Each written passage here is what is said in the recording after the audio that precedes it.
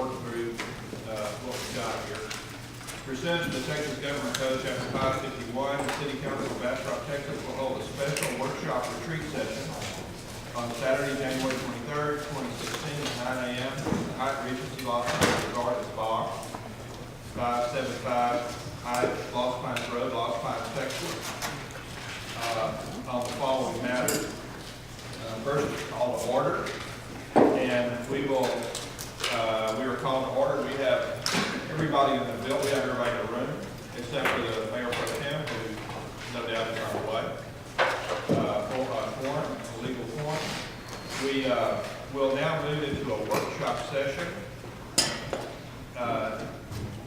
in order to discuss the following items, many items posted on the agenda. We're going to postpone for a moment until we're going to switch around first A and B because we had a little snafu about getting a screen up. So I'm going to call on Catherine Ray and say, Catherine, we tried to do this last year without you, and we decided if we didn't do anything else, we would return to your consultation. So you're on. Okay. What I wanted to do is to start the meeting with, see if we could get consensus on some ground rules for the meeting today. And you've got a copy of them in your packets too, but we can just start with that every idea has value. No idea is unworthy.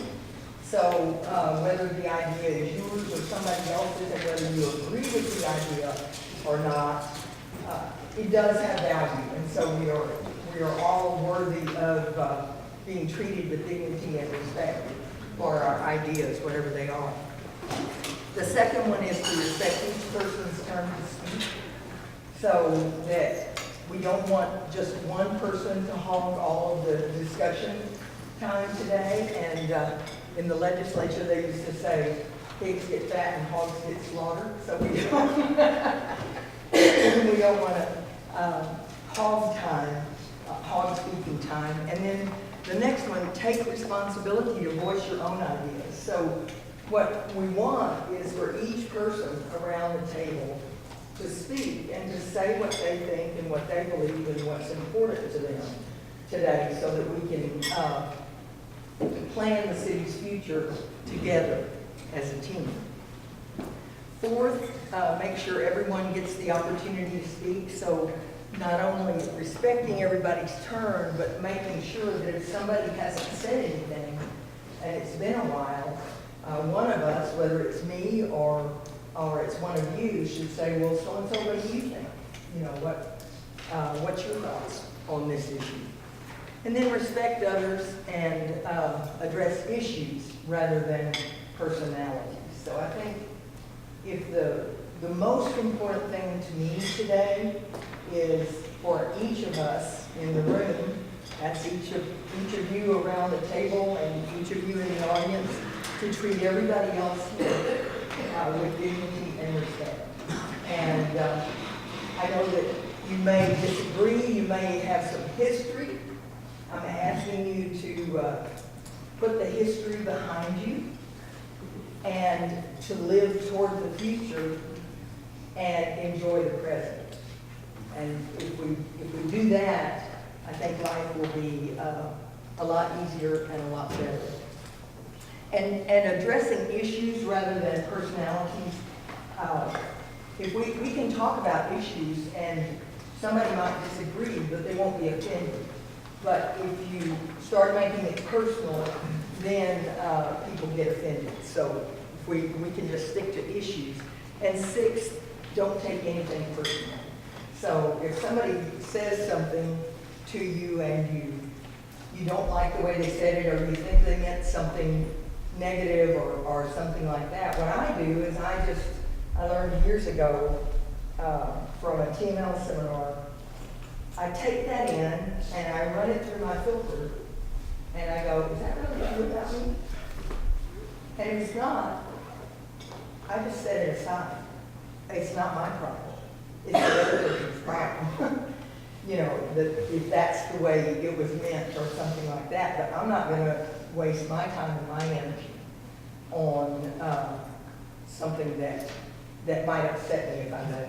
So if we can kind of leave the history outside and move forward together as a team. I put up a number of signs on both walls, and maybe as you get coffee or something to eat, you might have a chance to look at them. But there are a couple of them I'll call to your attention.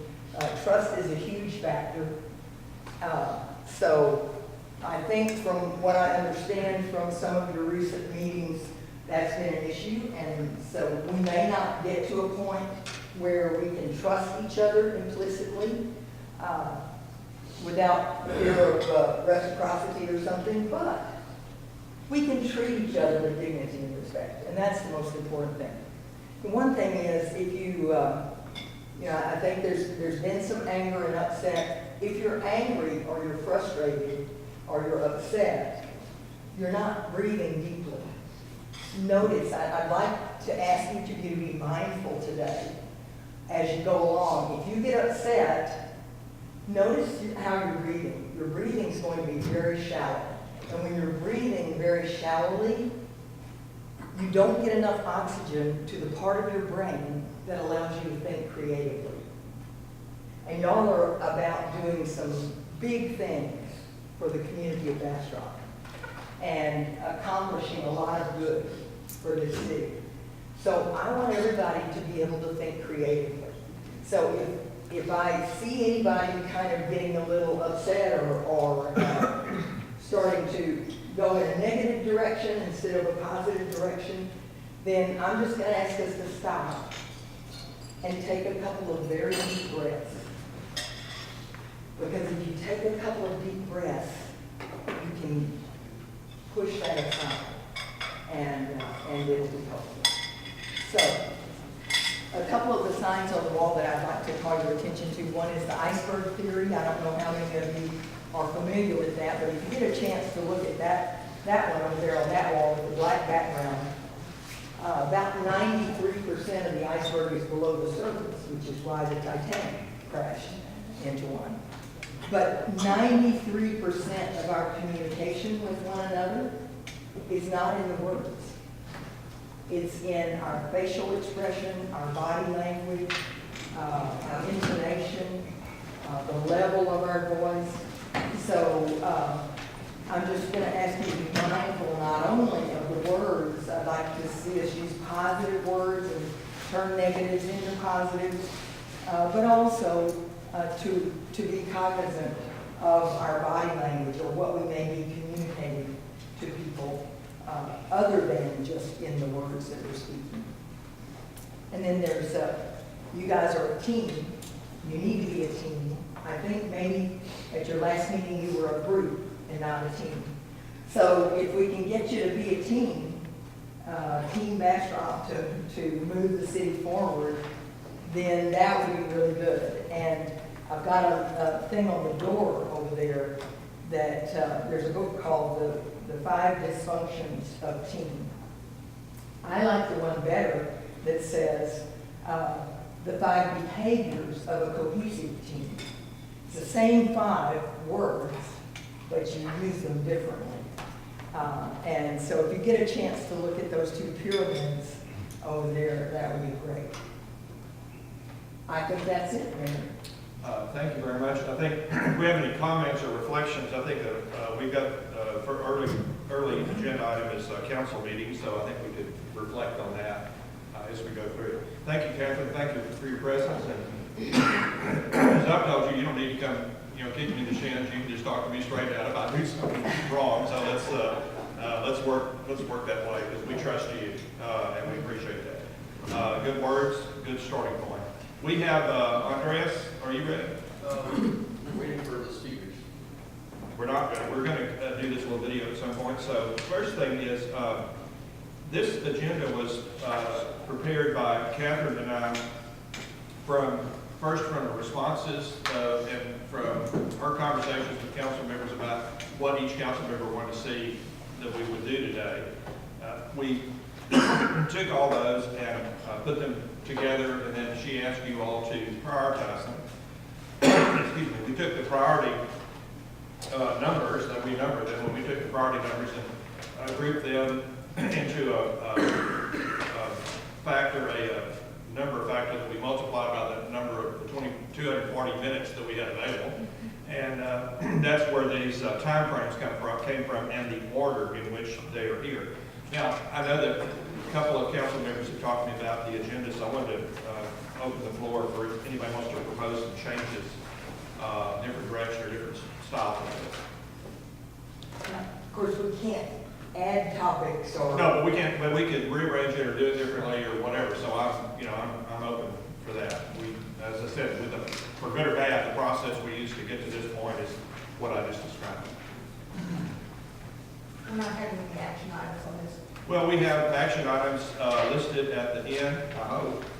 Yes, item number 3, and I would say that if we have something that seems our council member wants to vote on, especially if it seems like we've come to some pretty good consensus, we can switch at that moment into back to regular session, take action, or have an opportunity to take action and come back to the session.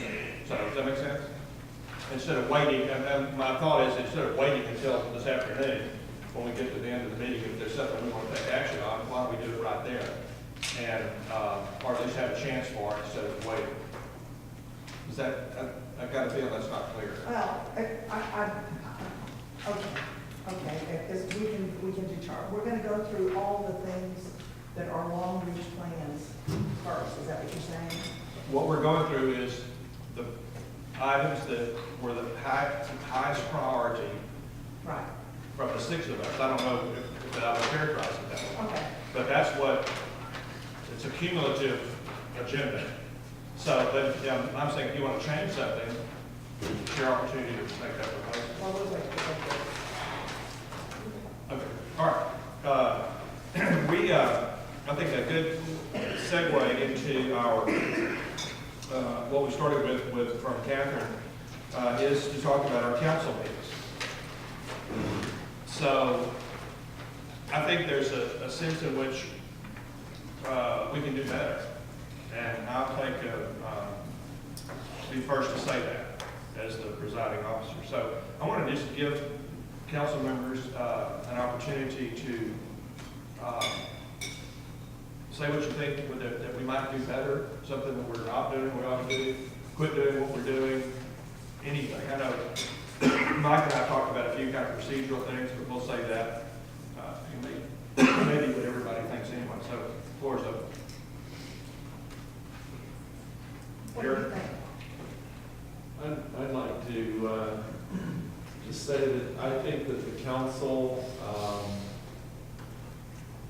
meetings of recent at least may have gotten a little bit out of hand, and I would like the mayor to take a stronger role in the decorum of watching over who's speaking, assigning the floor to a specific council member, following up on that to make sure that that person has a chance to speak and complete what they have to say. And just if things get out of hand, that you use your gavel more to kind of bring the council more in control and a little bit more orderly. Thank you. Does he agree? Tom? I agree with Councilmember Schiff. As I stated during I think it was our last meeting, with all the mics on and with everyone speaking at the same time, I think, and I requested at the meeting, as your parliamentarian, that only the person that's been recognized by the mayor have their mic on at that time, because if everyone has their mic on and everyone is speaking, it's really hard to make sense of what's really happening. And so I respectfully requested that, and I'm willing to do that myself. I mean, if someone else is speaking, I'll wait until I'm recognized to speak instead of just jumping right in there. And that way, if all the mics are on, everybody's talking at the same time, it's really hard to conduct business that way. Okay. I think I saw Kelly's hand first. I agree with that. Is there another way that you could, that you will know that we want to say something? Yeah, Because that's I well, think that's what I use it for, is to turn my microphone so you see me that Well, let me just go ahead comment, something that I got from the mayor of Buda, who I had some really good ideas for me. And one of them is, I talked to him about, you all know, because I've said it before, I'm just horribly frustrated that we don't meet in a room like this. That we have to sit, but, you know, I'm thinking, even though I'm looking at Doc, or Gary talking, or y'all talking, I'm not looking this way, either way. So even if we're not lined up, it's still hard.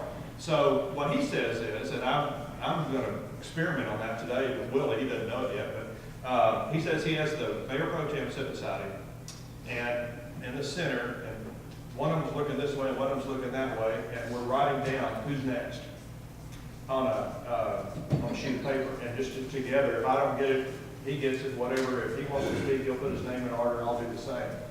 And that way, we'll know. We'll do our best to keep in order, and then I can say, as I like to do, Gary, then Kay, and then Doc, and then Kelly, and then Willie, whatever. So we'll kind of know who's coming up. I know it prevents a little bit of that. I apologize for the problem. It prevents a little bit of the spontaneity or the organicness of it happening, but it means you may not reply to somebody that said something 2 times ago, but I think it's a way to keep order. That we'll ask people not to speak until they're called on by me. You indicate by raising your hand or waving or something like that, you know, that way Willie and I can try to keep track.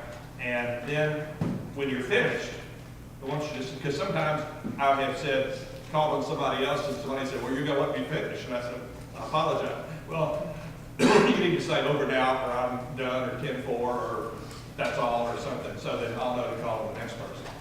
And I think that was one of his major suggestions to me. And I think there's a good chance that will work, but I think we'll learn to do that better. The mics, it's just hard to remember to turn the mics off. But if you do, it prevents you from talking when somebody else is talking, because nobody else will hear you. But I don't think anybody wants to do that. I think we just get excited, and I realize that it's real frustrating, because I'm one of those people that gets real frustrated when I've got the most brilliant thing in the world to say, and I don't get a chance to say it at the right moment. You know, I'm joking about the brilliance, but I think that's what we have to do to be more of a team. You know, we call a play, and if somebody blocks, and somebody runs. You know, so yeah, great. That's first suggestion. Okay. One of the things I would find very helpful is if our remarks came through you.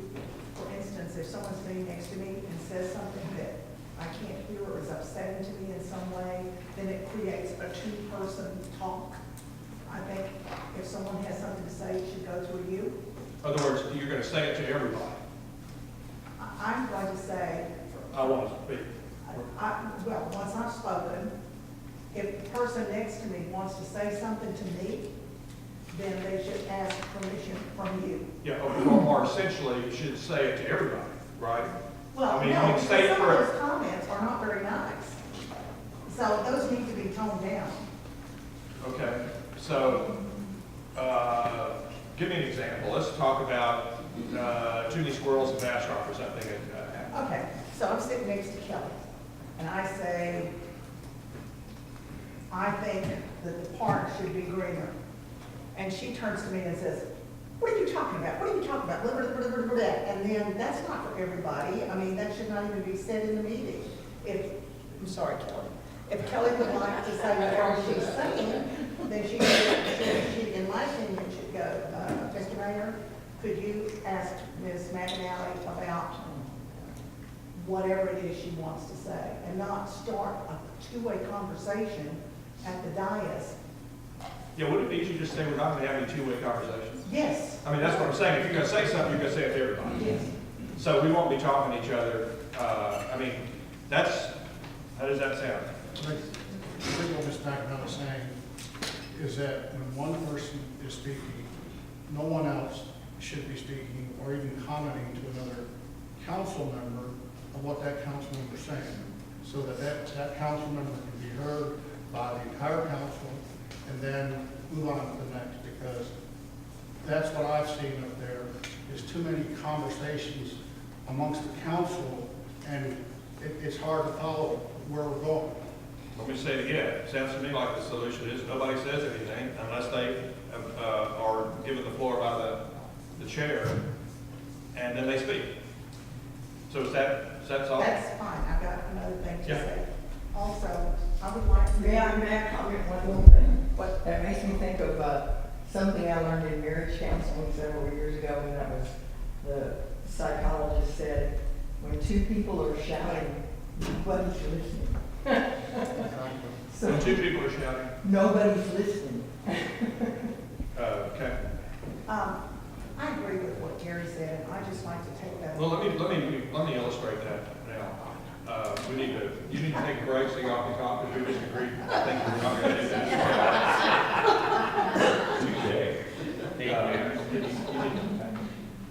Well, you want to just look out. I just want to know if there was an agenda item somewhere. Do we have a, That's what I left it, that's all. Oh, I've got some extras.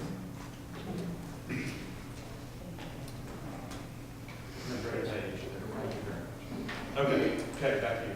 Okay. I would like to see you, Mayor, take some more leadership and decorum, just like Mr. Schiff was saying. Let's talk about what that means. That we have, under item C, we have our rules and procedures, conduct and decorum. So I've read that fairly carefully. So let's talk about that first. Okay, do you have, Yeah. is this a general comment, or is there some kind of guidance that you might provide for I can't remember where it is, it was a few days ago when I read about this, but basically, citizens' comments is not to be used as a forum for attacking people, calling them names, or whatever. And far too many times, that is happening, and there's no way for the council to reply to that. So it is up to you, Mr. Mayor, to make sure when someone is accusing other people of lying or slandering or whatever it is they're accusing them of, that you tone that down, because that is not appropriate behavior. So it's probably, Catherine, I would say that's probably not an exact science.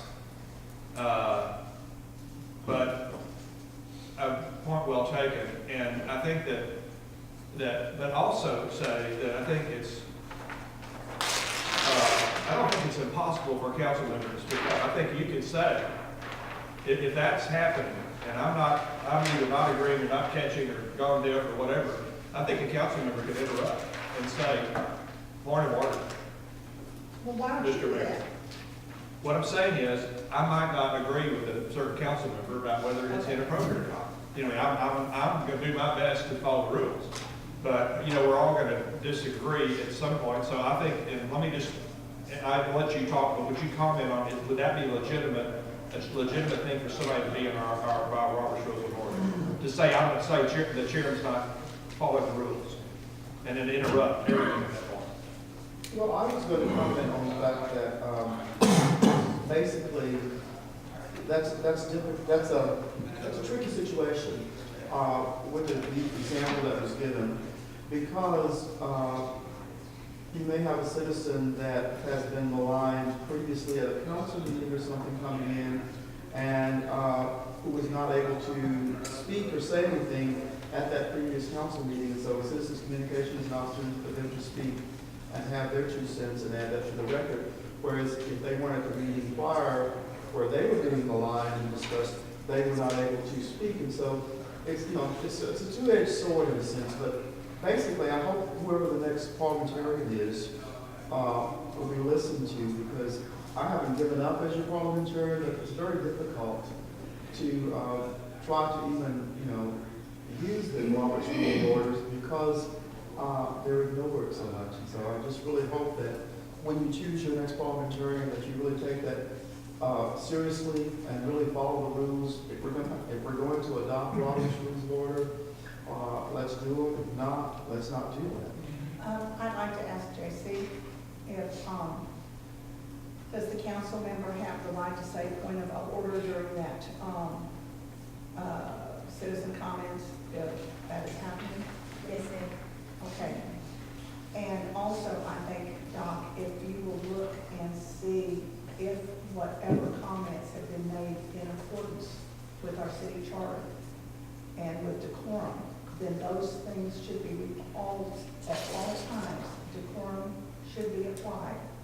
even when accusations are being made.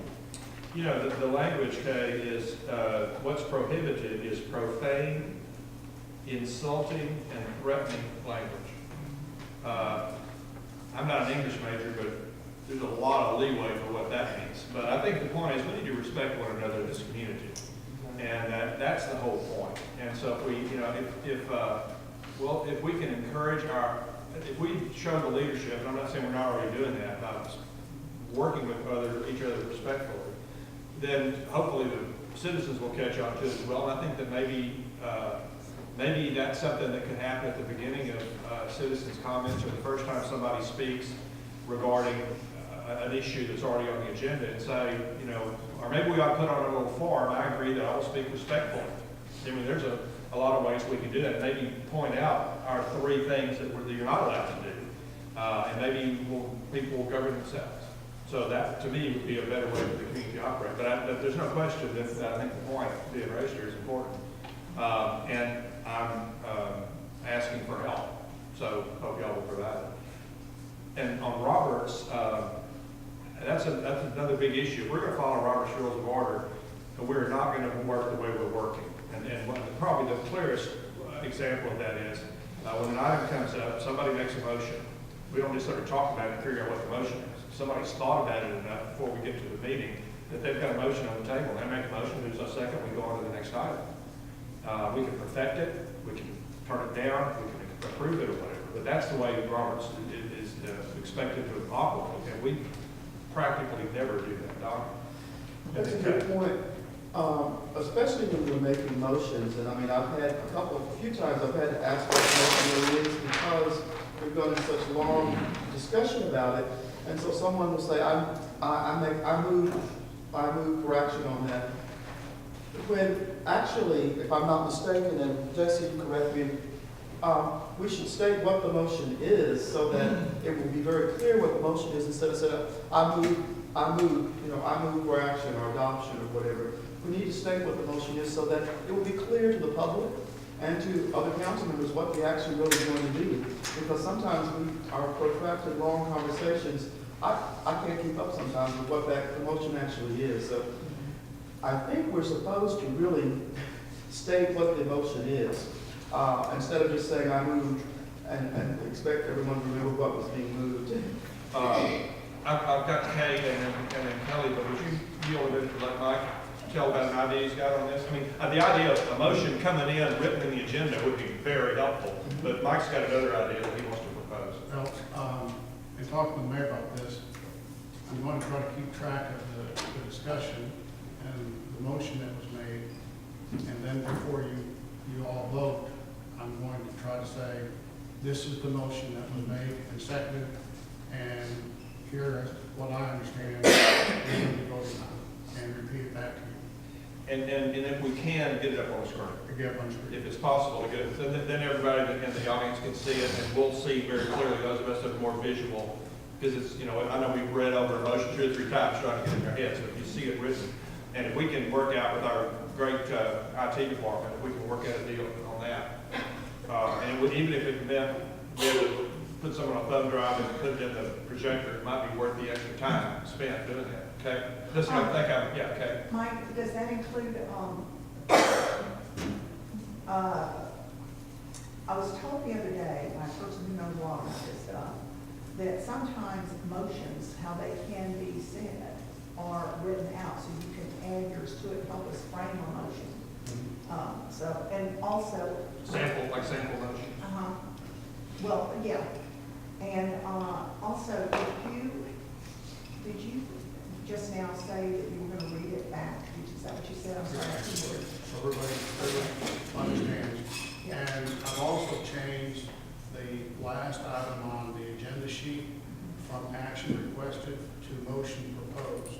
So the staff will write out a general motion that on action Correct. to help guide formulating the motion. Correct. And if we would do the same thing with our items, it would, Doc, that would get us to where you were talking about, right? Is it something you're still going? Yeah, still going. Also, I think it would be very, very helpful if I may take the example from our last meeting. We had a group of concerted concerned citizens who were talking about subdivision that, that people were trying to figure out what to do with the subdivision. Basically, the council had two choices that they can make that night. But on citizens' comments, or no, it wasn't citizens' comments, it was the time when people come in and start talking and forgot to that item. It would have been helpful to make it clear to the public that there are only two options tonight, this or that, so that we wouldn't waste everybody's time and emotions hearing about things that had to do with taking away the idea of building on that plot, or other things that we were out of hands. So let me see if I follow. For example, if it were one of us with a motion on the item on the floor, or if it were staff, then that person would be responsible for, as soon as I start calling on citizens, for that person to say, Mr. Mayor, we need to remind Mike or somebody, we need to remind citizens that this is what we're talking about tonight. This is all that we can deal with, and this is what's appropriate for you to comment on. Yes, or you could see it yourself. No, as soon as I can, I'm just saying, I don't want to put all the burden on me figuring all that out. Because I don't think I would have gotten that the other night, but you did. So, and also I would have expected Melissa or Mike to have pointed that out if we're going to start doing this. And I think that could be very helpful. Yes. I've still got Kelly, and then I've got Gary. Are you through? Yes, thank you. Kelly? If we could go back to the point that you first made, Mayor, at the beginning, when you talked about Robert's Rules of Order. I'm not as up to speed on that as I should be, but did you mean that we're supposed to make the motion, then have a second, and then discuss it? Because we do a lot of We discussing. do before exactly our the motion. opposite. Okay, so if that is the way we're going to go, then I would suggest that in our council packet, there is much more information so that we can prepare when we get there to start talking, or whether or not you even want to second it, than the one little sheet, or sometimes just a one-liner that says what the subject matter is. Because sometimes it just says, we're going to talk about subject X, and it doesn't explain anything about it. So we come to the meeting waiting to get the information, and we hear nothing. If we need to make the motion first and then speak, then we need more information in the packet. Yeah, It might be helpful too to know that you don't have to vote for your own motion. You can make a motion or second the motion just so that you can have discussion. In fact, sometimes people will say, I'll second that for the purpose of discussion. And then they may vote against it. I'm not saying that we have to follow everything exactly right. But Doc's point is either we do it or we don't. And we'll say this, those rules are designed for very large deliberative bodies. They're not particularly designed, they're useful, but they're not necessarily designed for a group as small as ours. But it does allow a sense of order and fairness that everybody has to follow, and that we decide before we get there and before the emotions get going what we're going to do. So I think we need to look at that. And Doc, luckily Doc's going to stay with us for a while, so maybe Doc can help us think through that. And maybe there are 5 or 6 salient points that we really need to start following. And Doc, ask you to please think through that, because you've been on the council longer than everybody but Willie here. So. Well, if I can just reiterate, Yeah. anything that goes on the agenda should have that second sheet that explains it, because there are items that don't. But in general, the more information you have, that we have before we go in, the better we are. And also, if we commit, another issue, why it's hot. If we commit to studying that packet before we get to the meetings, we'll be a lot better off. I think sometimes we don't have time to do that, but we'll be all better off if we could commit to that. So, and are you clear? I agree. Here. Kind of along the lines of what Kay talked about, of the mayor instructing the public on what the decision of the particular topic is, so it's clear what we are, what our options are as far as the decision making. Not only do we need to make those instructions clear to the public, but I think we need to make those instructions clear to the council as well. And what I mean by that is, I think we spend a lot of time on details that aren't really pertinent to the decision that's being made. They may be interesting details, they may be You know, they might be interesting to talk about, but not really necessary for the decisions that we have to make. And what I'm trying to do is to get our meetings to be more efficient. That when we come together, that we really focus, that we just drill down that these are the key points. These are the points we should talk about. And if we drift off of that, if we say, well, what color is it going to be? Or, you know, maybe color is important in this particular issue, but I'm talking about really getting down to the nitty gritty. And I think a lot of it, we need to defer to our city manager, which is, in concept, this is what we're talking about here. This is what we should be deciding tonight. The details, it's like, I'm thinking the YMCA. There are 1,000 details that could be added to the YMCA motion that we add. But we can't work all those kind of level of details out because we don't have all the players that even that are involved in that discussion. And that's where we really need to rely on our city manager to drill down on the minutia, the details that need to be dealt with to finish an item, to finish it off and polish it.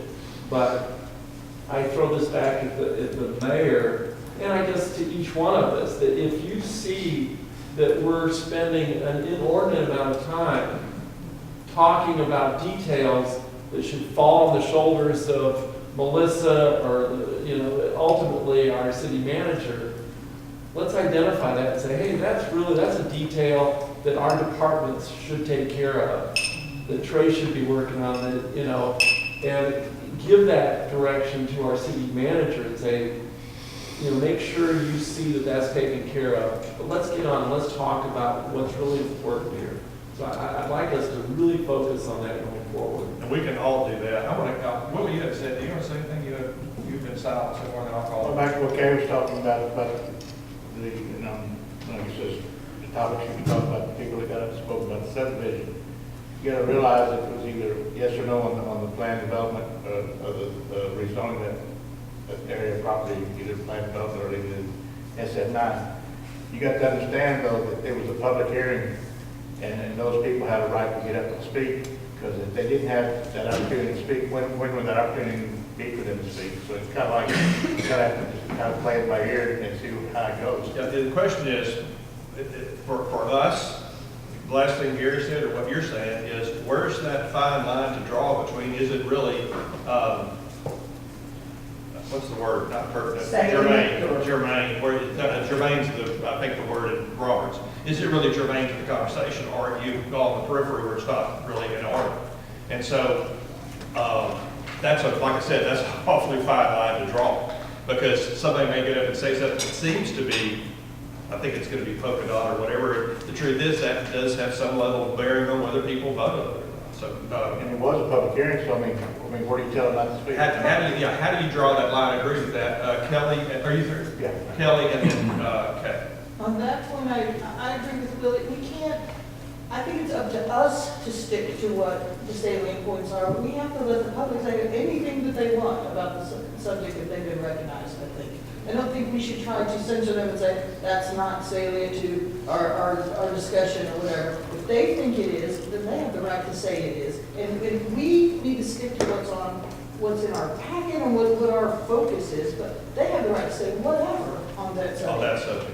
Yeah, I don't think we should censor them in any way.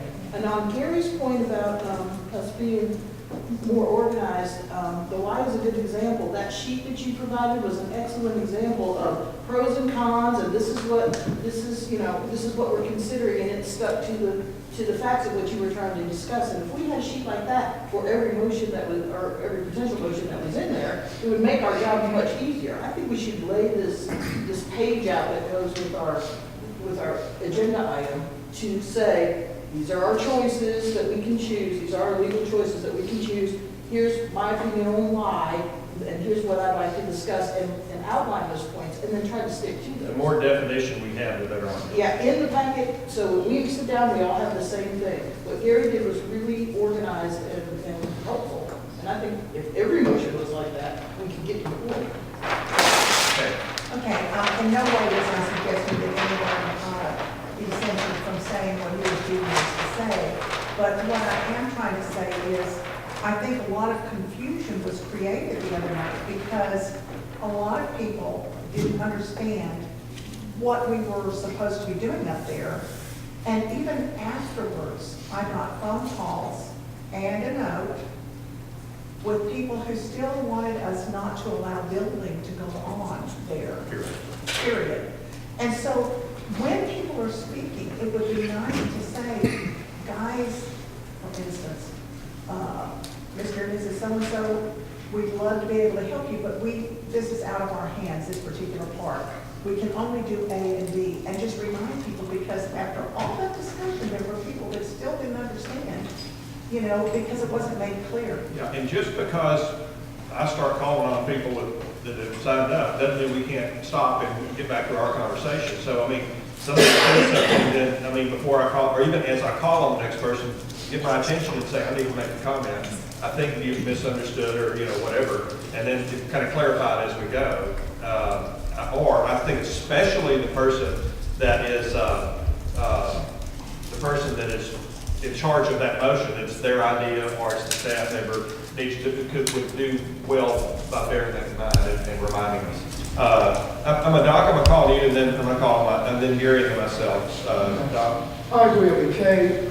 And Kay, you did do that during the meeting. You brought out to the fact that our hands were kind of tied. It's just I don't think the audience was really listening at that point in time. They were so emotionally involved with it. But I mean, you made a very good plea to them and let them know that what the options were. But I don't think they really listened to it. But I mean, I heard you, but I don't think they did. Gary? One of the things that I thought would be helpful at our meetings would be what Catherine's working on, a whiteboard, a flip chart, to have a way that we can interact with the public and with each other by just writing things down where everybody can see it. I mean, the tech way to go would be, I guess, to put it on a computer and put it up on the screen. But sometimes I think it might be easier if you just have a whiteboard in the council chambers where you can walk up and say, I'm going to list out what I think the pros and the cons to this issue are. And we just start writing. And Kay might say, well, I think the con is this. And Kelly would say, but I think a pro is that. And we write all these things out. And then you can scratch through them and say, well, that's really not pertinent. And knock it off the list and kind of really visualize, because what happens is we get so bogged down in these conversations where you kind of get lost again on the important points. So if we had it on the wall where you could say, well, that one really doesn't rate. Now that we see them all, strike that one and that one and that one. And really the decision points are 1, 2, 3 over here and 1, 2 over there. And now we can make a decision, and everybody in the room can see what we're deciding.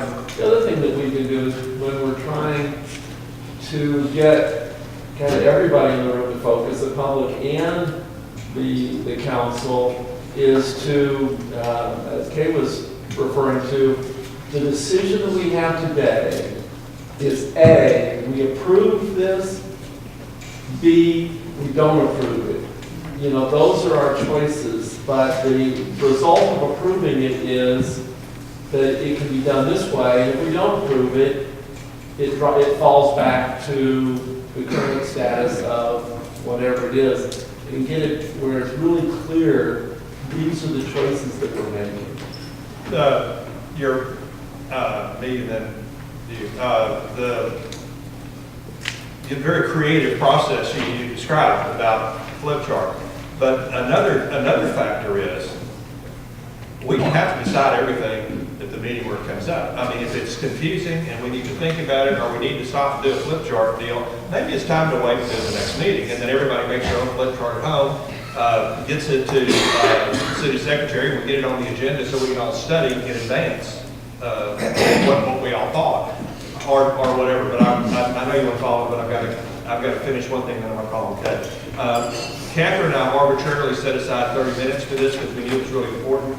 We're past that. I just want to say I'm willing to keep on going as long as y'all want to, but it's gonna come out of somebody's hide later on. We gotta pay for it down the road somewhere. So, okay. Yeah, I'd just like to say that this, what we're doing right this minute is so wonderful to me because we're all working together. And the way we've approached this time is we've said, as a team, this is what we want. How are we going to get here? And each one of us is contributing to that picture. And it's such a refreshing thing to me to come in as a team to work this out instead of battling it out with each other. So thank you, everybody. This is wonderful for me personally. Thank you. Gary? I was just going to say, along the lines of what you were talking about, approving or not approving, or voting on or not voting on an issue, again, if we've got it in black and white on the wall, on a board, on a chart, we can look at it and say, you know, this is too complicated, we've got too many things going on here. Let's take that information back and think about it for the next meeting, throw some responsibility back to the city manager perhaps to look at a few of those items and come back with his comments after we've had a better chance to think things through. We need to try to wrap up. How would you feel if Doc and Mike and Ann and I got together and reviewed all these notes, tried to list what we think was said and suggested, maybe if we think of something else, Doc's going to kind of look at some kind of stripped down Robert's Rules of Order stuff, and then bring that back up for the first February meeting, and let's talk about it again, and see if we can continue to perfect it. We'll put it in place, everything we can. Like I'm gonna, you know, I really do want to try. It's easy for me to tell you, but I want to, Willie and I work together on watching both sides of the room and see if we can't keep track so we don't change anybody. That would be a big help to me, and he and I can try to perfect that. So far, I think I'm able to do it myself, but I'm not going to be in this setting next time we get together, unfortunately. So that'd be a good process. We'll keep talking, or have you said amazing things. You can certainly send us things after the meeting, and we'll add to it. This is a good beginning process.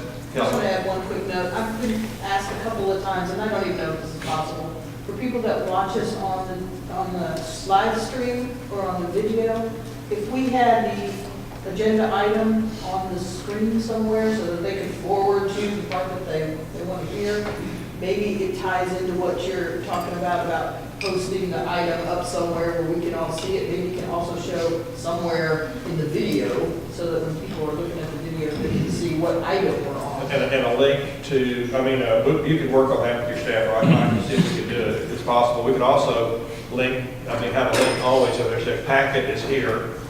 You know, I mean, we're on item so, but this is, if you want to look online, you can do both things at once, but if you're watching on TV, you can sure pull it up online. They can follow along just like we can. When we're doing the meeting on the video, does the computers with the screen show up in the video? I can't remember. I don't think so. Is there a way to do that under It it? does. It does? So if we could if we could have somehow show the agenda item and what we're voting on, we could maybe even show, we can only vote on whether or not to build or not to build. You can have that on the screen all the time. While we're talking, it would show on the video and it would show to us. So you could shift, every now and then shift to that, just focus on that so that people at home would see it. Right now, no, it's too difficult right now. I would have to, it can be done, yes. I mean, could you- The online thing can be done too, it's just, it's very expensive. But could you actually film the screen every now and then? In other words, Right now, the screen shows up, but I can't, because of where we're sitting, we sit way in the back. That computer's way up in the front, and I can't control that computer from the back. So If there's we no can- way for me to show what's being shown, what's on that computer. Right, other than- but if we control the computer otherwise, you could film periodically what's going on the screen.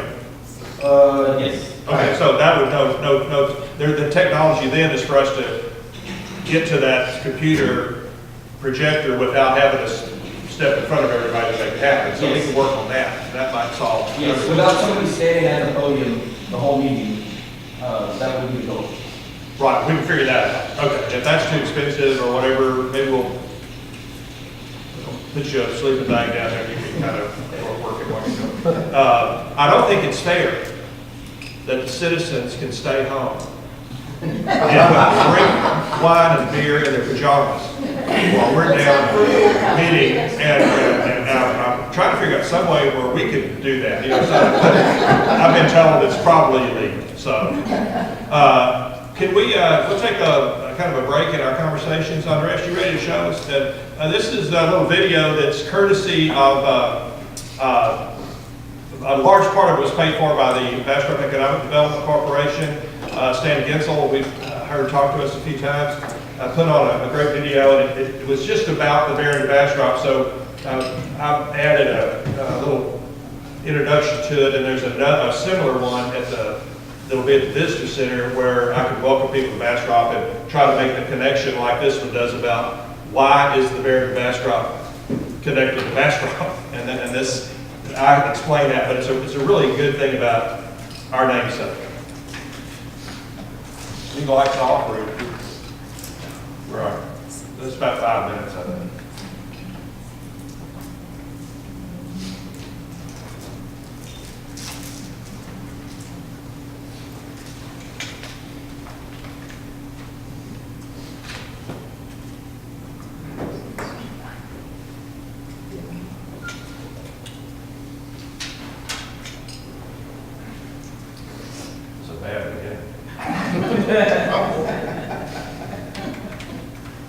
Before and after. Which is the before. Councilman's Mayor of Bastrop. Sometimes, really often, new residents and visitors ask us how in the world we got such a strange name for our town. So let me tell you. When Stephen F. Austin, the father of Texas, was settling Americans into then Mexico, he started off on the Gulf Coast and worked his way inland. By the time he got up near this area, he realized he needed a town to be the capital of the western portion of his colonies. And he got permission to settle another set of colonists and to create a town at a spot where the San Antonio Road crossed the Colorado River on a high bluff overlooking the river. That is where Old Town Bastrop is till today. At about the same time he got permission, his old friend who had helped him a great deal, his first land commissioner and confidant, the Baron of Bastrop, had died. He determined then to name the new town after him. So he arranged that on June 8, 1832, Jose Miguel Arcienega, the land commissioner for his new colony, formally and officially laid out the town of Bastrop and named it after his friend, the Baron of Bastrop. The video you're about to see tells about his great importance in the history of Texas.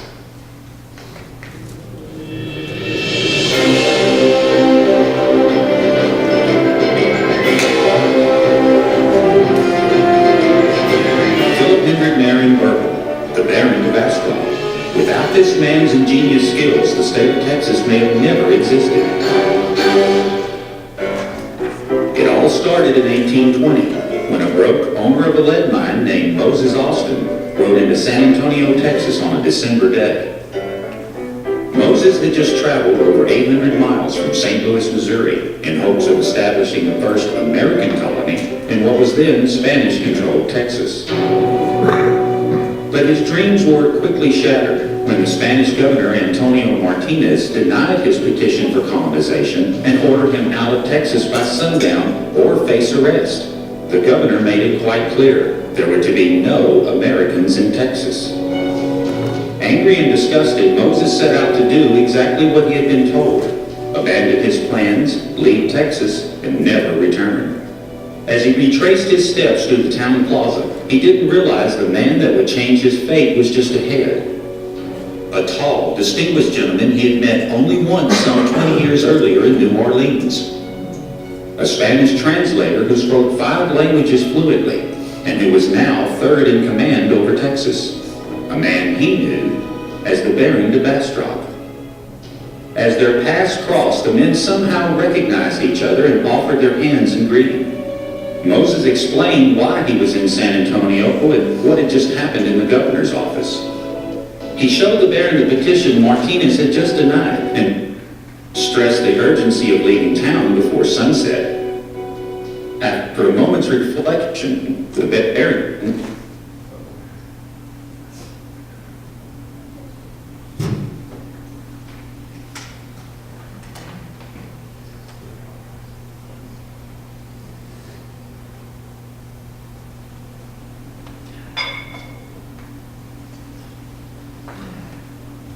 While we're paused, can people see over me or do I need to move? You're fine. Hello, I'm okay. escorted Moses back to the governor's office and convinced Martinez to allow his friend to remain in town as a guest in his home. Over the next 2 days, the baron helped Moses rewrite his petition, rewording the document to be more in line with Spain's colonization laws. He also made several trips to the governor's office, where he guaranteed Austin's integrity and pointed out that his plan could have significant benefits for Spain. On December 26, 1820, just 3 days after Moses Austin had been ordered out of Texas, he again met with the governor. With the baron interpreting the details, Moses made his case for colonization and presented the revised document. This time, the governor agreed. Martinez signed the petition and sent it to his superiors for ratification. Spain approved the plan within a month, and a year later, Americans began colonizing Texas, courtesy of the Baron de Bastrop.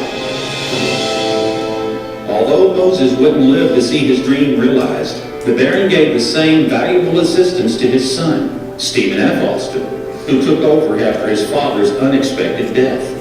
For the remainder of his life, the Baron worked diligently for Texas. He was appointed as the colony's first land commissioner, elected as the colony's representative in the Mexican Congress, a powerful force working behind the scenes to assure the colonies he helped to create prospered.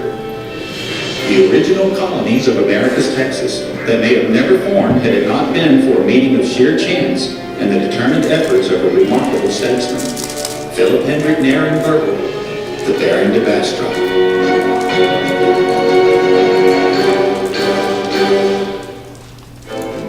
Well, thanks, BDC and Stan and Andreas for getting this up. While this is shut down, the lights, whoever's got the lights. We had a number of things that just I think people wanted Mike to touch on, and he felt like that in 30 minutes he could go over these, and if we need more, we'll take it. Just a brief reflection on some of the items that are on before us. So Mike, you're on.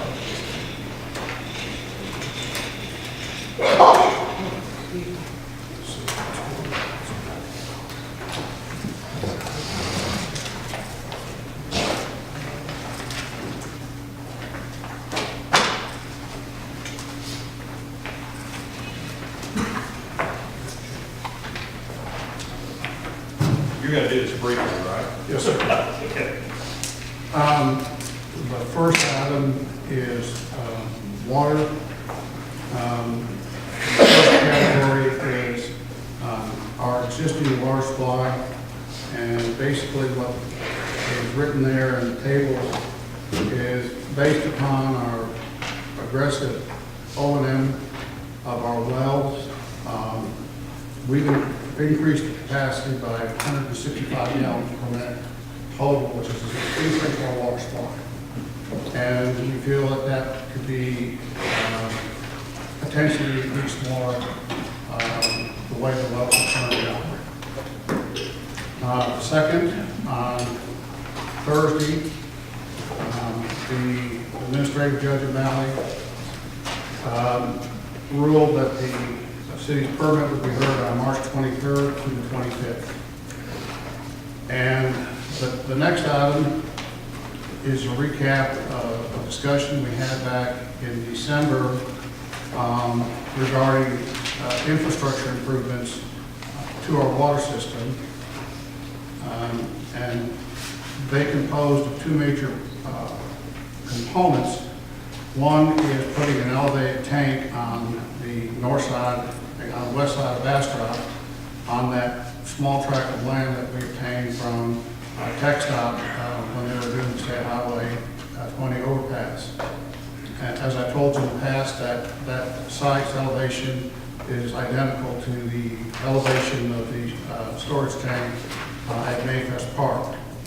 And I've attached some maps for you to show you those improvements, as well as what the current pressure is throughout the city and what the pressures would be with putting in the elevated storage tank.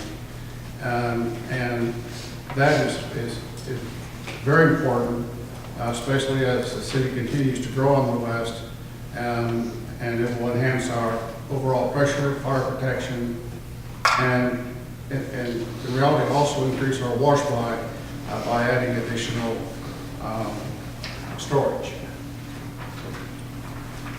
Secondly, Let me say, if somebody wants to Yes. ask Mike something, you can just interrupt as we go, don't wait till the whole thing's over, keep it on fresh.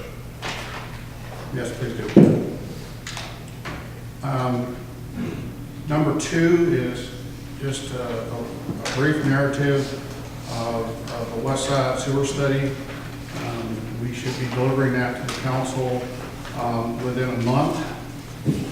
And a follow-up again to a meeting in December regarding Bastrop, West Bastrop Village mud, requesting wastewater service from the city. Exhibit B illustrates the layout of transmission mains, not only required for the West Bastrop Village, but other areas within the western portion of our city. We did meet with West Bastrop Village. We're going over their comments and hope to have a report to the council at the first meeting in February. We do need to, if you recall from the December meeting, we had certain milestones established and our target date for bringing the new waste plant online. Now, both of the water and the wastewater issue, we're talking several millions of dollars. And we are currently in the process of updating and reviewing our impact fees and also what kind of rate structure would be required to handle these improvements. Some coming on sooner than others, but creating a stair-step approach so that we can reduce down the rate shock. And because of the significance of the cost of all of these elements, especially the new wastewater treatment plant. Can I back up part of the page on number 2 when you're talking about the storage tank on Highway 20? Yes, sir. In the corner? And that, for the storage tank is that kind of our limit of where we're going as far as potential customers, or is it further back in, or, but it's not going past 20, right? But that's Aqua CCN? Well, it is off with CCM, but it would also could handle some area to the west. Just as the tank at Mayfest is handled here to the west, they'll reach a point where it will diminish its capacity to maintain pressure, but it should go up quite a ways to the west. Okay.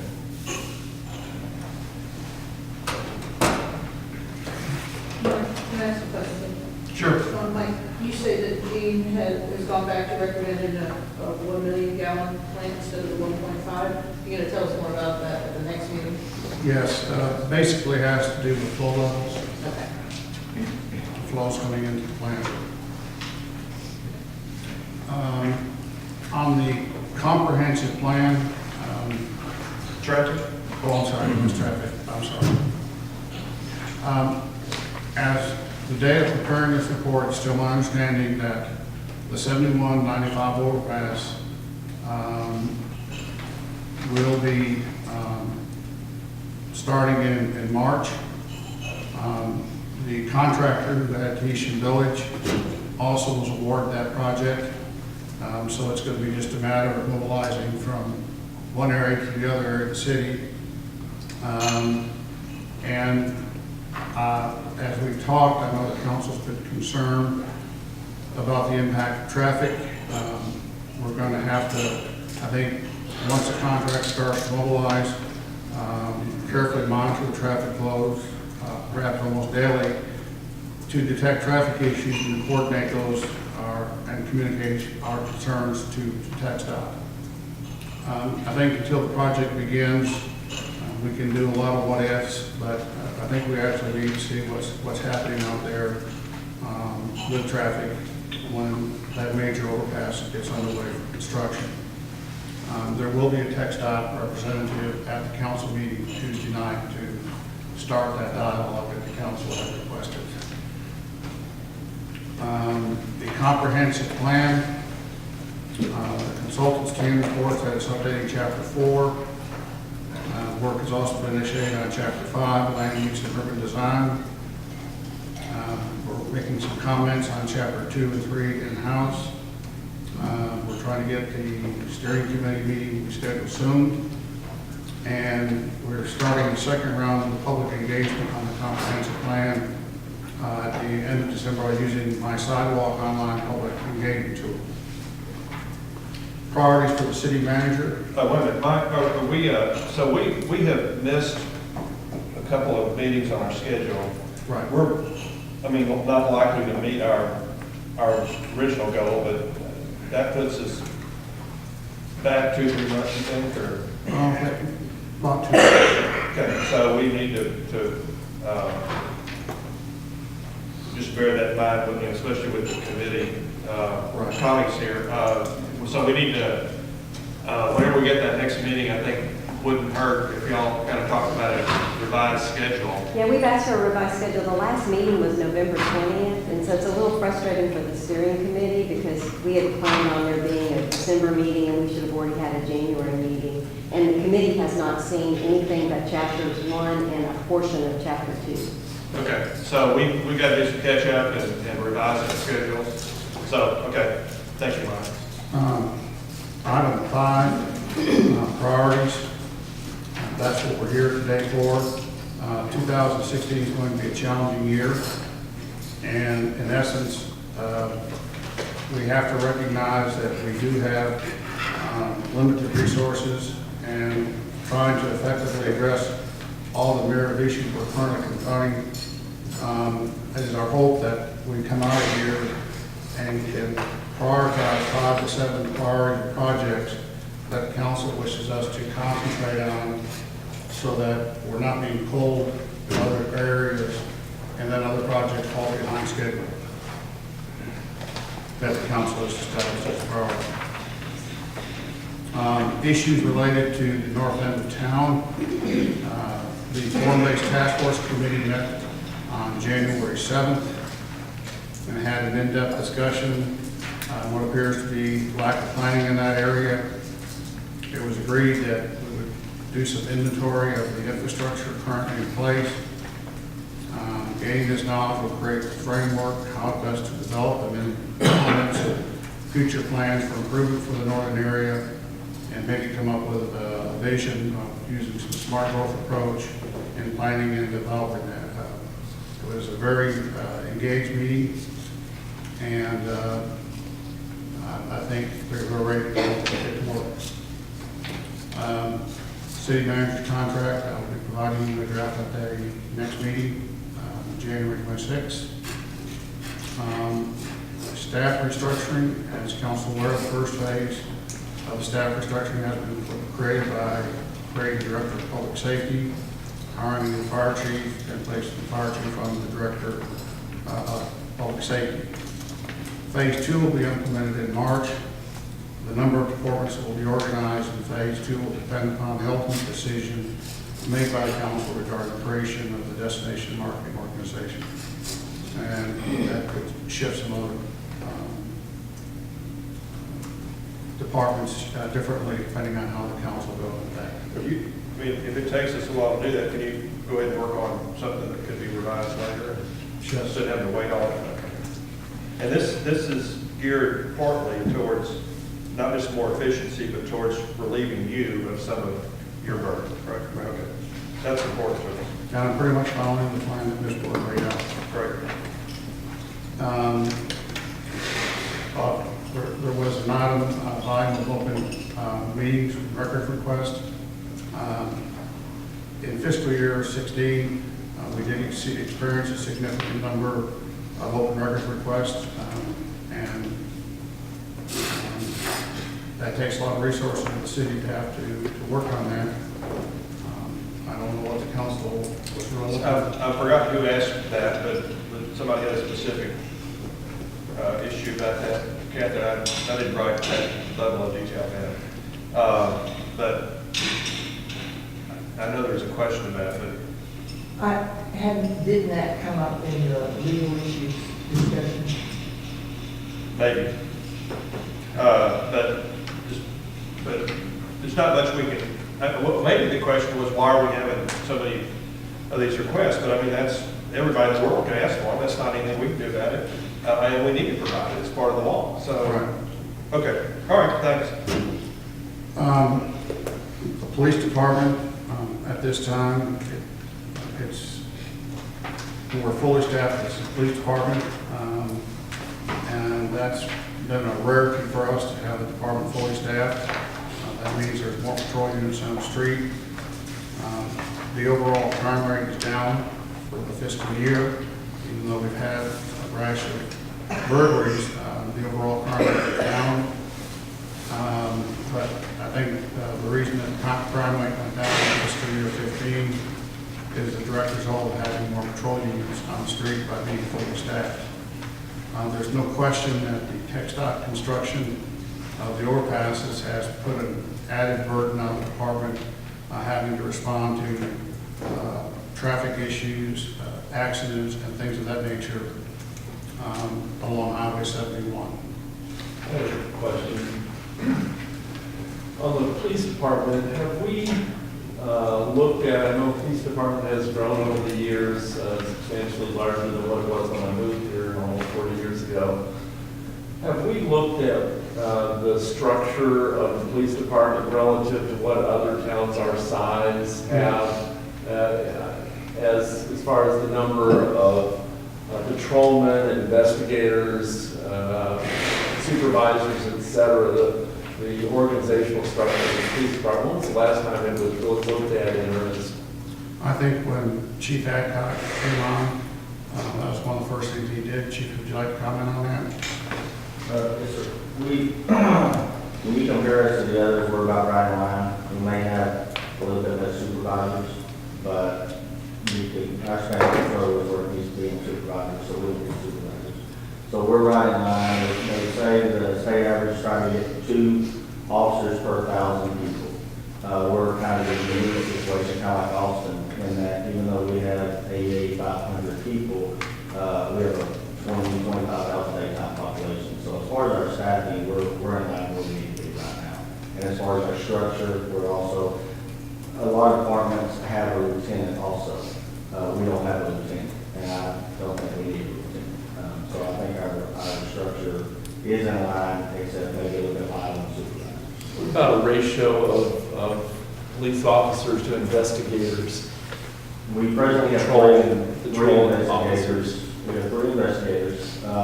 That's about in line with a city our size, at least with the number of people who service. We have 22 total officers, and we have 14 that work patrol. 3 of those are supervisors. And Chief, you might want to touch on your initiative to get the national recognition of the police department.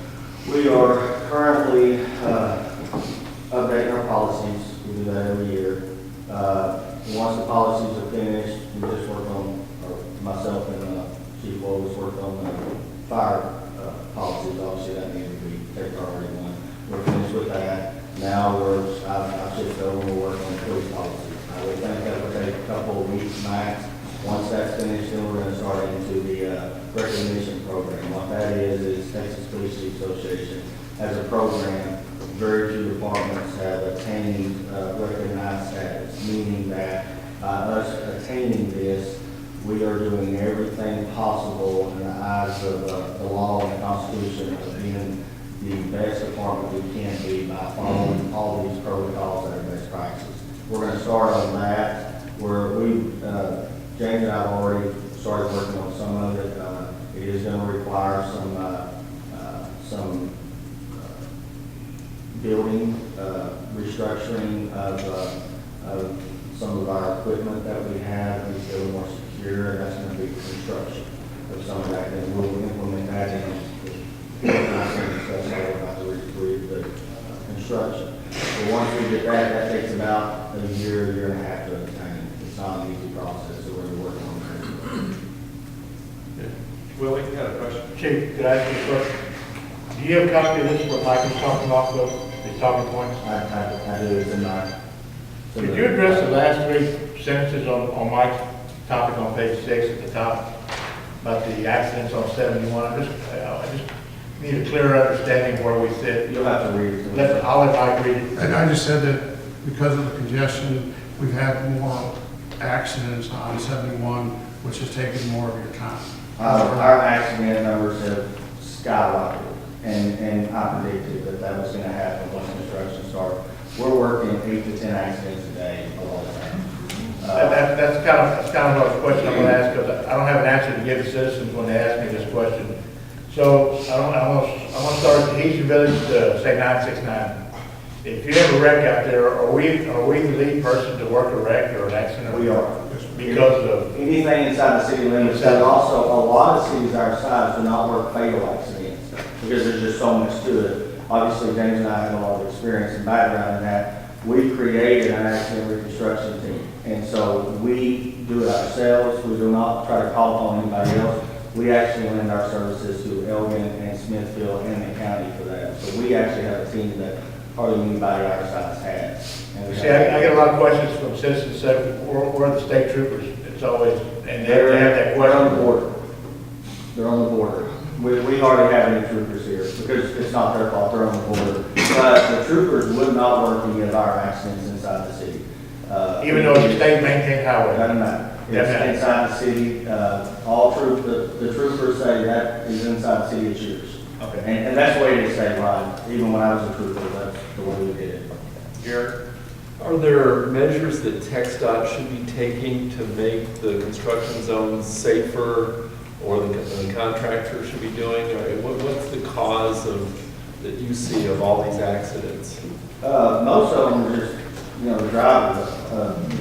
Rear-ending, somebody's not paying attention the to. drivers at fault. What's happening is we're not having a lot of accidents in the construction zones. We are, but not as much. And the reason why, most of our accidents are elsewhere outside of the construction zone, but it's because our traffic has picked up so much. We're having a lot of rear ends and stuff like that. The construction zone itself, I drive through it 3-4 times a day, at least at Tahitian, and they do a good job of marking everything. There was a couple of times they did. Now, the time in the red light's totally different story, but they do a good job of making sure everything's safe. I don't see a lot of things going on that, in my opinion, are a safety hazard. I think Hunter's the company that's doing it. I think they try to go overboard on it. And I know Wesley's met with them multiple times or something like that. So you don't think there's something that we need to be doing, or we need to be telling TxDOT as far as this construction area? It's the only issue that I have with TxDOT this year, I think they and Hunter have been working very well with us, and if we had a request, but the only issue I have was during the Thanksgiving holidays. I met with TxDOT and DPS over it, and TxDOT recommendation was to leave the lights the way they were, and I didn't necessarily agree with the TxDOT or the experts at it, so we left it alone. And obviously, we got a lot of criticism, and people don't understand. We don't control that. That's the state, but that's the way that it is. But we're going to have TxDOT Tuesday night. Tuesday. Yes.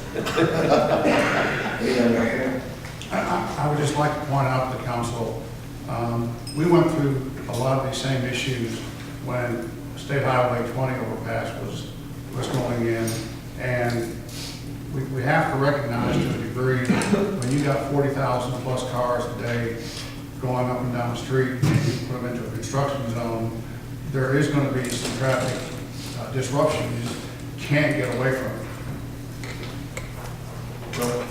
I'm sorry. I have a question. Yeah. What's the status of the police department build out? We're gonna talk about that in a second. It's coming up, As far as LED and Main Street, I'm just gonna summarize very quickly. Oh, I'm sorry. I have a meeting scheduled, this Wednesday with the Y regarding, the contract that you directed that I work on. And so that, is in motion. Is there any progress, or are we still going to do a joint meeting with the EDC about it, or? Well, let me just mention that, since this is one place on the agenda. I think what the EDC voted to spend the money, or ought to whatever it is, go to us and say, we'd like to spend this money, offer the money. So, we're gonna have a hearing. Sean, you're in, and I'll talk about ours. Yeah, what the board basically voted to do was to move forward with the consideration of funding the $700,000 over a 20-year term for the YMCA. We're strictly a funding mechanism in that project, and there's some key points to the EDC's ability to do that, which the board put in place through the motion on Tuesday night. For us to fund that, Thursday next week, January 28th, we will publish a public hearing notice, and so the 60-day window for the required public hearing opens, and then we will have the public hearing on February 22nd. That'll close 60 days after the 28th, and then sometime in between there, once y'all reach your agreement with the YMCA, we'll be able to work out our agreement with the YMCA. Separate from that, it's solely a funding mechanism type of agreement is what we're looking at versus where y'all are going to have an operating agreement with them. And so our involvement in it is really on the financial side of it, and then also the economic side of the additional medical service facility that the board would like to see come along with it. So the actual why part of it and the city rec and emergency shelter, that's a city issue. Ours is more of an economic issue of, does it make viable sense economic impact wise for the community? And that's one of the things the board has asked us to do, is to have an economic impact analysis done to evaluate that and be able to present that publicly at some point and go, yes, this is an economic impact, and this is why the BEDC is stepping into the project as a funding source. All right, William, is it on this, the EDC? Okay. I just want to make sure, because one thing I don't think was mentioned the other night, as Mike mentioned, is negotiations are going to start on the 27th with the Y, but to make sure that we understand up front that, and the EDC is considered the funding mechanism as part of this, but the land and the building, either or, it has going to be turned over to the city, or who owns it. I think needs to be part of that discussion. Well, Mike, or you need to be part of that. That's part of the deal points. Yeah. It's in there, and so there's a whole lot of places. There's a lot of places for this deal to fall through. So, but to answer your question from the city's end, what my intention is to go ahead and post for our first February meeting we'll call it a hearing or something, where everybody in the world wants to come in and talk to us can do that. I also think we ought to post it regarding the EDC, because we're going to have to, they can't do that without the city council's permission. So there's two major issues there. And I think if we go ahead and let people talk about it in February, first February meeting, we still have the last February meeting. And also, I mean, Mike may walk in at any point and say deal's off for whatever reason. He can also report to us on where we're going, and we can let the citizens comment on all their views about this. Kelly? Maybe I'm not understanding this correctly. When you say it's a 60-day public hearing window, does that affect the timing of this? Don't we have to have something Let me let decided Gary- by March 1st? Let me let Gary answer that. He has an idea on that. Actually, I'm going to throw it back to Sean. That's a BEDC statutory requirement in Chapter 505. Because it's a B-type project and not an A-type project, there's a 60-day window there in which for us to fund a project. And so in order to get that window started, it was agreed with the board that as soon as we could post that public hearing notice and hold that public hearing, we'd start that process, so that once that 60 days is over and we've entered into an agreement, we're well down the road. And we still have board approval of definitive contract documents. We still have to come to the city council for 2 readings of a resolution. It's not as quick for us to approve an agreement such as this as it is for the city council. And so concurrently, while y'all are negotiating with the Y, we've started our approval process, which part of that is posting the public hearing notice, holding the public hearing, so that once that 60 days is over, the citizens of Bastrop, if you read the article in the paper today, they have the ability to call a referendum during that 60-day period, and there's some statutory requirements in order for them on our funding side to be able to call that referendum vote. It's very rarely done in the state of Texas, and I don't know of one that's actually gone to the voters in recent history, neither does JC as well. But it's a requirement of the BEDC that's different from that of the city in approving a performance agreement or contract at the BEDC level. There's plenty of opportunity for the citizens to weigh in at the EDC level. There's some tweaking and timing or maybe some slight risk we have to talk about down the road. But you want to do it now? Wait, I'm not clear, hold on one second. So does this affect the timing of Plan B if we have to go back to it without? That's what Gary's saying, right? That's what I was going to address. Okay. Sort of yes and sort of no. Good answer. The situation is that indeed the EDC cannot fund this in the next 60 days from this Thursday, whatever. But it doesn't mean that the BEDC can't approve the intention of funding it, if that makes any sense. So there's a risk. There's a risk that even though BEDC board has approved funding this, that the public calls for an election and in the end, the BEDC cannot fund it. So it is possible, but it doesn't stop sort of the intention by first the council directing our mayor, our city manager to negotiate a contract that we still have to approve, and to say that the BEDC has approved that funding contingent on this 60-day period passing.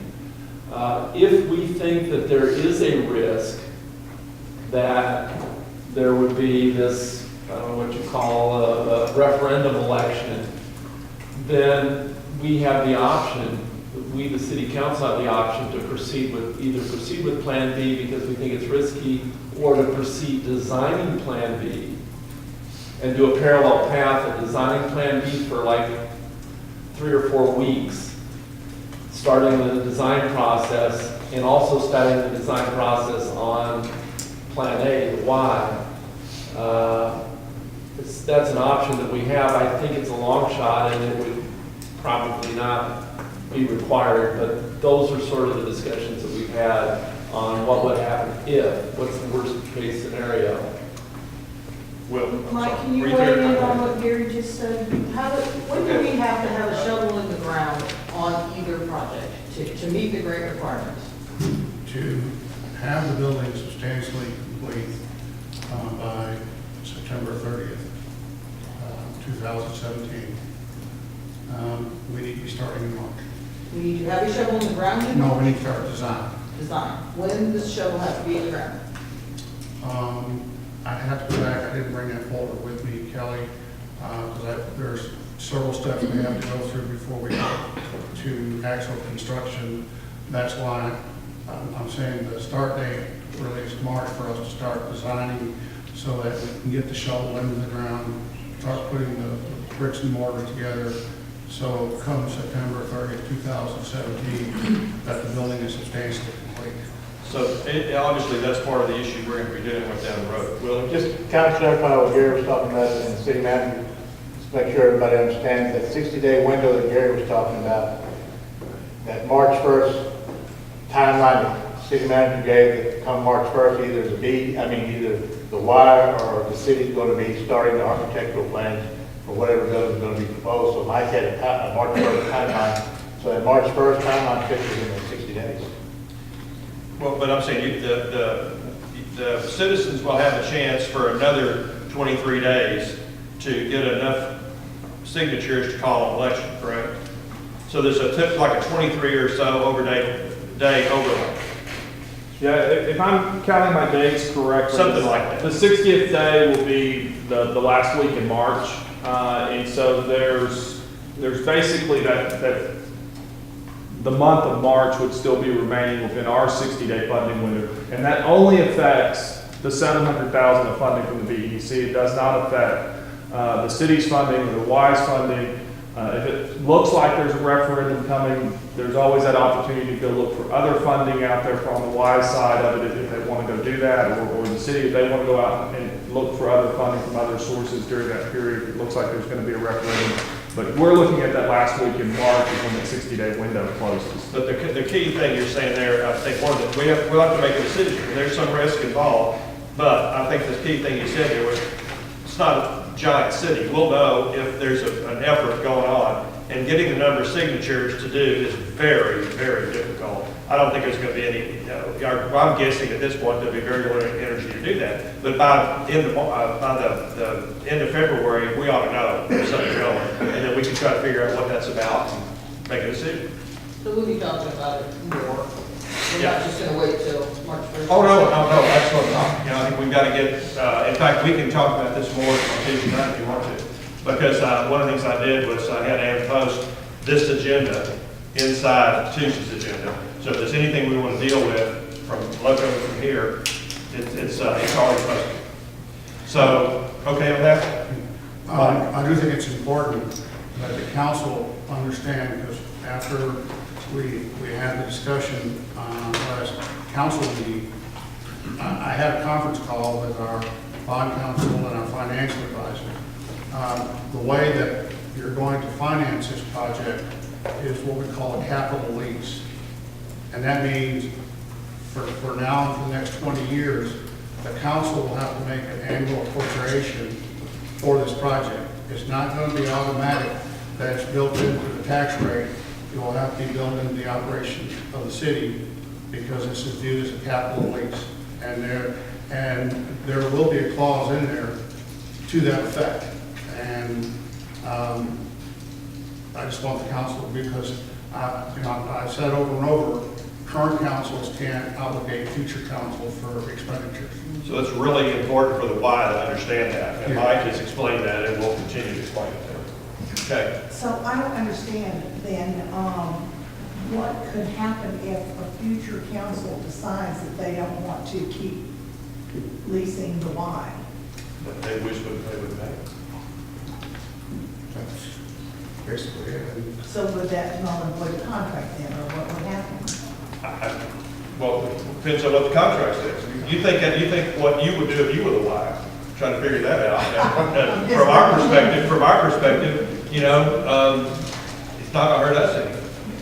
And we can't guarantee what future councils will do. And I think the wife will have to judge this community the best they can to make that decision. Or maybe there's something on their side they can do. But that's what Mike's working out.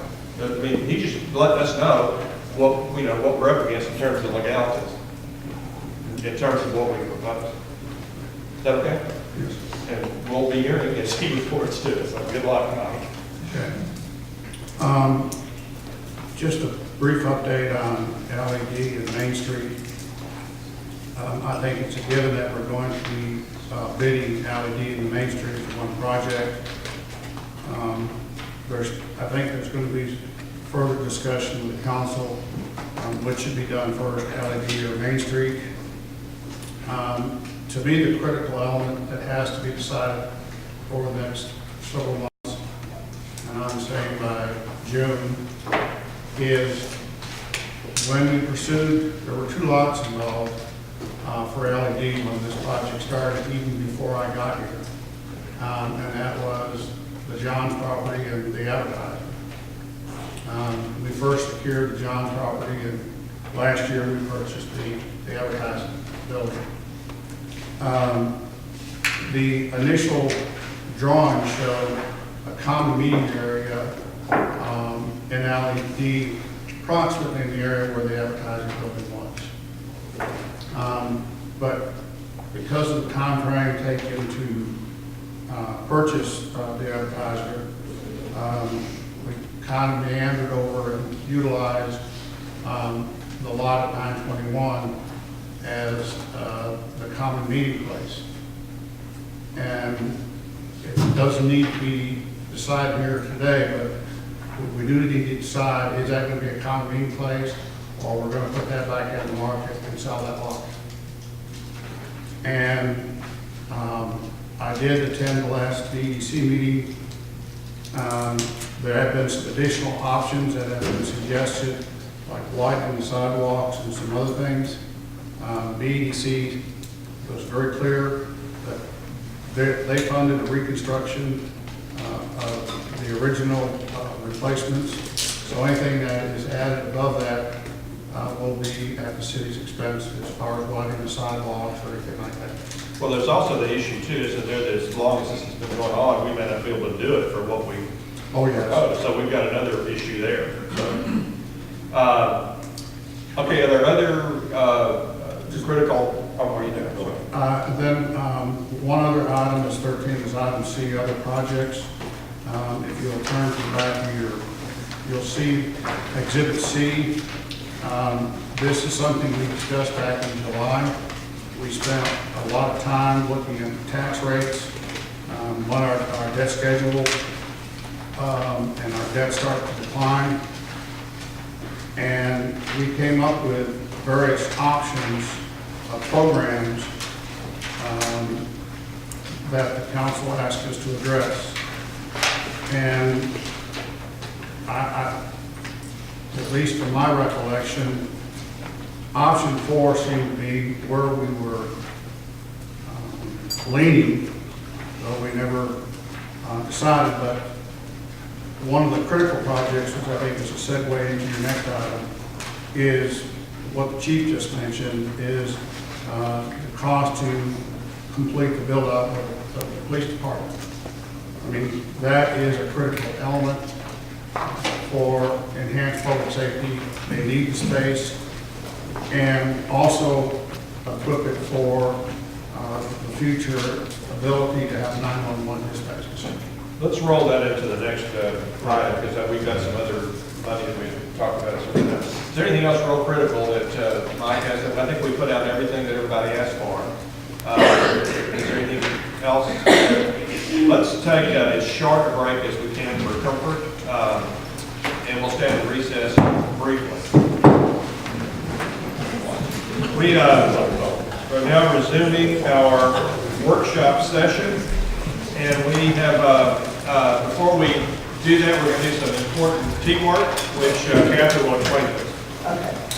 I wanted to ask each of you, you'll find some little bitty forms with a paper clip on them, and there are 3 sets there. And I'd like you to take the first set. Each of you has a set that has everybody else's around the table's name on it, members of the council and city manager Mike Talbot. And I'd like you to take just a second and think about what you appreciate and can appreciate about each of your fellow members. You don't have to write a lot, just be sincere. And Mike, I have a set for you there too. So if y'all will just take a minute and write to each of your council members. And there's 3 sets, Kelly, so you'll just take the first set. You'll pass it on? No, take the first set and fill them out. And there's no What are the other 2 sets for? For later in the day. Meeting long? Yes, we're gonna do it 2 more times. And there's no need to put your name on it, and we'll all get them from you, right? Right. Doesn't matter who said it, so, okay.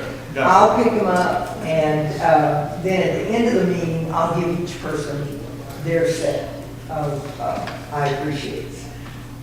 And we did this one time at a seminar that I didn't lead, and I still have my appreciate notes, and they're meaningful to me. So think about what you appreciate about each of the other people around the table that you work with all the time. And it wouldn't be against the law for citizens to write what they appreciate about it someday either, would it? I mean, I also have a bunch of blanks here that say, I appreciate blank for, and I want to make them available. I'll put some here and some on the table over here by Anne Franklin. And if anybody, if something happens during the meeting that you particularly appreciate the way somebody did something, you can pick it up and fill it out, leave it for me, and I'll give it to the person that you wrote it. Valentine's, huh? Yeah, I like that. Just kind of helps get our minds right about working together and making it pleasant. And personally, I like to not only make it pleasant, but I don't want to do anything unless I can have fun. So I'd like for today to also be fun.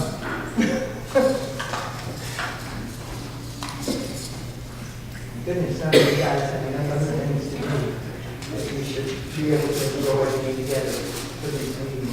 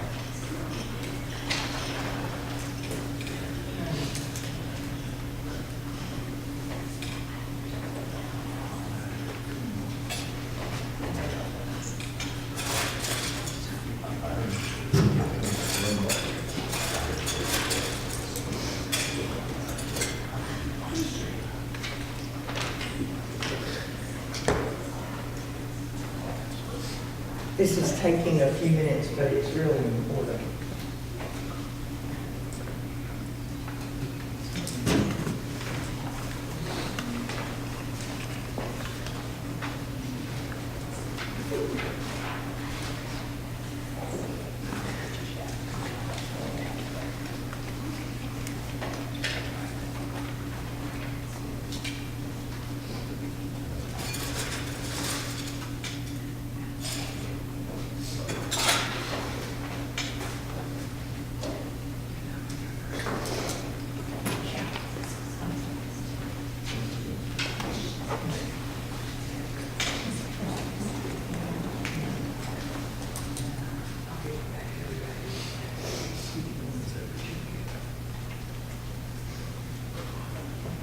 So we're running up.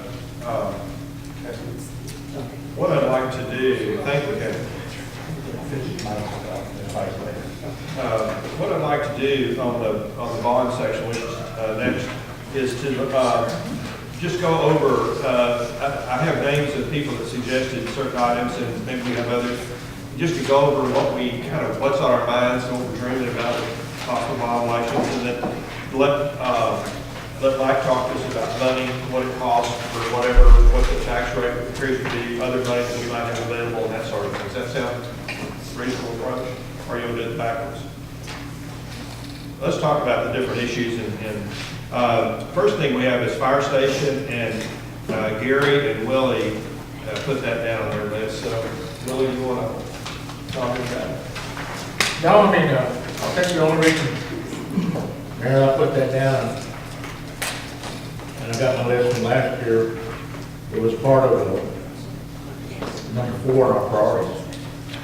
And that's where when I started, when Ms. Ray called, that's where I started my list, is that I pulled out to see where we were for last year, the comprehensive plan, the water plant strategy, and fire station was part of that as far as number four, whether to build another station on the west side of the river for.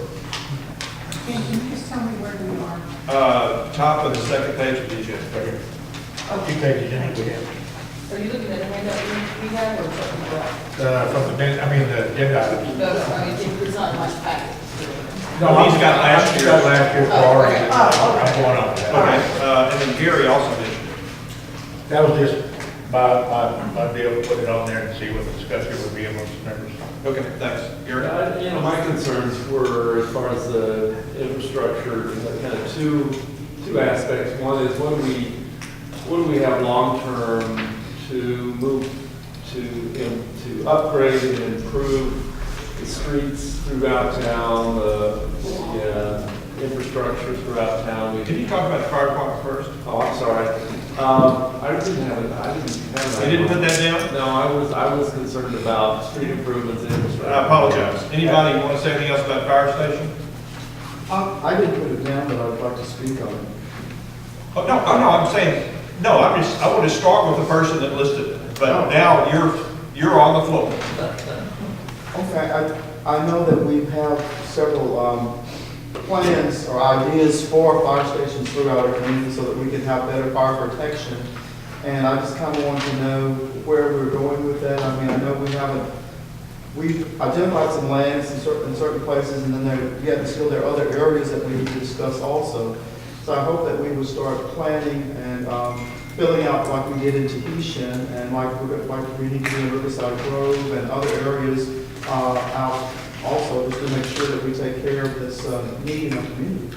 So, Mike, I would assume with a new staff member, that'd be something that Chief Opus would be working on pretty steady. Yes, and along with that goes the transition. We'll always need volunteers, but a fire department. But would not be a bond issue exactly, No, the station would be. A station would be, yes, sir. I hear, somebody in the audience wants to speak. Carlos, you want to say something? Yes, as a business owner on the west side, watching the traffic issues that we have at times and what have you, it is a concern of mine, and I believe it's a concern of other business owners on the west side. Also, taking into consideration the growth of the west side, I just want this to become a priority for the city, to start the process of looking at it, and just keep it as a priority. I appreciate it. In terms of, it seems to me Mike's got a lot of work to do and his staff to figure out what, if anything, and what we can do and all that, but I take it, still on it was our priority last year. I'm taking it still a priority of some sort for us. Is that correct? Am I reading that correct? Mike? Yes. I think you've got, we know what to do there. Street improvements, Gary, you had infrastructure over, I'm sorry. I'm sorry, Ken, I did raise my hand in time. Go ahead, Can I sure. just ask, Steve, do you have any, as our safety first person? What is your new title? I'm a safety director. Safety director. Do you have anything to say about our needs for fire stations, and do you have any opinions on that? Yes, I do. We do, like Carlos said, we need something on the west side. There's no doubt that's where a lot of our growth is. That's where we have a lot of calls, a lot of wrecks. And then one of the biggest problems is getting across the river. Presently, there's only 2 ways to get across the river. Both our stations are on the other side. And y'all all seen traffic on Friday evening, and that's when wrecks occur. And it backs up, and then we have issues. To me, like Mike was talking about laying the groundwork would be, you got, before you have that and pay fire staff, you gotta look at, and I know that's gonna be discussed, is dispatch, because dispatch is gonna also dispatch fire. And then, I think, after that, I think a fire department on the west side with a paid staff is a pretty high priority, at least for public safety. That would actually be number two, in my opinion. Mayor, Yeah. as we get into future meetings, and maybe not so much today, when people recommend that we need this, and might they say how we might fund those? Because from our department head. That'd be always a great question for you. I always like, I can name 10 things, you know, that we need to tell us, like, what we'll pay for. Well, one thing for sure on the bond election, or bond indebtedness, whichever kind it is, or extra money that Mike might have identified, you know, we will have to, and we can't talk about it without funding. And so everything else is, yeah, it's great to dream. Let's see. Let me switch to, I probably should have put this in a different category. Gary, let's go to, were you through, Tony? I'm sorry. Yes, thank you. Let's go to infrastructure improvements in general. Is that, do you have a general view about that versus specific things? Well, my concern was that we need to be setting aside money, or we need to be planning where we're going to get the money that Willie's talking about to keep our infrastructure up to date. I mean, if you look at like what's happening in Flint, Michigan, not that, yeah, this is a comparison, but you need to stay ahead of the game on the infrastructure. We need infrastructure every day from age, and we need to stay ahead of the game and need to know that we have funds set aside, that there is a replacement plan for infrastructure that is failing, that be streets, water, wastewater, and even electric. And I'd like to see us focus on that as we put our next budget together, on finding funds on an ongoing basis that we will have set aside every year for a certain amount of infrastructure replacement. Okay, so in terms of the funding of it, I mean, good point. Doc? Are these items that are bulleted, are these, we're talking about funding, and I know that's important, but are we talking about using bond funding for these particular? Well, I think the options are going to be, we don't, my idea is we talk about the things y'all mentioned, or something that's urgent or important that is not listed, and then talk about, you know, we've got, so we've talked in the past about some ways to fund them, and then we talk about in general what we've got for possible funding, and see if we've got some direction we can go to try to figure out what to do.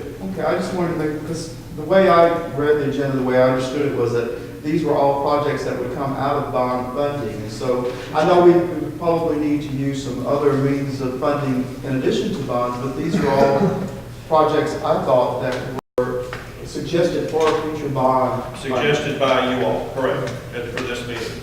So if we talked about something different, I'm not sure I'm connected with you right now. Well, I'm just not, I wasn't sure that that's what we were doing. I'm hearing different things, and so. Okay, let's say that the idea was, several y'all mentioned, we didn't talk about, we've been putting off for a while, talking about having a bond election. And that's the topic.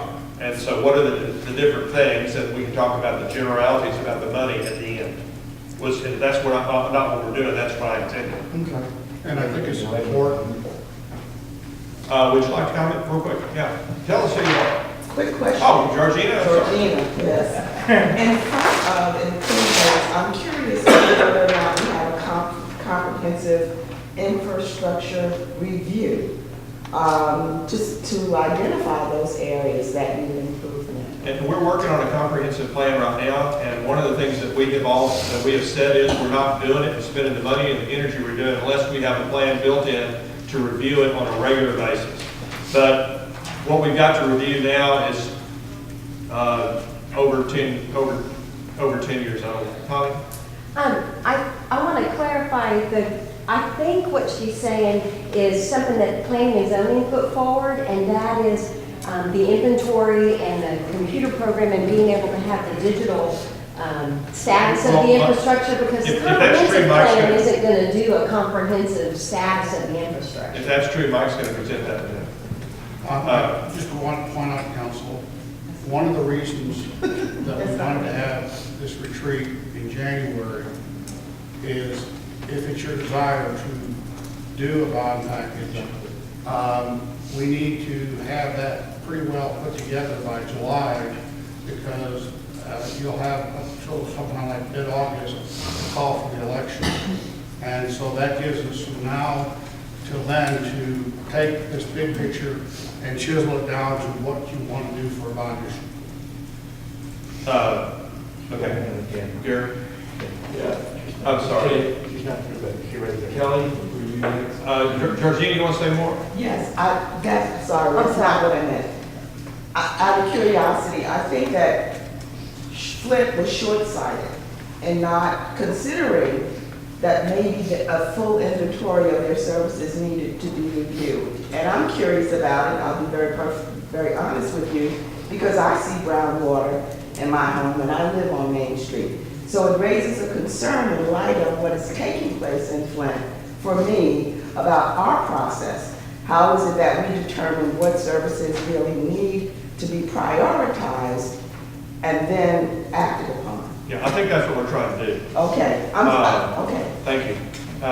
Gary? The other part of what I wanted to address was the infill development that we talked about at the last meeting, that you know, if we're promoting infill, or if we're seeing that infill is going to happen whether we promote it or not, and our streets and infrastructure are not adequate to accommodate, are not up to accommodating this infill, we need to decide, you know, what investment the city is willing to make. Is that something that we include in a bond to upgrade? I'll use the example at the last meeting, the north end of Carter Street, to widen that street out in response to the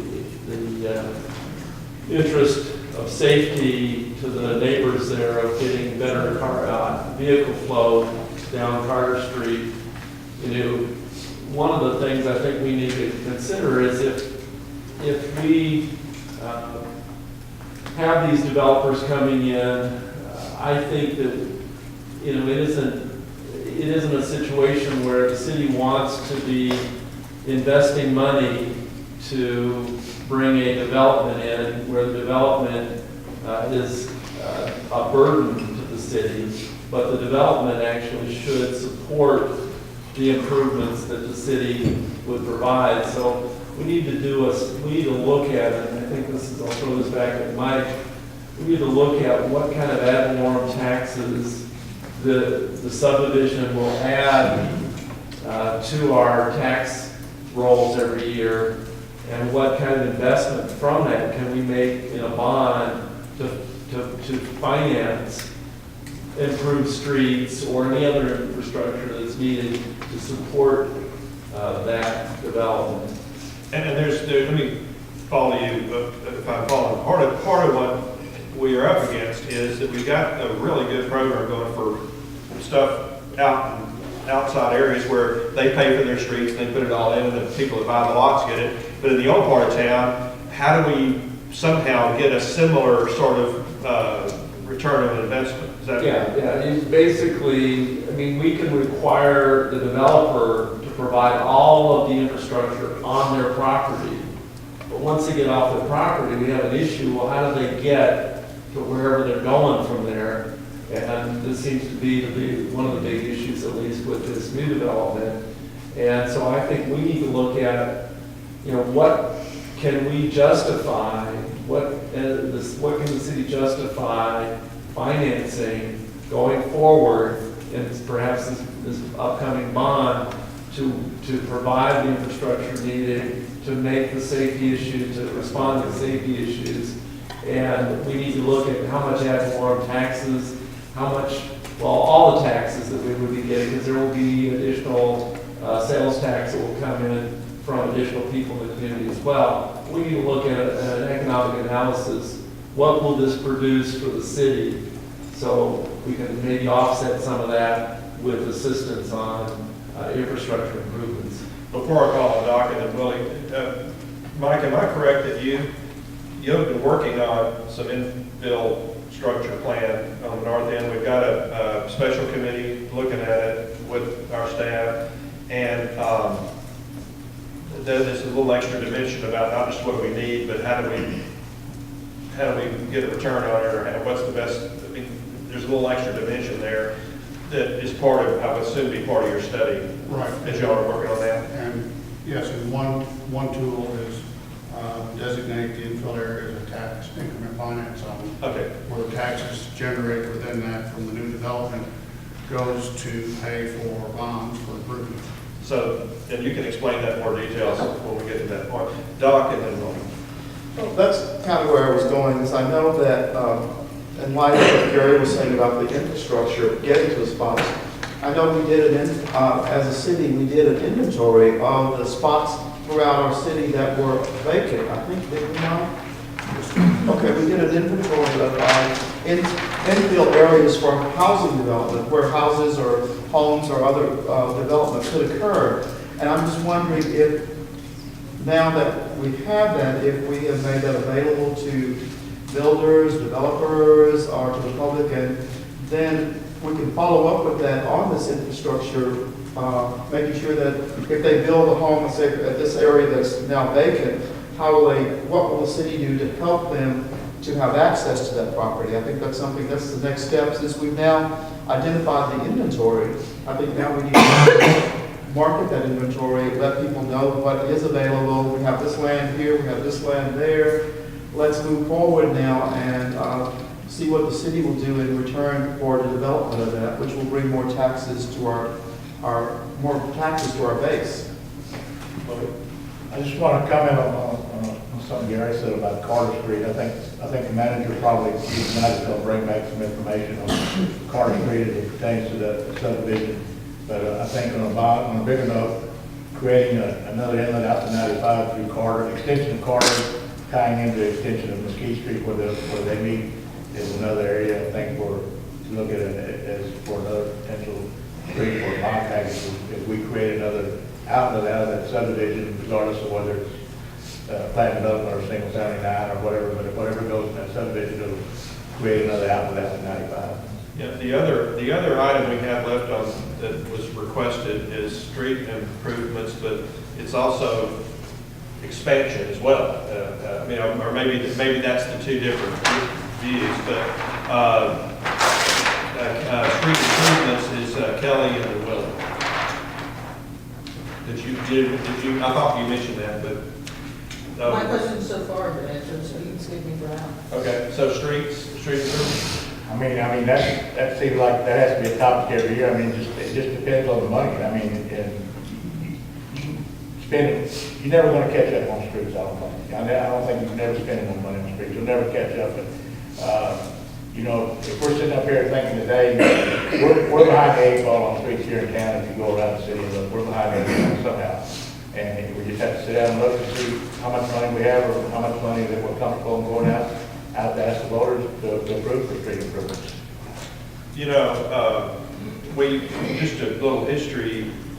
Mike, am I correct that we used some extra money to do some extra stuff this year, but we also increased our regular budgeted item for street improvements this year dramatically, pretty dramatically? $700. That's not the extra money, that's the regular budgeted item? No, that was with the extra money. That was with the extra, yes. So what do we have, if we hadn't had that extra money, On 100,000. so 100, and we were doing 30 or 40 at one point, now we're 100,000 or so. You know, one of the things that we decided, I just want to comment on, because I had some citizens ask me about this, that, and I think I've got this right. Church Street was recently done by our staff. And we decided to invest some money and our manpower into using some of that money this year to do our own streets instead of contracting. And I think, I'll let Trey correct me if I'm wrong, but I think we compared Church Street, which was done by our small crew with our limited equipment, and what I think is an excellent job, and maybe a little longer time than it would have taken a contractor, because your crew doesn't just build streets, they do everything else. If the flood comes, you gotta go clean up the flood. So, but that compared with our Farm Street project, which was essentially the same length, and it was about 2 or 3 times as expensive for the contractor. Was that correct? That's correct. So we got essentially twice as much road done by Trey's great crew than contracting out. And I think that, to me, the quality may not be, or the speed may not be exactly the same, but it's a sure, my way of budgeting is a sure good payoff, and I hope we'll continue doing that. And I think that doesn't speak exactly to bonds, but it does speak to the street improvement that we can avoid having to pass a bond issue for. Well, If that makes any sense. It speaks to either part, bonds or in-house funding, so Yeah. that works both ways. Doc?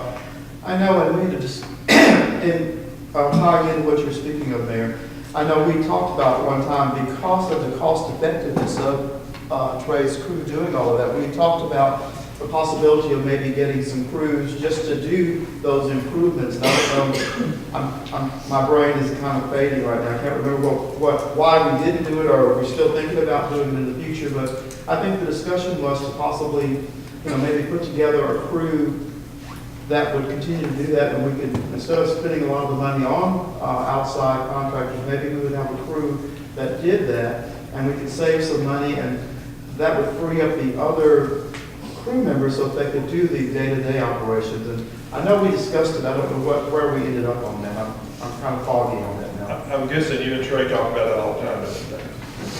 Mike, I mean, that's and I guess that's a question of how are we big enough yet, kind of thing. Sure. Gary, you were talking about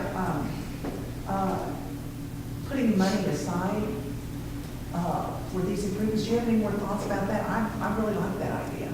Well, when we had a discussion before about the increase in revenues that we've had through our sales tax, that Mike has found some funds here and there. And I think when we're looking at bonds, I don't like to obligate people for long periods of time.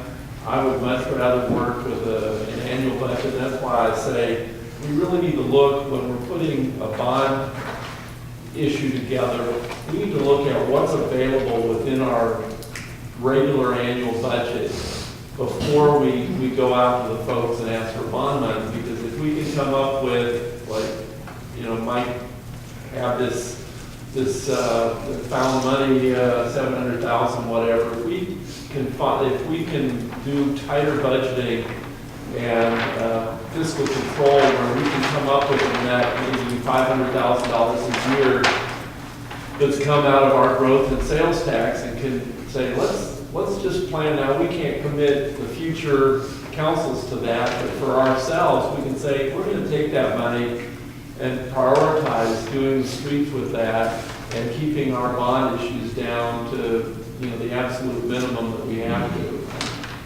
That's the way I'd approach it. I think that it's a twofold thing. I think what you're saying is, I would assume all of us want to do, but sometimes it's good to have long-term debt, and it goes like this.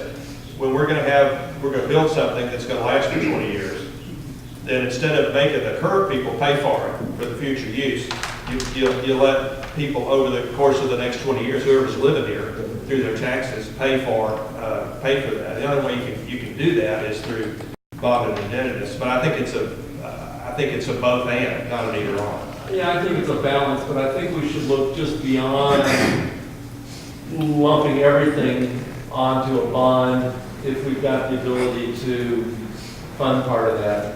Willie, and then. Wait, I'm sorry. That's all right.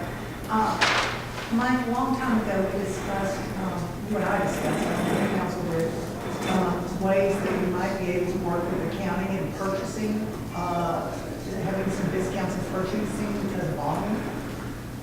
Did we ever find anything? Did we ever look that direction? Do you remember? Well, we do purchase a lot of our stuff through the state purchasing program. and I think the county uses that same. I see. So we do have a volume discount. Yes. Okay, great.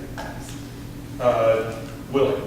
Back to one of Gary's comments when you mentioned the high number that we put into the street program this year. You gotta go and look to see where you got that money from this year, because that's not gonna be available to you every year. Yeah, I'm not assuming that it is, that's why I'm challenging, our. I'm sure part of, I'm sure part of the reason we got that money, we took some out of reserve to help. And correct me if I'm wrong, Mike, I mean, you did. Okay. So, as far as, you know, Ken made a comment as well that, you know, are we big enough? It's not so much if we're big enough population-wise, it's what our tax base can absorb, and that's what you keep the focus on. Right. Yeah, that's what I meant. Doc? I just want to say, I know that we have been very cautious about trying to do bonds on a regular basis so that we wouldn't, you know, keep going. I mean, we don't go out that often for bonds, but with the climate the way it's been, although it's about to change, we have been very fortunate in getting some very low interest rates. And it behooved us to really go out for bonds at those times because of the interest rate that we saved a bunch of money on getting that done. In the long run, I agree, having the bonds will spread out the cost effectiveness, and it'll spread out the cost to citizens that will be using these facilities from years to come. But with the interest rates that we've gotten, we've been very fortunate. I mean, our bond counsel has gone out and really done a great job of getting us probably the lowest interest rates that we just wouldn't, that are unheard of in the past. But the climate's changing, and so we may not be as fortunate in the future, but our bond counsel have been very good at advising us on how to do that and when to go out for a bond, when not to, and what the rates are. And with our bond ratings increasing as they have, that's also been very beneficial to us. Well, let's turn to money. Mike, can you tell us what just to as a benchmark? I mean, we have talked. There's no law about this, but we have talked repeatedly. Apparently, councils for the last 10 or 20 years or 15 have talked about trying to maintain a 60-cent ad valorem tax, and we're so if we don't have to do that. That's been kind of a general assumption, I think, that we have made in the past. So, Mike, in the context of money we have available, what we can get for X cents of raising taxes, and your view about the financing of it and so forth, can you help us out? Well, the first part of your question was, it has been I guess the protocol for the past several councils that to keep the tax rate below 60 cents. And of course, then that reduces how much is available for operations and maintenance and how much is available for interest rate, for debt service. So we've got kind of a double-edged sword here. As we want to add things through issuance of bonds, we have to look at the other side of the equation. What's it going to take to operate that and keep it up? Is that going to be with personnel, or is that going to be with additional equipment? And so it's going to just how far does the city want to go with the tax rate, with the programs that you want to implement, because. So there are implications like we didn't think about on our plan B. We didn't think about where to maintain it. If we build a street, it's a street. But if we build a building or something, it's got to be maintained. Is that? Like that, or you talk like creating a construction crew. That would come out of the operation and maintenance side of the budget, not the debt side, because you can't fund personnel with debt. And so, which way do you want to go? And if you want to keep the tax rate below the 60 cents. Yeah. So you're saying there's another issue. Maybe see if I'm following. There's another issue, which is maybe we would go to 60 cents on our tax rate, but not do bond indebtedness, but fund something that would get more bang for the buck if we don't do bond election. Right. I mean, the fire station's a good example. I mean, you're going to have bonded conversation, but we also know that we have to go, and we're starting the process of creating a paid fire department. You're going to be adding personnel on, and that comes out of your O&M side. So it becomes a balancing act, especially if we're going to continue to want to keep a tax rate below 60 cents. Okay, do you see, should have asked you this question first. Can I get a mulligan? Sure. Do you see things that are really important that we ought to be considering for a bond package other than what we've listed? Just that one of the items that we identified back in July, and that's is the finishing out of the police department. I think that's critical. That's not a big expenditure in relation to some of these others. And that also sets the stage. At some point, the city implementing its own dispatching service. Would the dispatching be budgetary, or would it, I mean, the equipment, or what, could that be bonded and then? Well, the equipment and the build-up could be that, the personnel and manpower on it. But that's one of those examples of, you're gonna have a dispatcher, we got a dispatch service, somebody's got a dispatch, or somebody.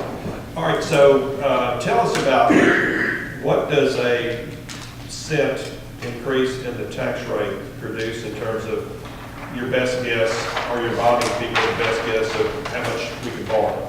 Well, I think Dan did a schedule here, and I think if I understand what he's done, I haven't talked to him, but over time, taking into account growth in your ad valorem taxes, or your ad valorem assessments, and the overall growth in the city, over time, with a 1 cent increase, he shows that we can issue about $5 to $6 million a month. And that's different from what we've heard before, isn't it? Yes, and that's why I have a little bit of a question, because I think that's gonna, that would have to be staging the bond issue, because under our current, I think when we were discussing this at budget time, if we were issued $1 million in COs, it was right at a 1 cent increase in taxes based upon what we were projecting for our ad valorem taxes for that year. And so I'm not quite clear what he's done here. So we need clarification on that, because that's a five-fold difference.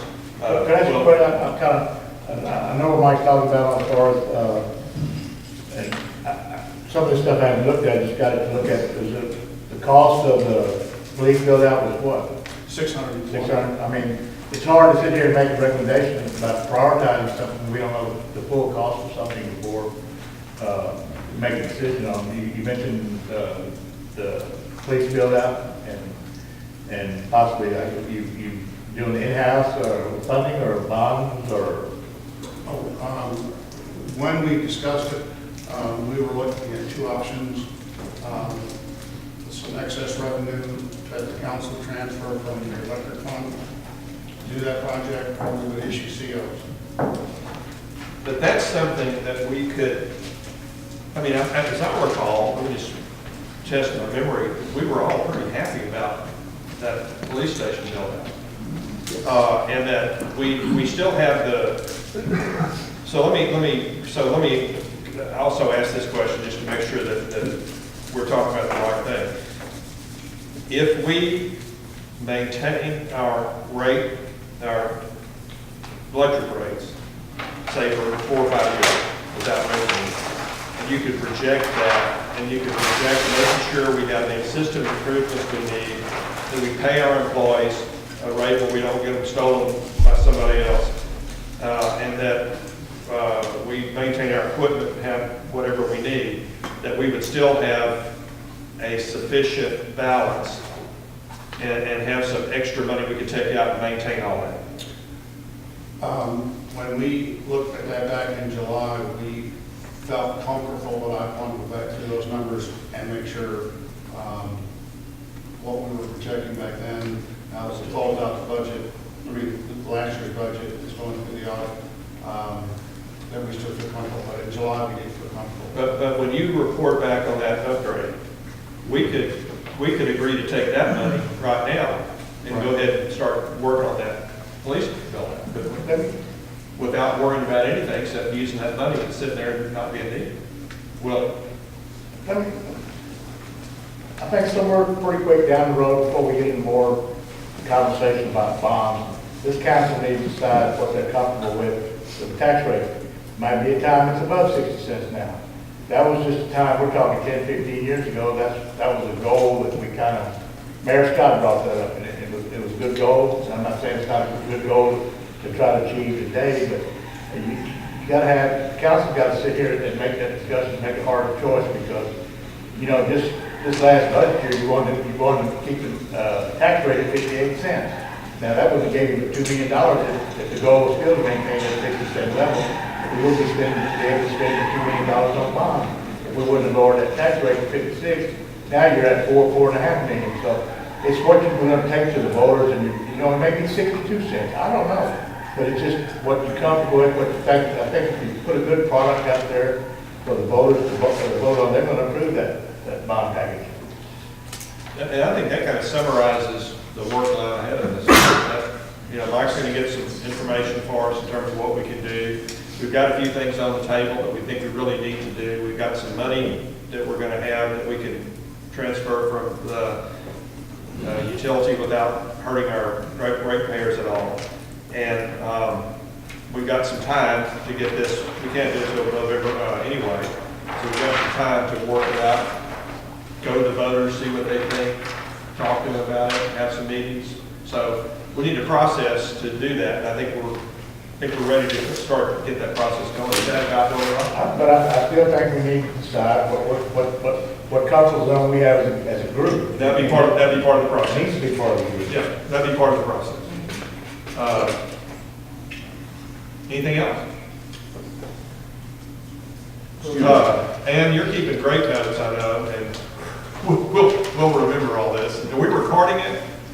We can go watch ourselves on television. We're watching it from home right now. Make a glass of wine and talk about it. Yeah, Carlos.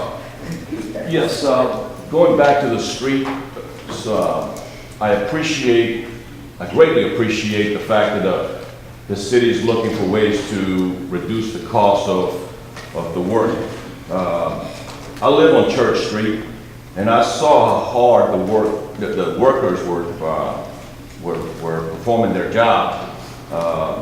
I believe the city and the employees that were working on this project were doing the very best that they can do. But if you take a look at Church Street, the final product of that street, there's some issues there for us to make sure that when we lay out a street, it's at a quality that and a standard that is the best possible. So my question is, does the city street department have the equipment necessary to perform the work to get a quality job? That's the first question. The second part is what y'all are discussing now is, I believe Ms. Georgine was asking a question here about how do we prioritize our needs. Y'all just discussed, and I believe Mike is asking for direction. Y'all are discussing priorities, real priorities that the city has right now. And then you're discussing possibly looking at ways to increase the funding to meet those needs. How are we looking at the real needs that we currently have in relations to the additional projects that affect the budget? When those projects and ideas come to the council and they need funding, how are those projects trumping the real needs that we have now when it comes to spending money? Yeah, I think that how we make our priorities is very important. If you have some suggestions about a better way to do it, I appreciate your putting them on paper and sending them to us. Because I think we want to do what you're talking about. On infrastructure, I mean, we keep track each year of how many water main breaks did we have on, let's say, Chestnut Street. Comparison to other areas of the city. We do the same thing with wastewater. How many stoppages do we have, like on Elm Street? Also, how old is some of that infrastructure? It may be the infrastructure is working, but it may not be the standard that's required today that was okay back 30 years ago, but now today a different standard is required. And with streets, we can just pick just about any street, but we do try to do traffic counts and see where most of the traffic is traveling. That helps us, give us some direction if the street's being heavily used. That's where we should want our money, spend our money, because we do look at things like that. Thank you all very much, and I think we've got a little better feel for where we need to go. We have to create that process and get it moving, and we have that down. The next item is one that we postponed from the last meeting, and I put it on here, or I asked for it, and then y'all prioritized as your second most important item, is the possible extension and revision of the Bastrop Marketing Corporation contract. If my view is, if you all were to agree with the ideas that Mike and I have put together and send him off to work on that, knowing we could get that done fairly quickly, it would free us up to get the process going on the next item, which is going to replace us, something that's going to replace that, whether it's a destination marketing organization or something else that y'all decide on, that we would have we'd be supporting what we've done in the past. We could pick a time to get it done on the Bastrop Marketing Corporation, knowing we had enough time to get our process done where we'd replace it with the second choice. So I wanted to refer, I'm sure y'all looked at this, but Mike and I put together a summary of what the Hyatt Regency suggested about an extension. Mike and I have proposed a counter proposal that I think is, there's one, I think maybe one difference, Mike, and let me just say that the Hyatt Regency has said that they would be happy with not having a hard time that this ends, so that we could quit it and move into our new thing whenever it's ready, and they just would like 90 days notice. So I think that would be something I'd want to add to this, and that we would, I mean, there's an end time that it will not go past September of 2018, they said. But I feel sure we'll have this solved long before that. So the idea then, so we're just laying that on the table for your discussion and modification or whatever you decide to do. Were you? So are you going to tell us we've not had a clear view of that marketing plan and the allocation of resources. So are you going to make that clear? Okay, so tell me exactly, we're on page 16. What are you exactly talking about? I haven't seen it. What was in the packet? It was in the packet from the last meeting. It's the second time you've seen this. So do we have an extra packet in somewhere? Let me, here, just look at mine. That's okay, that's what I'm. I'll follow. I know what's on it. Okay, so let me just be sure we're all talking about the same thing here. So the idea is 43% goes to BMC, and out of that 43%? No, 35. The top thing is the top thing is what they said. That's our counter proposal is at the bottom. So now what you're talking about then is 35% plus 8% for contract acres for the first person. Well, I think Mike, how does the 8% read? It says, say we use 8% of BMC funds for a contract for a salesperson to promote the convention center. So we would keep the same level until this is done, but except we'd take 8% back from them for us to start selling the convention center. And one of the things that appeals to me on this is we don't have to wait until June or whenever. We can start immediately using that money to sell the convention center because we're way behind the power curve on that. So Mike, and I think we wrote it in where Mike would have the option to figure out, one possibility is to contract with someone, hire his own person. I mean, there's pros and cons that way, but Mike wanted the flexibility to figure out how to do that. So that would be we would have that 8% nest egg, we would be they'd be agreeing, not in June 1st, but as soon as we agree to the contract, if we do, to reduce their income, the Bastrop Marketing Corporation's pay to 35% versus 43%. Okay, can I just ask about the flexible ending date for BMC? Anything you want to discuss? Whenever we have the DMO structure ready to go, a professional person or group hired and is ready to be paid, we can end that contract. Is that correct? Well, the thing I added earlier was they're agreed to a 90-day notice. So when we see, for example, say we decide that what we're going to do is get a board together and Mike hires somebody, Mike figures, okay, it's going to take me 120 days to hire somebody, so 30 days later, we give them notice. So we know that our money is there for that new person we hire, and that gives the Hyatt Regency 90 days to make their adjustments for themselves. But there's no end date on this whatsoever. The end date would be, the end date is 90 days after, whenever we think we're ready to go. That could be forever. Well, it's not going to, I hope that I'm sure this team can work faster I'm sure than it can, that. but But the latest it can go, according to the Hyatt, is September of 2018. I'm still after that. Yeah, that's their requirement. They're not agreeing to anything beyond that. I wanted to be sure that. Yeah, no, they have not changed that at all. We've not asked. Well, we did ask them and they said no. Or Gary asked. Okay, Kelly. Gary asked. Okay. Yeah, Gary asked him at the meeting about would they extend it. They said no. Or one of our meetings. So several meetings ago. Oh, okay. Okay, Kelly.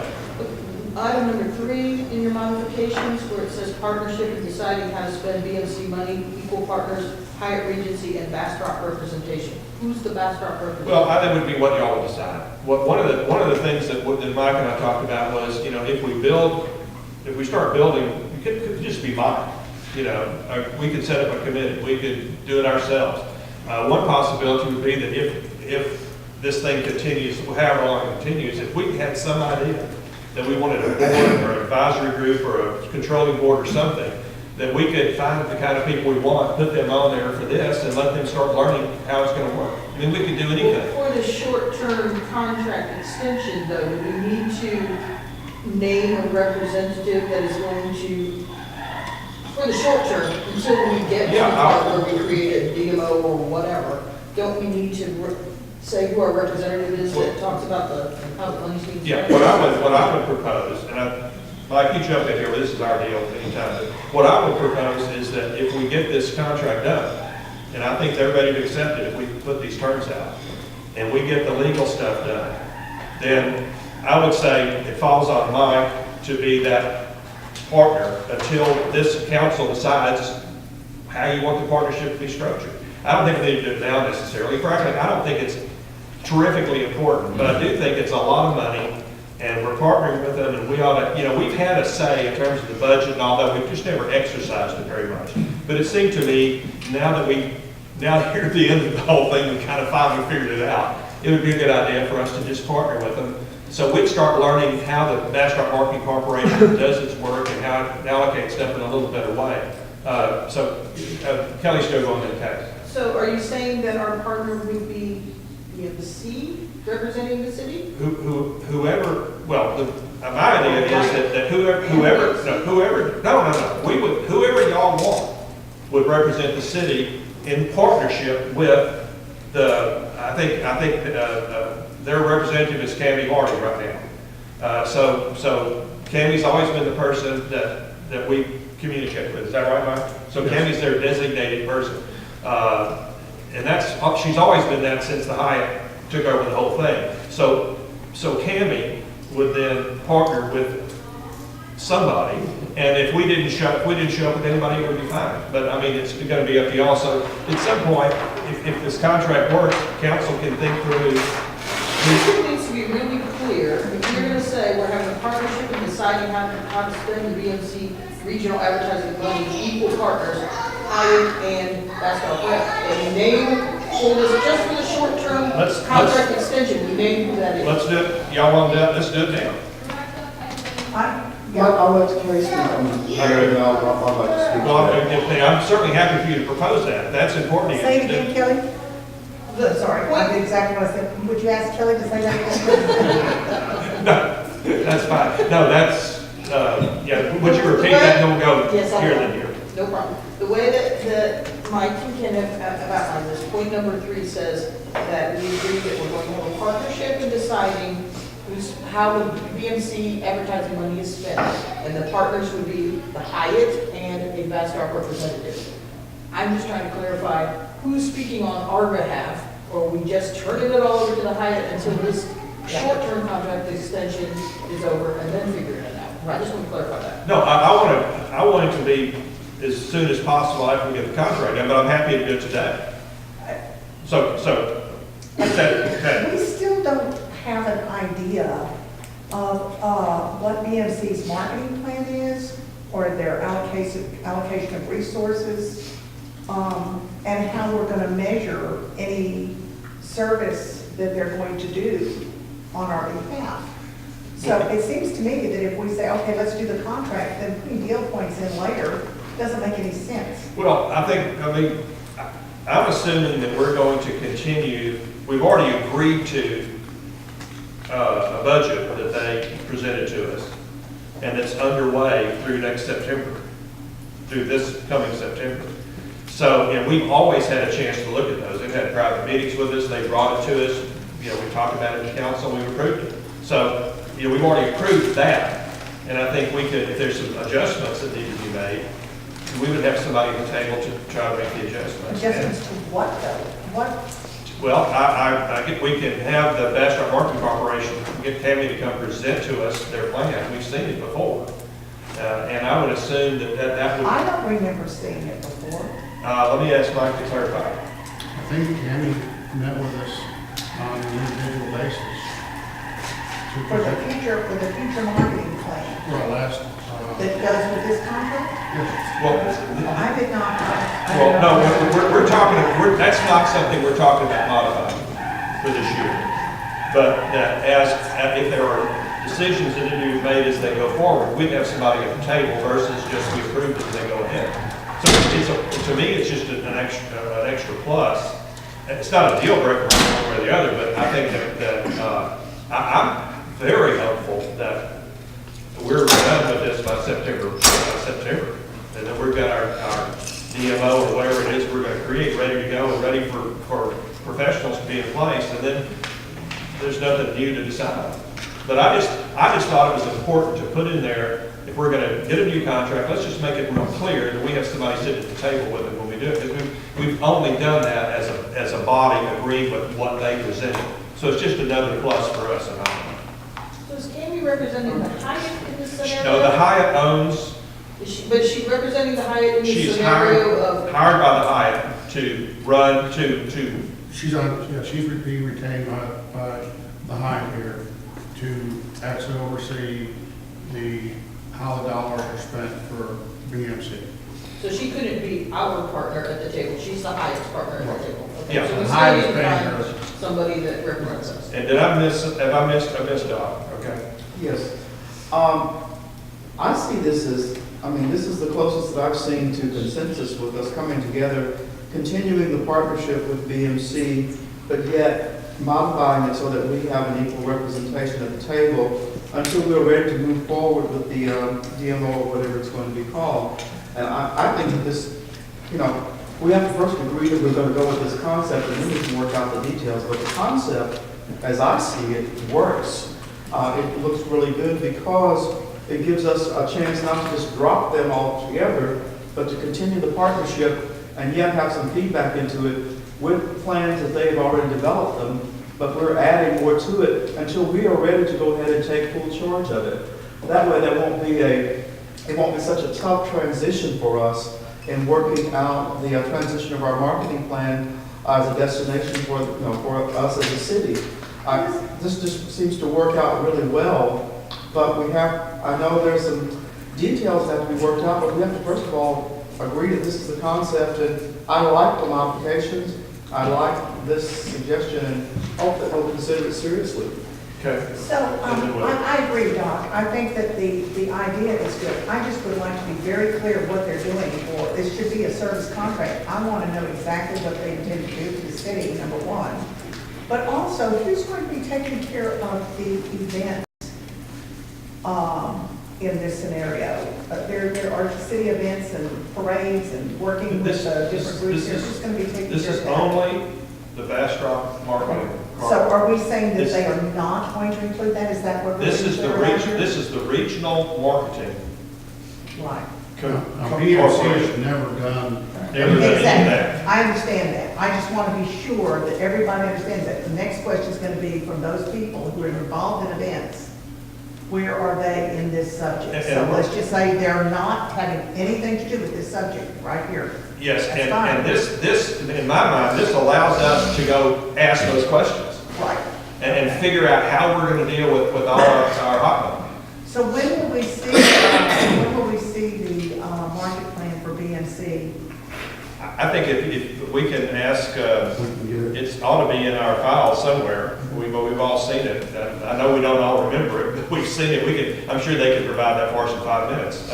Wait a minute, I got Willie and then Kelly. Just a couple of questions, Mayor. This deal what you proposed today is just something for the interim until we get a little further down the road, correct? In my mind, the shortest time possible, but allowing us plenty of time to not have to rush a $30 million decision for the next 20 years on what we create for the hot money. So back to what Kelly was talking about, Bastrop presentation, that itself is on an interim basis too until we get. Yeah, all this is interim, and it goes away once we get our new thing in place. This is basically the plan that we brought forth several months ago, I believe. I'm sorry, I forgot to. I'm just a little confused because I'm probably the only one up here that doesn't understand fully what's going on this particular deal. Well, keep asking questions. Well, I mean, I don't know how to ask that question to get it right yet, because, so we're stuck on 43%. I mean, that's. No. Well, I mean, but that's what y'all put down. We put down 35. Well, we're still 43%. So, I mean, why is it not 25? Why is it not 30? Here's the reason. We're committed to 43%. Through the end of June. Okay. If we get this contract worked out, say 2 weeks or 3 weeks or whatever, we're getting 8% of it back for those months. And I think we can get the whole thing done in not too long a time after that, and then we can figure out what to do with 100% of it. You're saying this would take effect immediately? That's They're not going to go to the contract now? No, that's one of the main things is let's get this done. That was the concept we had almost a year ago, that if we could get them to make the change, we could get them to reduce that amount, for the rest of the 10-year contract. Well, now there's not that much of it left, but there's enough to make some, and the main thing for me is it gives Mike a direction for him to temporarily start selling the convention center. So, and I'm jumping in where I should. Can I say one more? Yeah, keep going. So,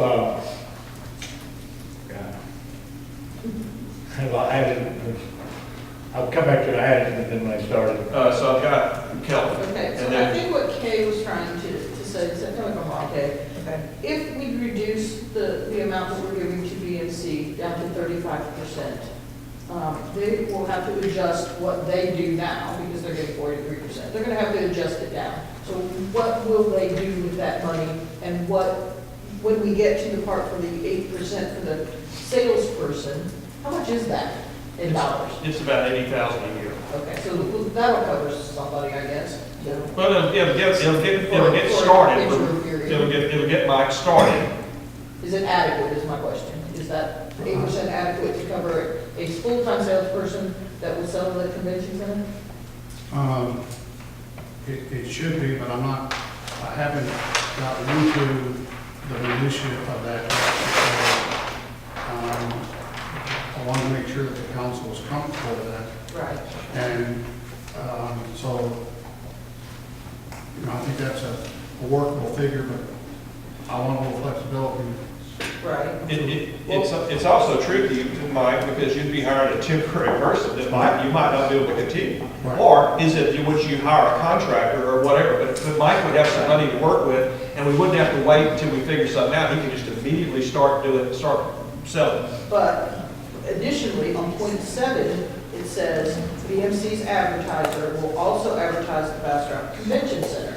So not only are we going down from 43% to 35% for the regional marketing, but this makes it sound like part of that 35% is also going to go to advertise the convention center. So it's less for regional marketing and more specific for convention center. Are they on board with that? Yeah, this is what they have said. And how much will it be?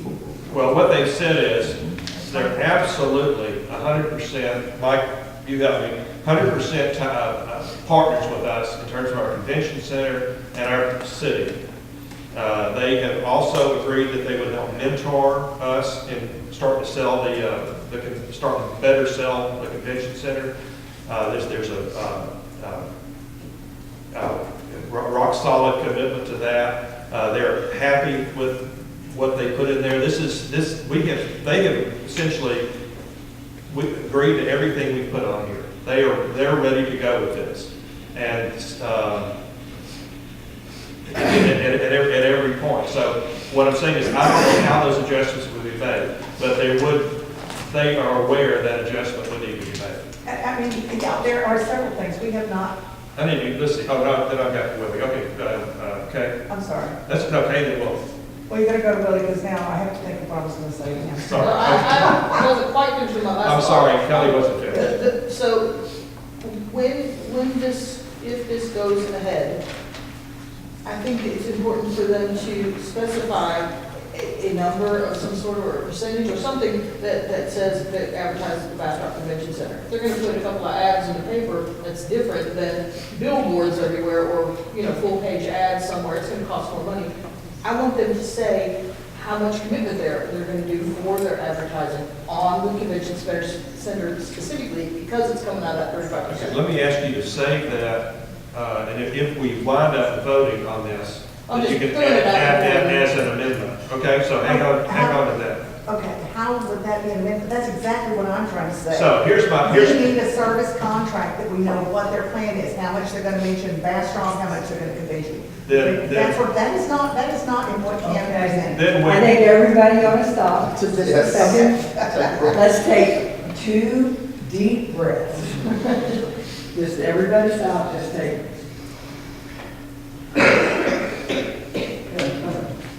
What happened? I can see everybody taking deep breaths. You can't get to the amygdala if you don't take the 2 deep breaths. Thank you, Catherine. Let me try and say this in a less shallow breathing way. It's important, I believe, that, just as Kelly was saying, before we say yes to this deal, that we have some idea of what we're saying yes to. The marketing plan you're talking about that Kenny presented did not have the details that Kelly was just talking about, or that I'm talking about.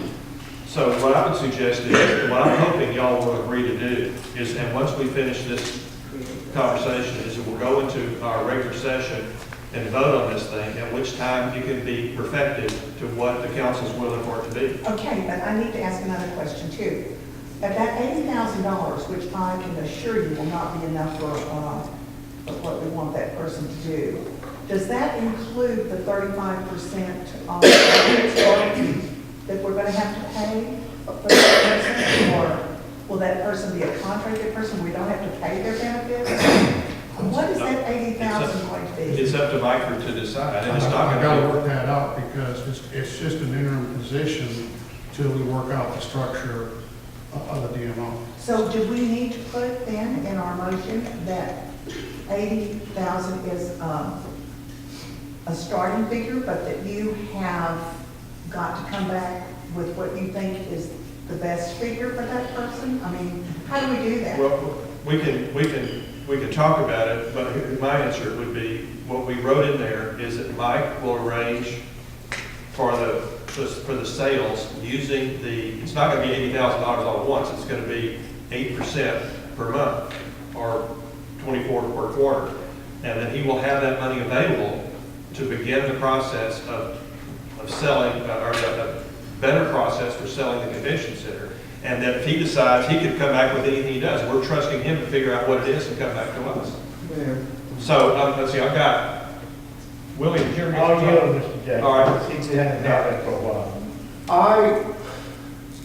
I hear what the council is saying, and I just want to make a suggestion, then we can move forward with the process, because I think we are finally coming to a consensus on something, but I think what we need to do is to approve in concept these modifications and this process of going from a partnership with BMC to developing the DMO, then turn it over to staff with consultation with the council to put together this service contract that I hear Councilmember McAnally asking about and other council members thinking about, then bring that back for final approval. But I think in concept we're together, but we can't resolve it today. And we're going on and on, I think. Well, I agree with that. I agree with that. I just want to be sure these points are on the table. I don't want to give the highest carte blanche. What the proposal needs to be, in my mind, the proposal needs to be, we send Mike off to do contract based on deal points. Yes. And if the deal points are different from what we have down here, we modify them, and we send whatever it is that the council wants to do, change it, and then we send Mike off, if y'all agree to do it, and he comes back with the contract, and we take it or leave it. Well, that's what I'm proposing. So. Well, are you making, is this actionable? No, we're not talking about that yet. I'm trying to get to that point, but I want y'all to have your chance to speak, Willie, and then Gary. I didn't know we were taking action items today, but I thought. You don't have to, but I'm going to give you the opportunity. So, you haven't discussed any of this stuff on the bottom page with anybody out here in the past, right? So, We've talked in several meetings, and they're agreed to all that. on your recommendations and mine? Correct. Okay, all right.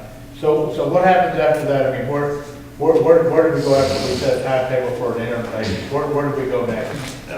Next item on the agenda. No, I mean, we're sitting here talking about everybody, and I'm not one of these because I don't know anything about it. I know zilch.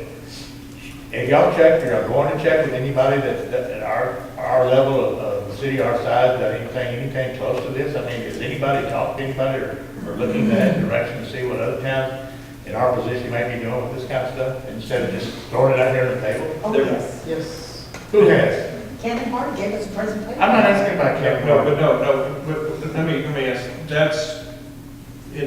you could be, if you're asking about somebody, but other cities. I think we've heard some information, and we can check, maybe Mike remembers, there's like one place in the state that's anywhere near like us in terms of a small town with something like the Hyatt. So it's hard to find a comparison. But I will say that it's a contract that we have accepted for over 9 years. And we're not talking about modifying much of it. We've pointed out some modifications we need to talk about, but it's mostly the same thing. It's just getting us down the road so we can do the new thing. And then I think the benchmarking there is going to be a lot more effective because other cities do have destination marketing organizations, and that's a better place for the benchmarking than on this one, in my mind. So I'm just trying to. I've looked at the city of Granbury, they're pretty much the size of us, they have a convention center.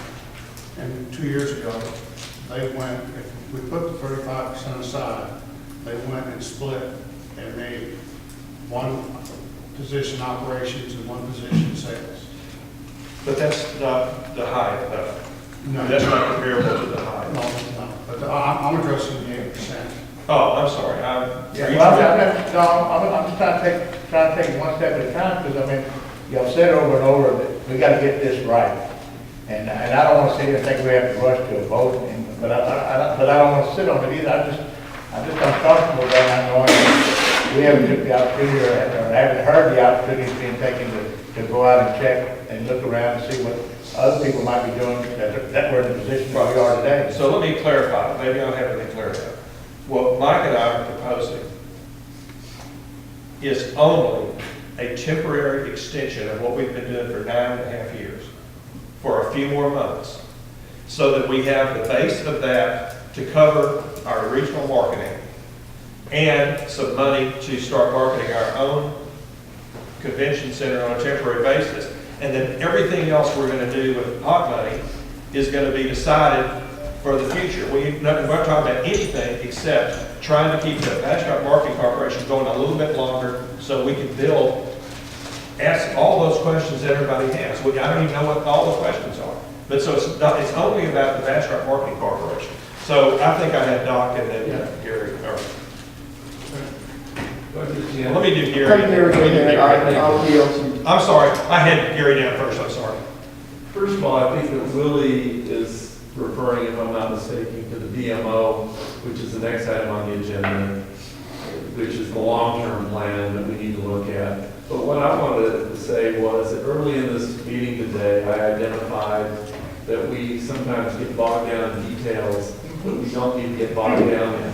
And I think if you'll play this back sometime, the recording of this, and watch what we've just done, perfect example of spending a lot of time on details. What I'm hearing is everybody in concept is acceptable to this plan.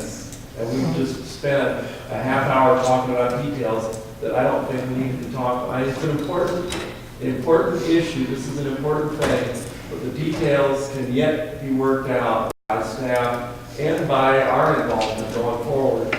But we don't seem to ever finish anything because we get too bogged down in the minutia. That's my 2 cents worth. Doc.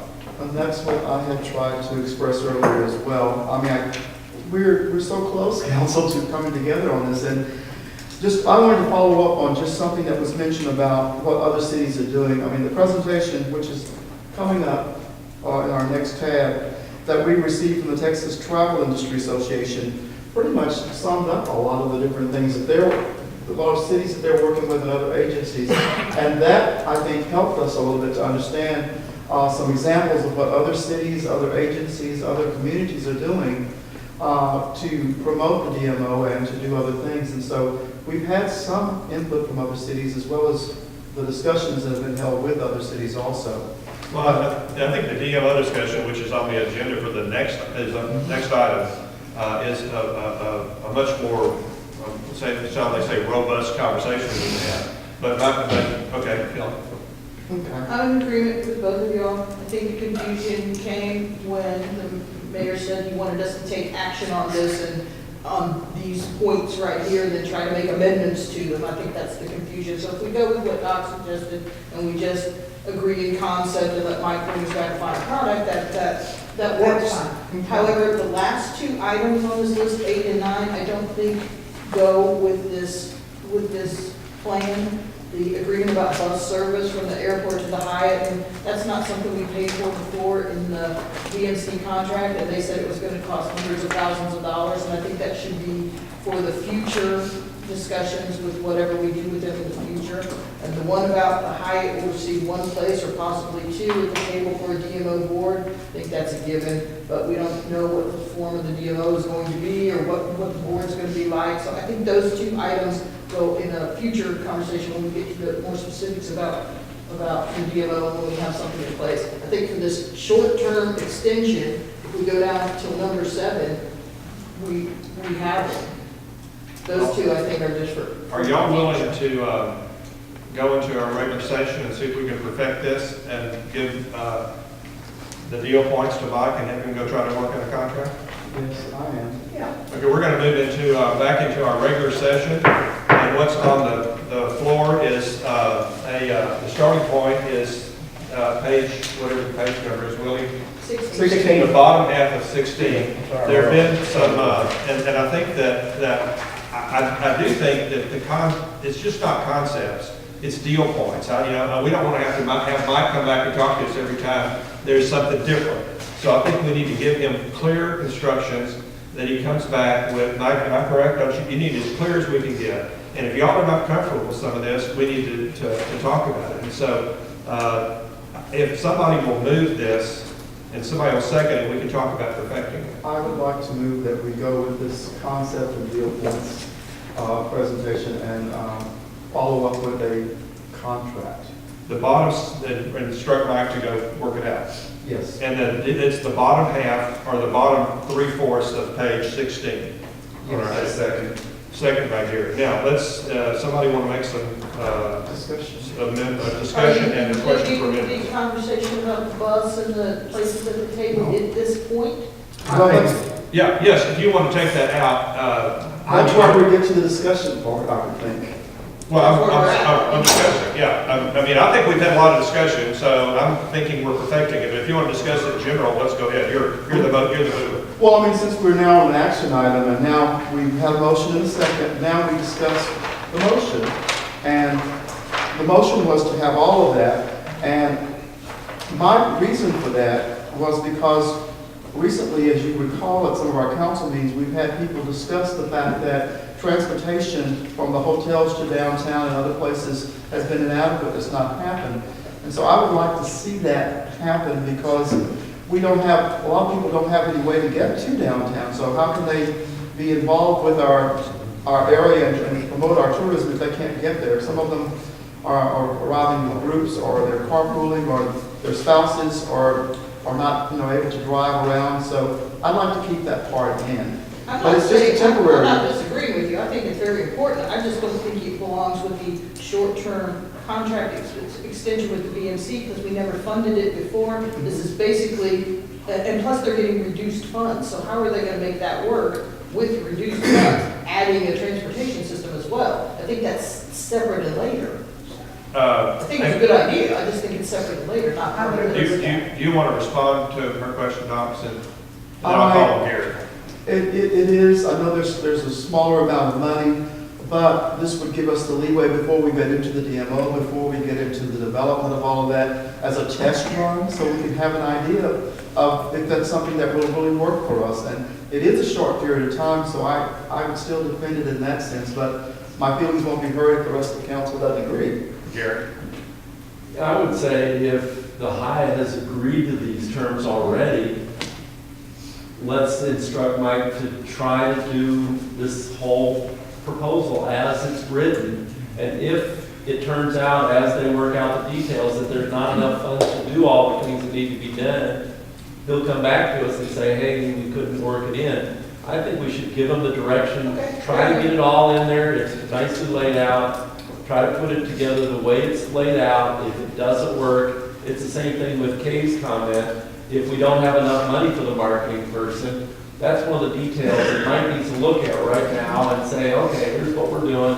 Here's how I see it all fitting together. And he'll come back and say, okay, we have an agreement and here's how it's going to work. And he'll have all the details. And at that point, if you don't like one of the details, let's challenge Mike on a detail. But right now, to write all the details in, we can't think of all the details today. Okay. And number 8 was the highest idea. I had a comment when the discussion started, but he got cut off. No, I was just going to just clarify, the motion that's before you is to authorize the city manager to take deal points of modifications to the current contract and work on a new contract, which includes item 1 through 9. And I need to add one thing.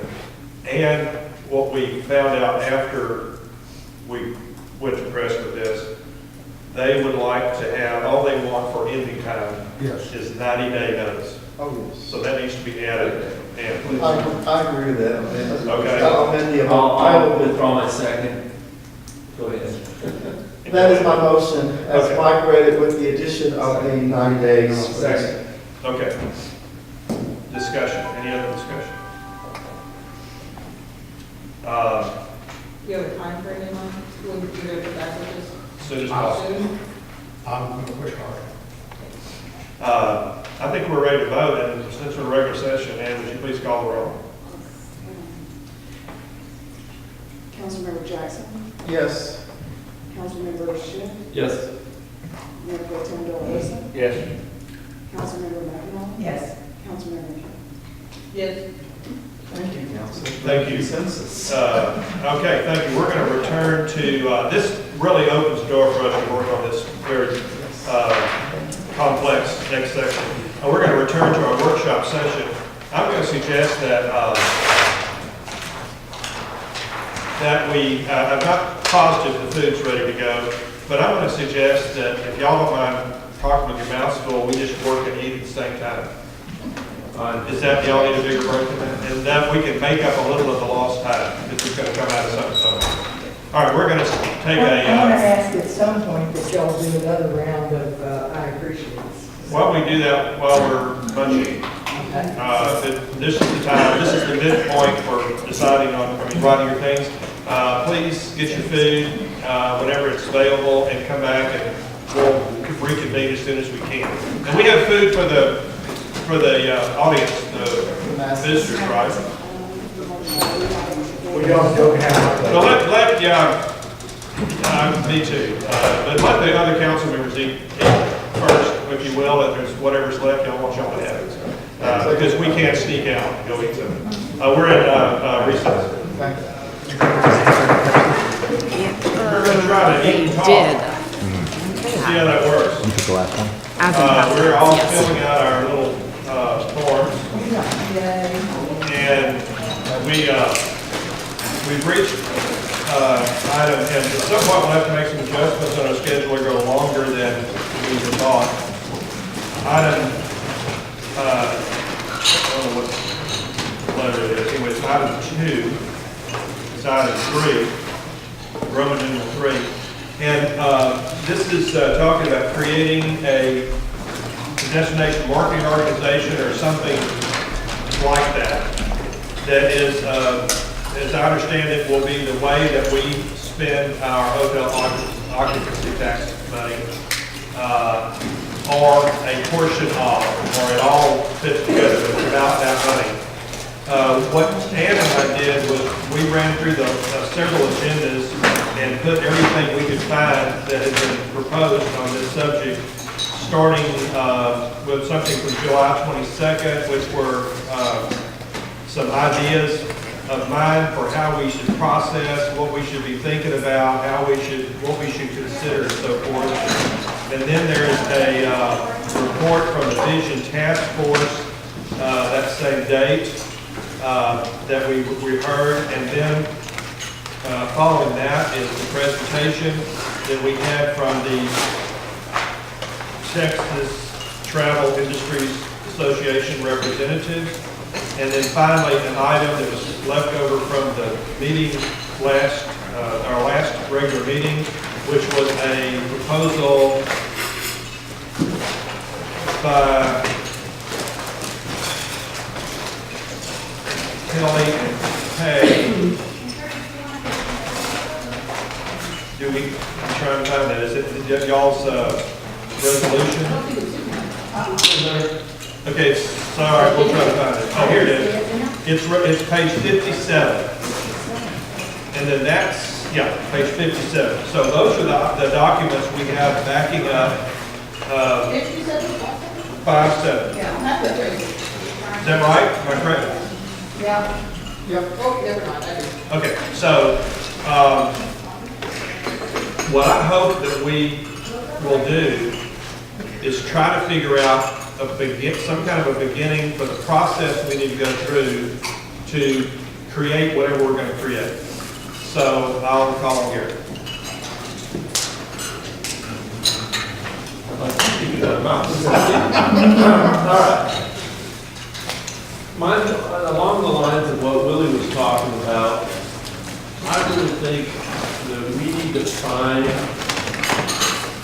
one or more cities that have not necessarily the size of Bastrop, but a city that has the kind of budget that we have, the amount of money in hot funds that we have, has done the DMO successfully. When we talk to the consultant at TTIA, got his name. Yeah, that guy. Okay, whatever his name is. He really didn't, when we asked for somebody that had a DMO of a situation similar to Bastrop, he said, well, nobody has a situation similar to Bastrop because we have the Hyatt here and they bring in a lot more money than most small towns have. So I thought about it, I said, well, why are we comparing ourselves to another town the size of Bastrop, why don't we compare ourselves to a town that has the budget that we have? And so I think we need to send either him or somebody else back to the drawing board to say, hey, go out in the marketplace and tell us who has this many millions of dollars that they divide up out of hot funds and have developed a DMO, who has been a really successful DMO operator. And that, I think, would help us to establish how we would form our DMO, whether it be a city function, whether it be a separate entity, et cetera. I'm done. Okay. Yeah, that's a really good idea. And if I remember correctly, Tammy Party did several comparisons on several different levels, so that you compare by size, you compare by how much hot money, by how much whatever. And there is that document in place that already was paid for by the city. We just have to change it. I know that it's there. But what I'm also thinking, Gary, pardon me? I provided you a copy of the marketing plan. Oh, okay, fine, I've seen it, I don't know. So we might all together, somebody need to see it again. Okay. What I think is important is that, just like with that last agreement, we came to a consensus that this is something we want to do. And like we've been doing this morning for the first time in a long time, maybe it's the time to say, again, here's what we want to do. We want to have an establishment that is a DMO. Let's vote that within the time limit that the Hyatt gave us, we have a DMO up and running that we all agreed to have in place with the details filled in, much similar way that we did with that last motion. Let's just agree on the concept. And then we can have input from, I know the chamber has some input, I know EDC may have some input. I think there's several people that have input. We really do need to sit down with the community and ask for everyone's ideas. And then the council needs to go and make a decision as to how we're going to put this together. But I think in concept today, we can vote that we want a DMO within the time frame that the Hyatt has agreed to work with us and mentor us and or allow us time to find a mentor, that we should agree to that today. I like that idea. Great. And I move that we do that. Well, we're not in regular session. Oh, okay. Gary? I would just say I'm absolutely in agreement. I think that in concept, that if we believe that the DMO is the way we should go, we should approve it today. In concept, and again, send our hired troops back to the drawing board to form up how it's going to be. We can certainly make suggestions. Like I say, I made a suggestion that we look at it, finding a consultant or something that knows about these things, and maybe it's in the report already. I don't recall seeing that, but I think we just need some direction from our paid staff on, hey, I found a good model. This is what worked for somebody else with this kind of budget. And I think that would be a really good way to start. The only question I would have is there any other option, or let me say it again. I think that our consultants told us that there's all kinds of ways to structure a destination marketing organization. So there's not sort of something else out there besides that. So what we would do is create this deal, or start creating, we would know where our target is. We're going to California, and there's lots of ways to get there, but that's what we're going to do. And DMO, whatever, as we understand it, is what we're going to work with. Okay, Kelly. I agree with what you just said, and it's a broad concept that we need to narrow it down, and it's going to take some time to narrow it down. We need some experts. And the resolution that Kay and I worked on about creating a city department of tourism could factor into this, but I think it should be discussed at the same time later when we have more details about which direction we're going. So I'd like to put that on hold until we get to the nitty gritty of this. And we really have to move on. soon, if we adopt this today, or vote on whatever we do, how soon will we have any kind of public comments from? Well, two options. Here's what we could do.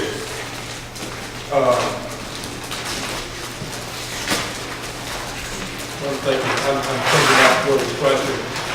We have this posted for Tuesday, but there's not a lot of time between now and Tuesday for citizens to hear that they might come make that we could just go ahead and announce, we'll do it first February meeting and say, we're going to vote to create a process. Meanwhile, Mike may have some time, maybe some other staff, where we can figure out some details about the process, but the main thing is we'll say we're going to do this, we'll try to put a time frame on it, and let the citizens speak before we pass that motion. Can we set it not for a council meeting, but for a workshop? Because they're, based on the community outpouring that I've been hearing, we're gonna have lots of people that want to weigh in. And it'll take a long time to be. I would say, I like y'all's concept about getting going. Yeah, oh yeah. But we may need more than one workshop. Absolutely. We may need to be going out talking to organizations and, get everybody in the room. And Well, we've got time. we've got time to do it. We just bought the time. So I guess the question is, Willie, let me ask you again. Do you think that Thank you very much. citizens may want to weigh in on whether we create process creep, or is it they're going to weigh in on the details? Probably both, I'm sure that this is what we're doing right now on TV. So, all right, so what if we waited until the first meeting in February? And we'll put everybody in interspace out there, and notice that we're going to talk about that. We'll let people kind of say what they want to. Then we'll deal with this, with the motion that y'all, I think we can consensus on the motion. And then, unless somebody comes and changes your mind, and then part of the process going forward will be those meetings with everybody we can find and talk to us to get the best consensus of this community. I missed something there. I thought that the idea was that we agreed we were going to create a DMO without knowing Right. more, but we were going to be in agreement that we need some sort of organization that does this. And then to work out the details on it, we have workshops Yes. to figure it So- out. So not, what's going to be on the next meeting? The question Willie raised is, and I want to be sensitive to that, maybe there's somebody out there that wants to say there's something wrong with y'all's motion, that they want to propose something else. And if we pass it today, they're not going to have much notice about it. And your motion, I honestly don't think there's much criticism about it. But if you pass it, and 14 people call up and say, why didn't you let us know? You don't have an answer. That's my only reason for waiting. So we're not going to, you're suggesting that we don't vote on the concept of the DMO tonight. We wait until the council meeting? First meeting in February, so that people can have notice and they can come say what they want to about that simple motion. I don't think they will, but we've done a lot of talking about including the community. And we've got a few community members here, but there's no real notice that we were going to pass this thing. But if we post it for the first February meeting, then people can come say what they want, you can pass it, we'll have lost a couple of weeks. I don't agree with that. Okay, that's all. If y'all want to move into past it, I'll move back into regular session in a minute. Well, my suggestion would be, if we want to make a motion today, we should move to instruct Mike to look out in the industry and see who is TPIA or somebody, or if we already have that information from Cammy or someone else, to instruct Mike to find us a model to follow, if you can, and bring it back to the next meeting where we do address approving the DMO. But we don't necessarily approve the DMO today, but we approve in concept, if you will, that we think we'd like to go in that direction, or we'd like some more information, instruct our city manager, and I don't know if we need a motion to do that, instruct our city manager to do some research and bring us back a decent model of DMO. And then we can talk about what that model looks like, and whether we want to move forward with a plan A, B, or C that he might lay out for us. I would say that you're talking about the process phase, not the concept phase. And I think I believe that y'all would just as soon pass the motion y'all talked about today. And I'm gonna recommend that Willie's raised a question about public comment, and he can talk about that if we have a motion to go ahead and pass this in concept. Then, if y'all want to do that. So my question is, you would like to go into a regular session and vote on the idea about the, I think it was Kay's idea, the first one, she can make the motion. My deal was, I thought we were going to have some public input before the meeting wrapped up and hear what comments they have and in terms of that this is what we're planning, this is what we're trying to do or planning to do. I don't know why everything has to have a vote for we have a public hearing. I've never figured that out yet. Well, I think there's enough of y'all. I'm going to move this back into regular session. This topic, item. Yeah, I'm gonna make a motion. I'm gonna move that we vote on the concept of creating a DMO and fill in the process later. And I would like to say the reason I'm doing that is because we have had many, many discussions about this. The Vision Task Force has given 4 at least proposals of this. We have people in the audience who came here to discuss. Is anybody here that doesn't know that we were going to look at the DMO today and maybe vote on it? Is there anybody who doesn't want that voted today? So, I mean, people who care about this are here, or they have been at the other place. Okay, but did you finish your motion? Yeah. Did you want to add some kind of time limit to the process? Yes, I would like to say, okay, let me start over. I would like to move that we vote for the concept of a DMO to be established, up and running by the end of is it May of 2017? Is that when or 18? Well, I think at this point, earliest is that we talked about September of this year. September 16th. Okay, so, yeah, I was just trying to give us room with the Hyatt, but yeah, that would be fine. We can say no sooner than that and give them 90 days notice and shoot for that. Yeah, yeah. That should be clear. Ann? Mike, can you? No sooner than September of 2016, is that right? That's our goal. Okay. Okay, if I understand it, If we're coming to a meeting like this and put some kind of notice. We haven't had a second to have discussion yet. Yeah, we have a second yet. We're trying to find out what the motion is. And then I'll make sure we know what we're talking about, Willie, and then I'll call you. we have a motion that we agree to create the concept of DMO. We develop the process of creating the DMO and have it up and running no sooner than September 30th, 2016. But as soon as possible, or what? That puts a time frame on you, and then that also protects the high reaches of what they need. Okay, so the motion is clear, everybody? And the mover was Kay, you've said pretty much everything you need to, right? The seconder saying, Willie, you're on. I don't know what other to say that, it's like, what if we vote on this today and we come back and we get a lot of data comments about what we're doing as far as DMO? I mean, that's my point. If we had a discussion and then took a vote on it from our meeting, having a meeting with the public discussion, then we know what the citizens wanted. I'm sure there might be some here today, if they knew we were going to vote on this today, they'd be here. Don? I just had a suggestion for the motion, not that we need to change it, because I'm in agreement with it, but perhaps a better way of doing that starting date would be that we would do this and make sure that it works out with the plan of the motion we made earlier, that was, as soon as we're finished with the VMC arrangement. In other words, this would take, the formation of the DMO would take place when we are finished with the VMC situation. That would be the date that we would start. It's the opposite. We're going to quit the VMC when we have the DMO in place. Yeah. Right. So it's got to go, the other has to go first. Well, I'm saying that the date that we will be creating the DMO would be at the conclusion of the VMC. No, we're going to create the date of the DMO as soon as we possibly can. But we, in terms of the money, well, we could still create it before taking it over, before ending, yeah. Let me make it clear again what I'm trying to say. Maybe you'll, or maybe I'm not being clear.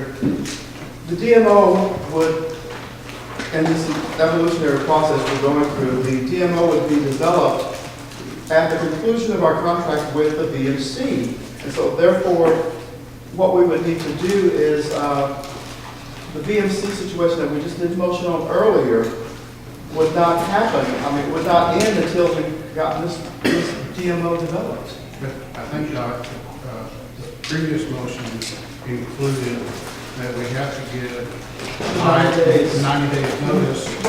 So I think that addresses your concern by giving them the 9-day notice. Okay. So I mean, the date that we had put in there was September or...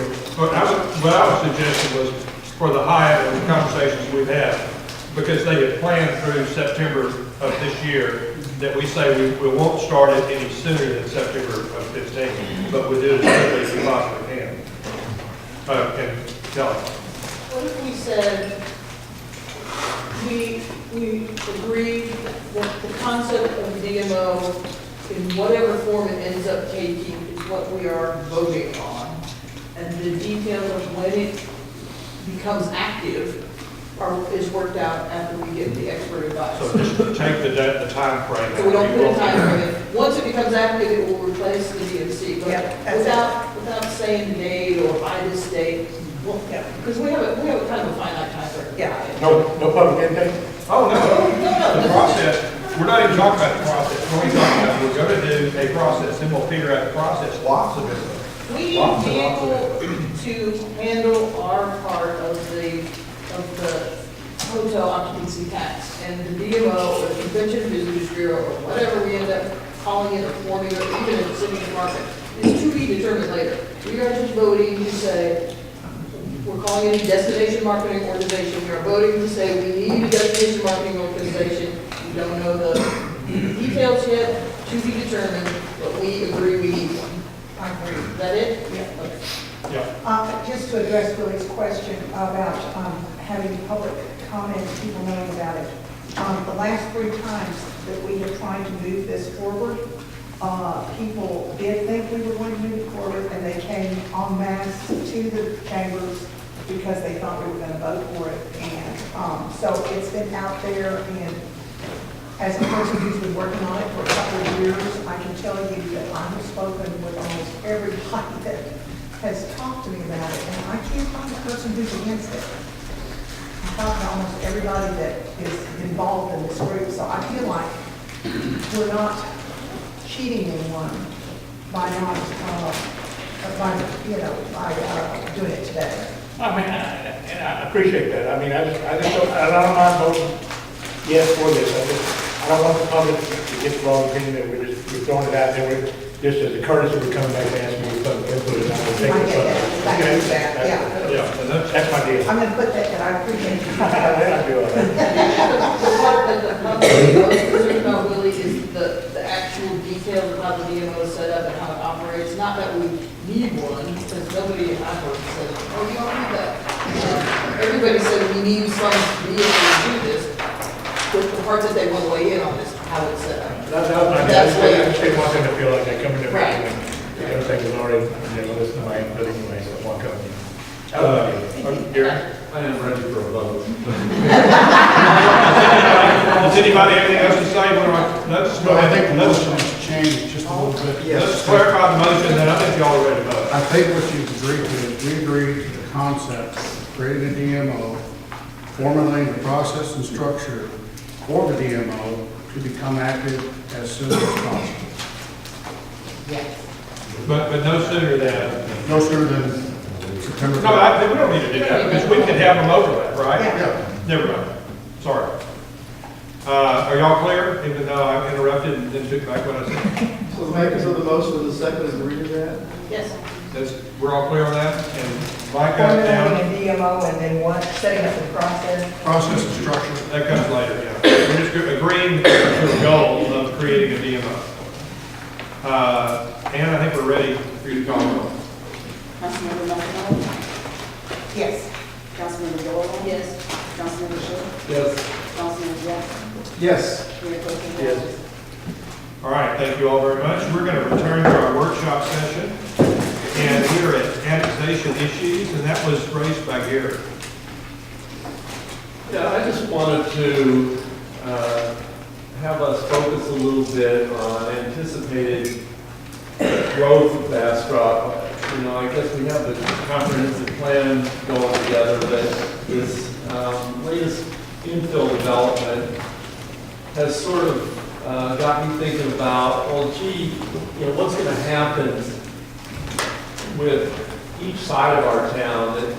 That maybe it's time for us to look at north, east, south, and west, and try to anticipate. Now, we know where some of the subdivisions are coming in, like the new Bastrop West subdivision, but I think there's going to be a lot of other activity that we really can anticipate where it will probably happen, just based on geographic location and cost of development.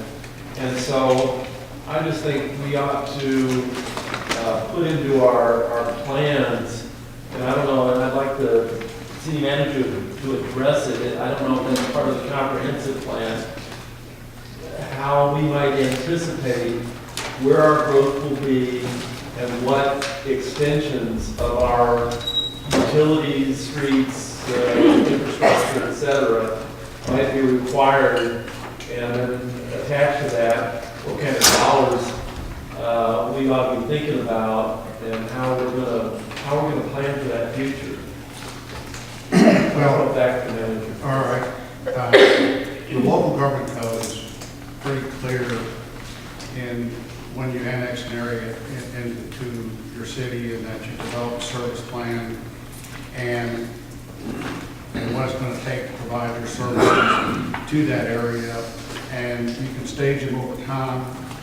And I think your concept of looking at where the potential areas that best fit with the city ought to be where we should be looking at, and then analyzing those areas, because costs are going to vary from place to place depending upon what's currently available and what would need to be put in. And, you know, this recent subdivision or recent rezoning that we've gone through kind of opened my eyes that, and Willie brought up the issue of the street width, and what's there is somewhat inadequate for expanded development of that area. And so my thought is that when we're looking at things like this, we ought to look and say, well, gee, you know, Carter Street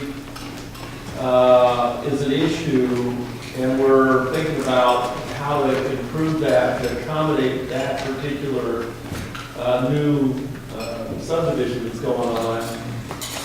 What might happen north of there, north of Reed's Bend, and what kind of additional traffic might we have if that starts to develop, and we, whether it's annexed or not, actually, we kind of need to look ahead of that, because even if it's not part of the city, if the traffic goes up, it certainly affects the city.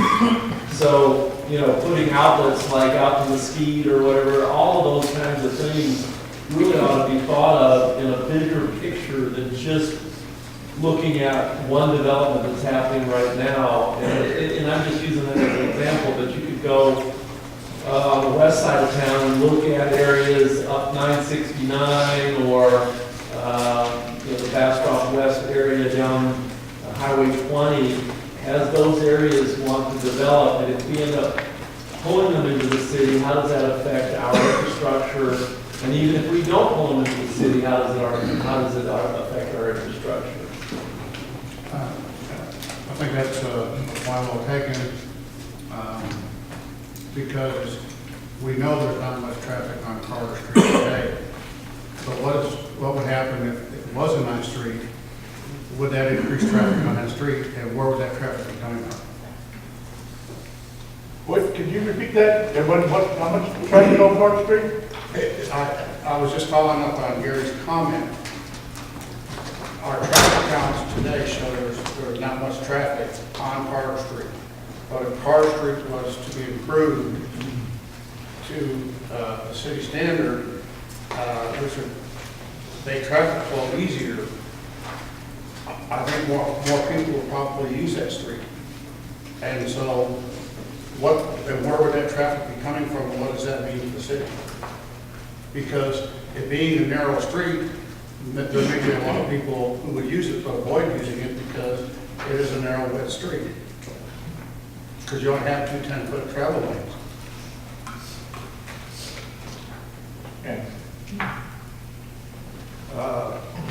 Somebody else, no, this was all Gary's. I don't know how to answer Gary's deal about annexation because that's speaking to my attorney. No, you're good to go. I don't know how to comment on your deal about annexation because that's always kind of tricky because, there's boundary lines that said where people probably already on septic, people are already on outdoor water, people are already on blue bonnet. So what does that mean for the city other than you're going to gain property tax? The strain you put on. Well, you got streets. Let me finish.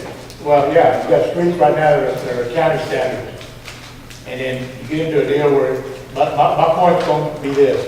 You're going to put a lot of, the money you're going to receive from the property tax will be enough to offset the cost that you're going to pick up as far as police protection, fire protection, parks, libraries, et cetera, and always for property tax.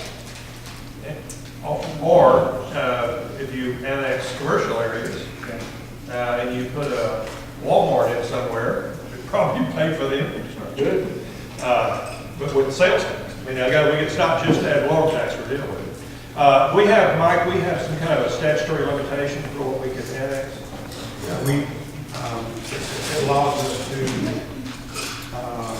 annex 10% each year, up to 30%, and we're at that 30%, whatever that would calculate. I forgot what, have that off the top of my head, but. So it's a percentage. Yes. And have we annexed the strip around excess range? No, I don't think they did. You know what I'm talking about? Yeah. Okay. It seems to me, maybe it's not urgent, we got to do it at some point, but we've agreed, have we finished the pit? No. Well, we're far enough along, I think we know that there's going to be like a 10-year or whatever moratorium on annexing what they're doing at Nexus, that's the first development. Unless they develop something else real quick, and that's not a big urgency for us. Highway 71 West, I think, is. And I think that things I've heard is, and again, it's infrastructure and everything else to make it happen. It's complicated the farther west we go. But that corner of 21 and 71, and you draw a ring around that, some real hot property that might not develop if we don't get out there, and it would be commercial, I would assume, and there's some serious sales tax implications in that. I'm sure Mike's looked at that, but we don't really have a formalized policy. I guess we all have kind of something in our heads. Do we need a formalized, or shall we? Is the comprehensive plan likely to deal with that to the point that we can wait to see what it says? I believe it will touch on some elements that might direct the council into what would be your policy on annexation, but I don't think it's going to give you a policy recommendation. Okay. It might give us a direction where we want to look. Right. And then we ask the questions that y'all are asking about, if we go out there, it's going to do this, and cost that, and get this. Or do we need to protect ourselves from this, that, I don't know. So how do we get into that here? Well, my concern, I leave it as sort of just an open-ended question. I'm not looking for us to put an annexation plan together today. I just want to know that the comprehensive plan that we have incorporates some thought into the future on the roads and infrastructure that will be needed as we annex property, if we annex property, that we just keep in mind more than just one thing that might be happening, that it's not just one development, that it's not just this new development on Carter Street, but that, you know, Carter Street could be extended across the creek and all the ranch land back there could become developed, and that might want to be looped into the city of Bastrop. If that happens, let's build Carter Street so that it can accommodate that kind of traffic. Let's not have tunnel vision on, well, let's fix this, and then next year, say, gee, if we'd only thought. So I'm just saying, as we plan any expansions, improvements, think about what else can be tied in that might affect the decision of how we build out new infrastructure. And there is going to be a major sections in the comprehensive plan on transportation. So Doc and then Willie. Those are some good points. I think we also need to, I guess, take into consideration and review what we can annex. I mean, there are certain, laws as far as how much we can annex. And I know we had put together a plan several years ago, kind of designating how much we're going to annex, because we can only do so. Mike might help me out on what the percentages that we can annex. It's 10% of your area of your city, up to 30%. If you don't do it, take 10% every year. You can build up and bank up to 30%. Right, so we need to look into that, and I think we had started because we tried to do the donut around the light distributing and the trailer park that's out on by Bastrop Street, all of that. We were trying to make sure that we included them within our city, and then we started working on other areas and kind of working out from there. So we just need to be aware of what we can annex, and then look at the infrastructure that's going to be involved with that annexation, and that's something that the state kind of stipulates for us also. So we can do it, but we have to also look at those laws, is what I'm trying to say. I'll just comment on what Gary said concerning the comments I made earlier about Carter and Mesquite, and the only reason I made those comments was today's short-term need, we have the right of way for those two streets to connect. I don't know past where Carter and Mesquite will come together, north of that, I don't know who owns that property, so probably ranch land, like you said, belongs to somebody, but to get from Carter where it is today, to intersect with Mesquite, both ways, we own that right of way. Also, something you hit my memory, Doc, talked about the donut holes. We made a deal with some people on our last annexation strip about 71 to leave some folks out. I don't know, did we agree to do that forever or a certain amount of time? The time frame. So that's another piece of that picture. We could then annex this whenever that happens. Yes. And we just made a working a kind of partnership work with folks who were doing development or something like that. Anything else? I mean, obviously, I will say the better we plan and the better we annex, the bigger smile our successors are going to have on their faces when they think about this. So I think it's something you can't just do instantly. So good thoughts. You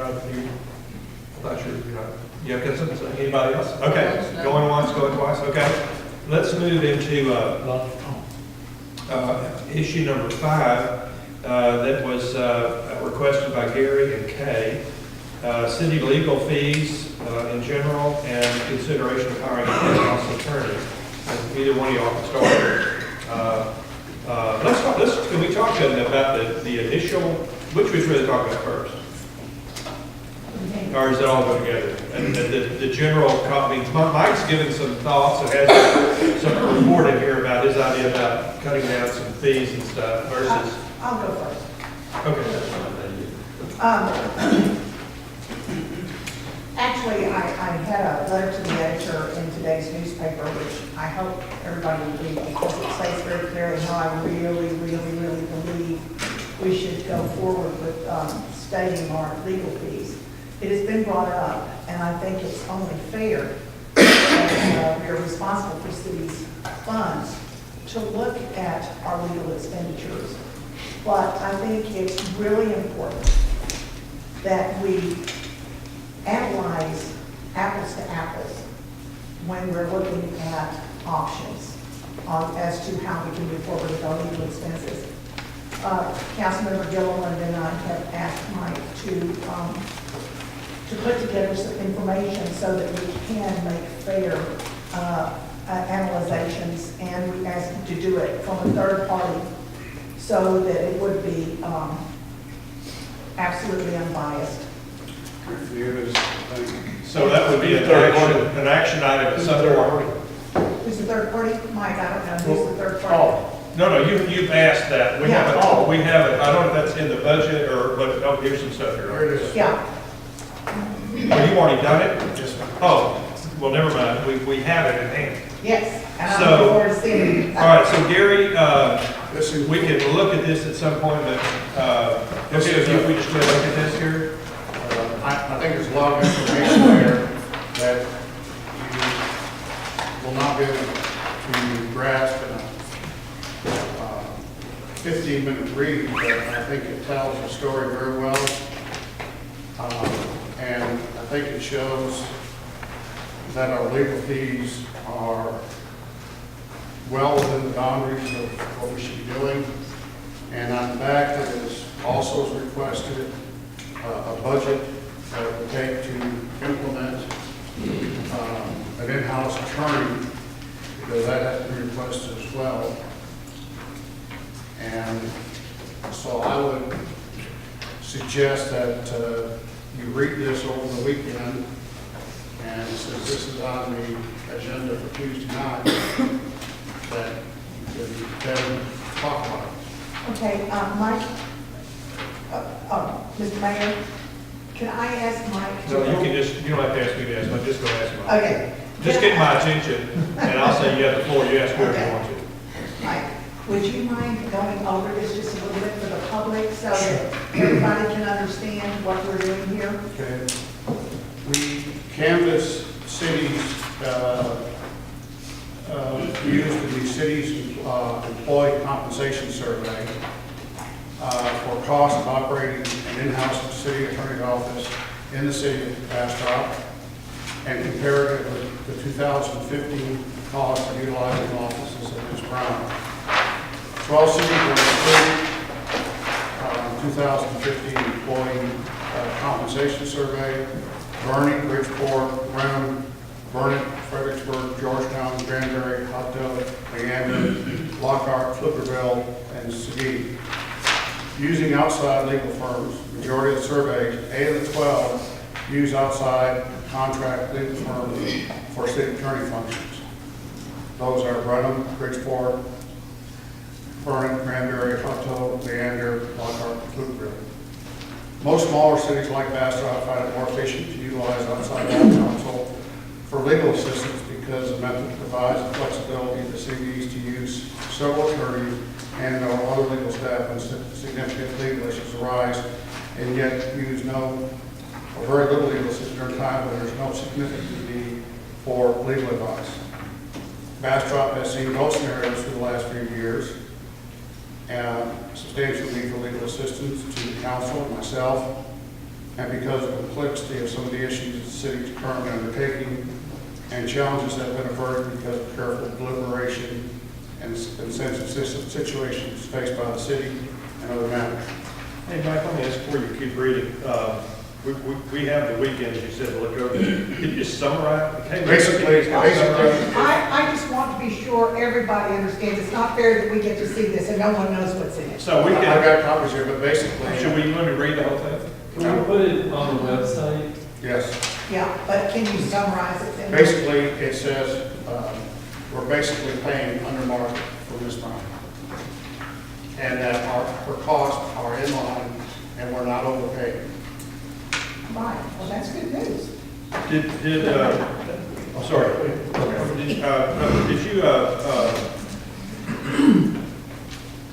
Did we try to find out from Elgin?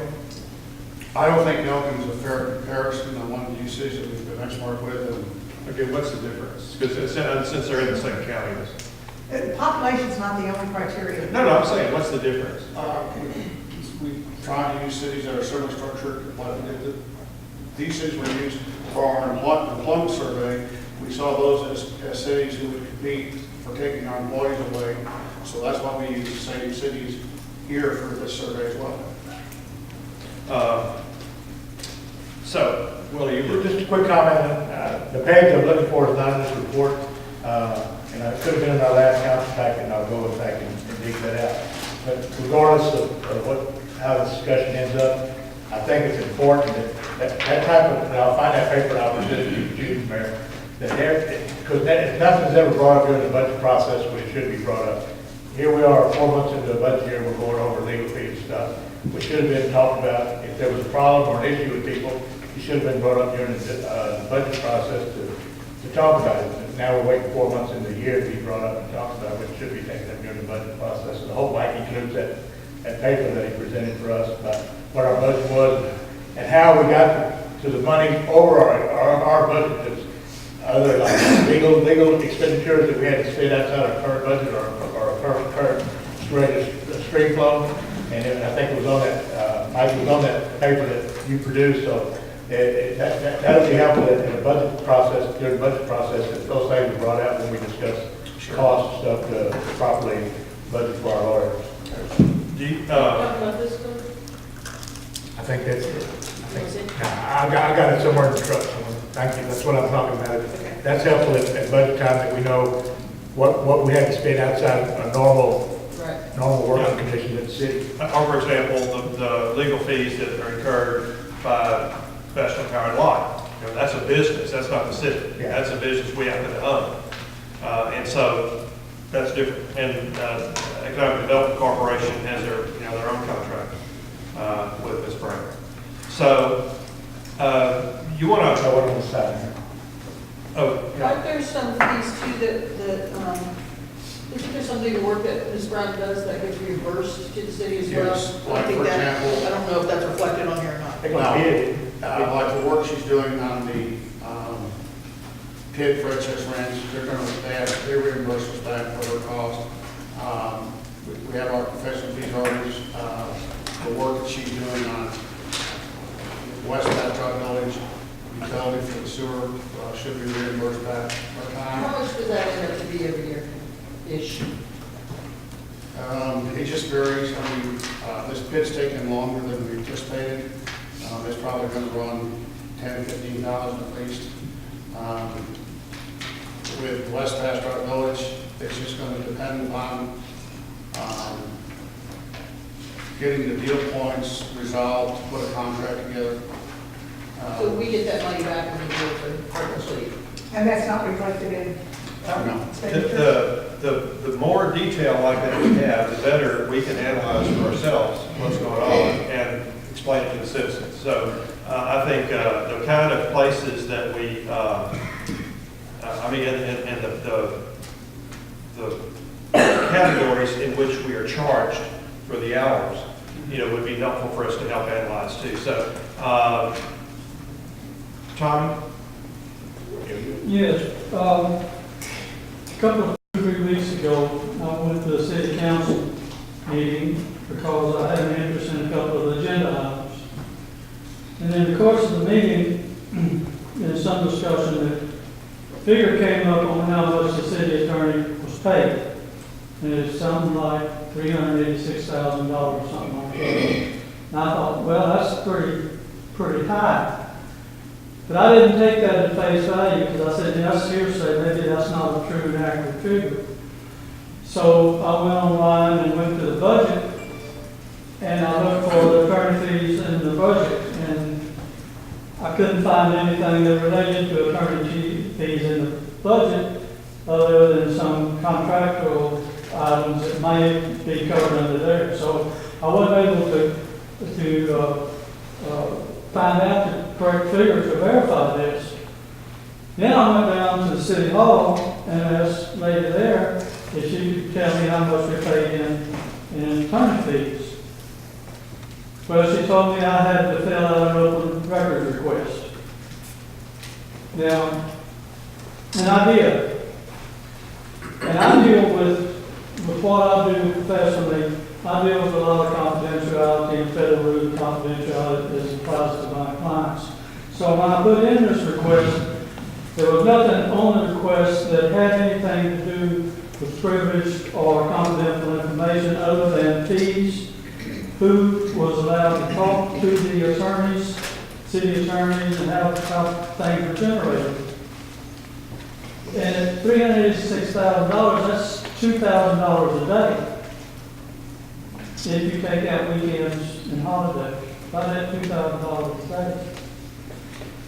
So then, it went about a week, and then after I filled out the request, I got a letter from the law firm, and it just started quoting all kinds of attorney general's opinions and this and that, and confidentiality and stuff like this, and then just went on the same long stuff that you like. Tommy, can you just make the point? Okay, I'm getting there.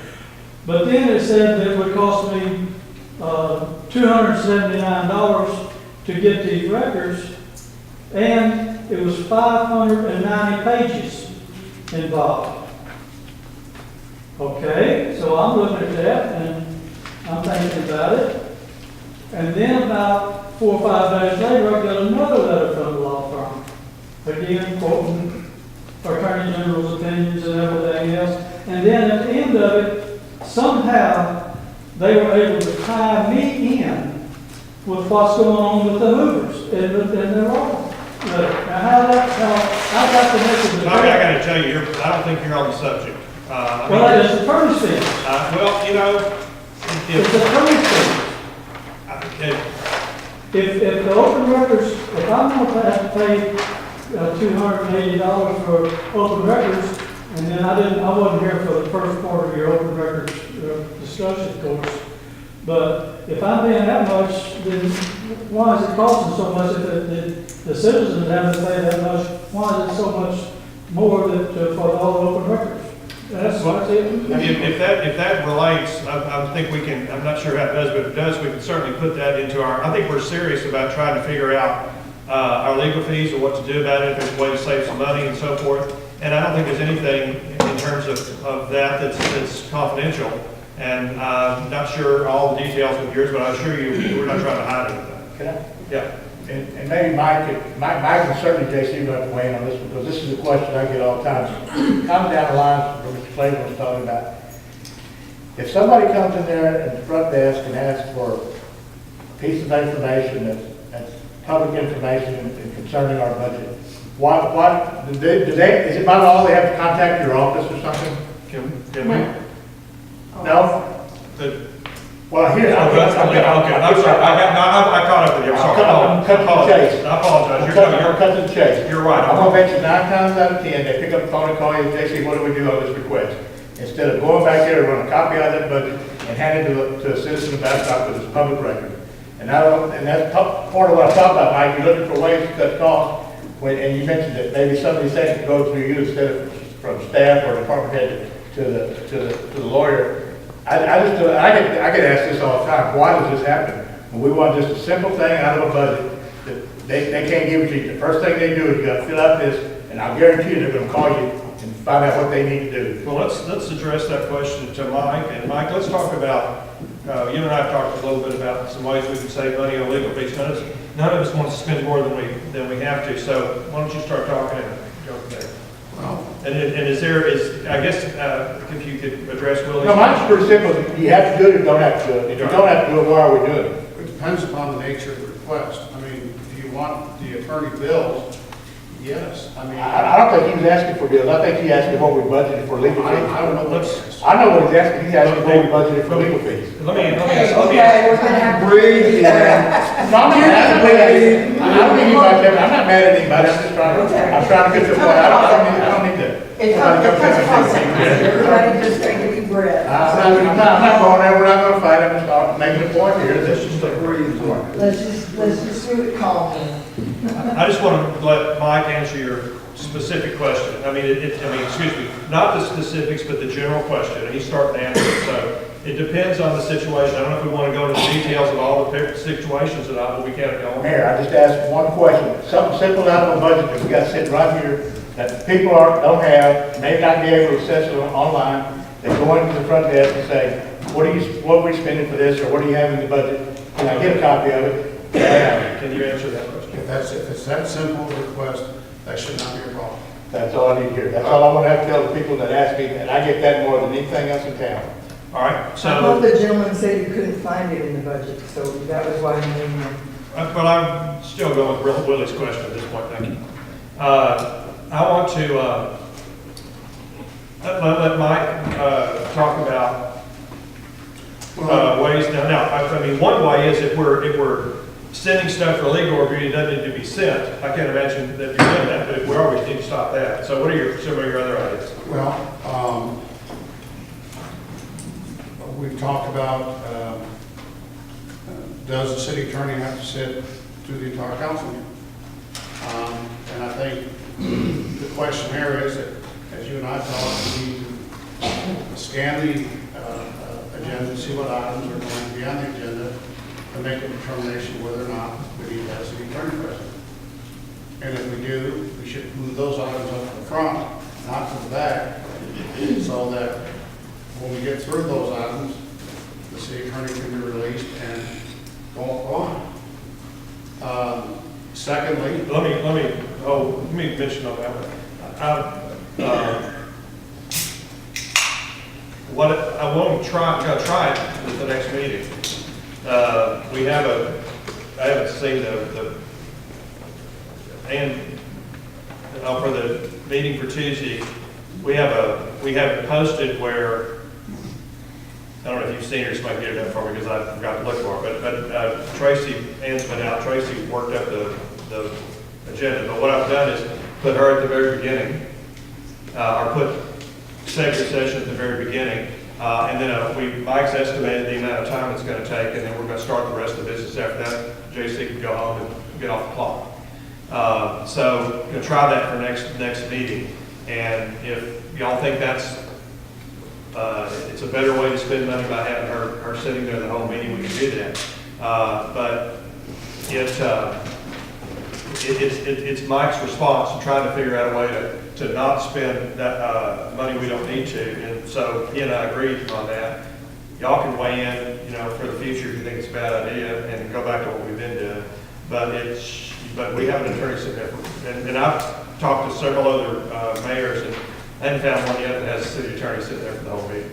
Now they only come in when they're needed. I wonder which ones you talked to. Elgin, Smithfield, Hutto, Buda.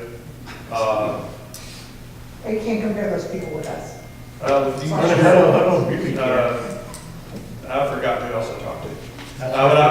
Buda, I think we certainly can compare Buda, frankly, but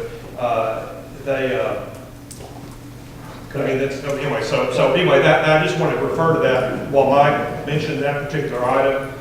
Certainly, y'all can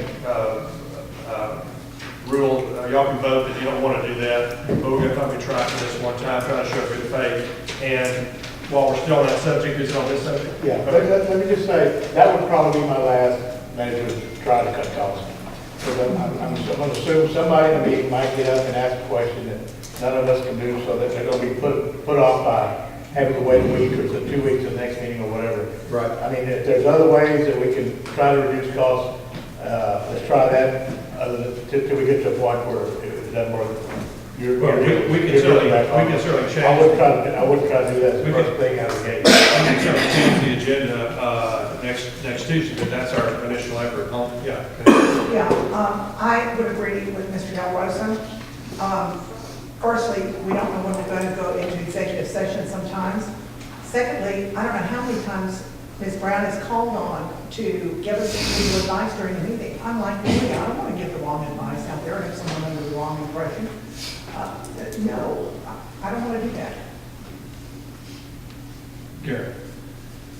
My thought was that we can address most of the issues probably without the attorney, but I say that. I think with Mike's experience, a lot of the legal questions that come up, we probably can address.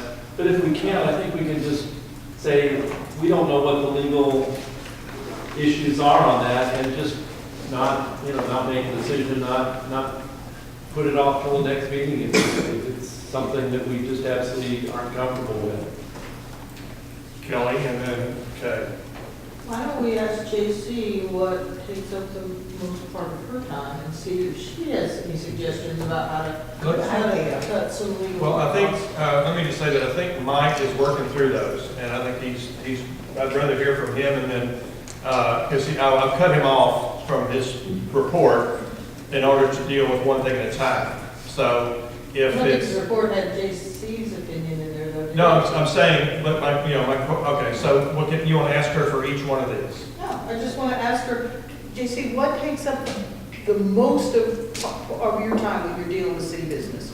Is it council meetings? Is it council members calling you every day? Is it attending meetings?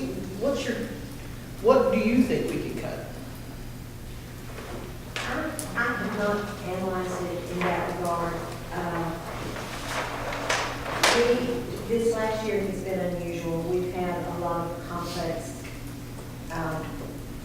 negotiations and complex challenges with litigation, permits, well permits, those kinds of things. And those are time consuming.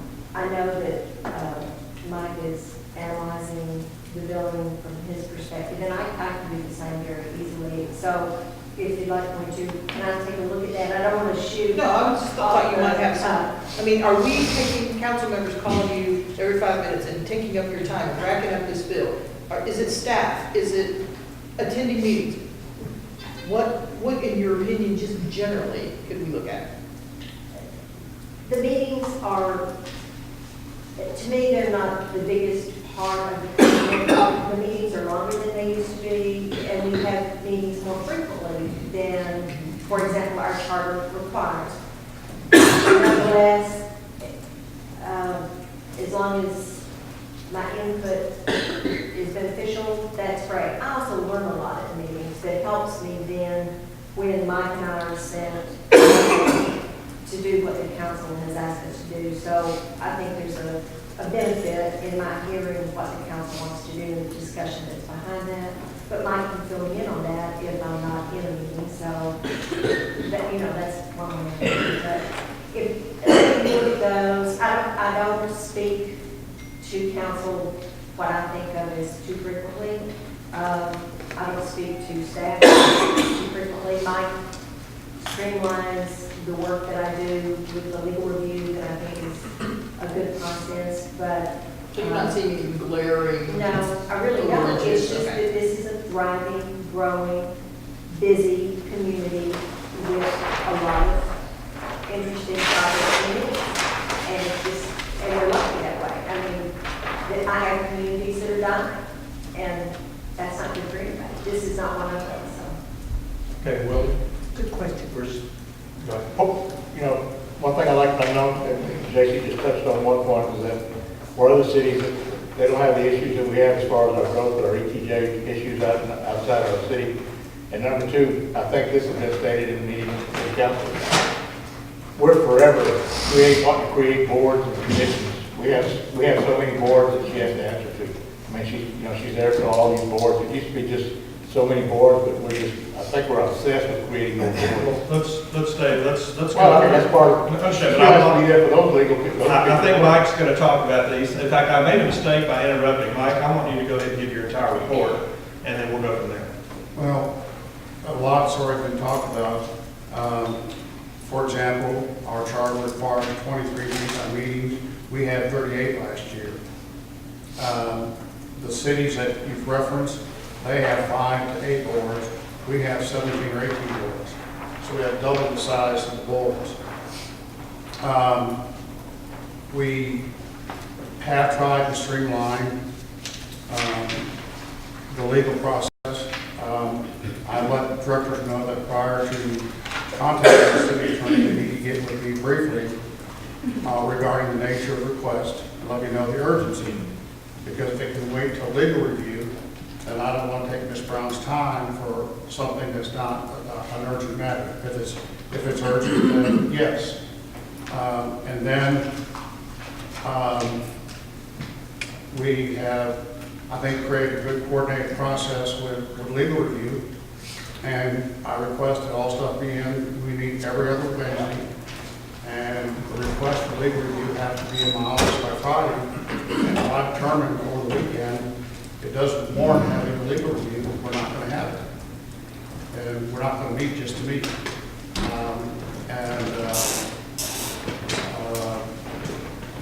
I think also we need to look at how we're utilizing the city attorney. The ordinance says that I'm supposed to coordinate the training for boards and have it twice a year. We had 6 times that we had board training this year. I mean, that's a little excessive. So when you got to look at the totality of it and where the requests are coming from. So I believe that we have taken steps. We've looked at it, and I think we have streamlined it. But I think as you look at that paper, that we're not spending more than other cities are spending. We live in a society today that good legal advice can keep you out of trouble. And I sit on the TML risk pool board, and half the claims that come through TML, you're looking and say, why didn't they get with their city attorney before they did this? Do you, did you say, when you mentioned the number of boards, do you have attorney at board meetings? Not unless there's an issue that is going to be complex, but no. Not, it's that I'll make a determination whether or not she needs to be there. So the number of boards wouldn't necessarily affect how much legal work we need. It depends upon what they're doing at a given time. It varies, but when you have that many boards, you're going to have more things coming up. That's all I'm saying. But she's not required to come to every board meeting. She may go 3 months and not come to a board meeting. All right, that's good. I think I saw Gary and then Doc, or maybe I saw Doc and only Doc. Okay, well, I had weighed in, and everyone else had weighed in on attorney fees and things, so I wanted to go ahead and weigh in on that too.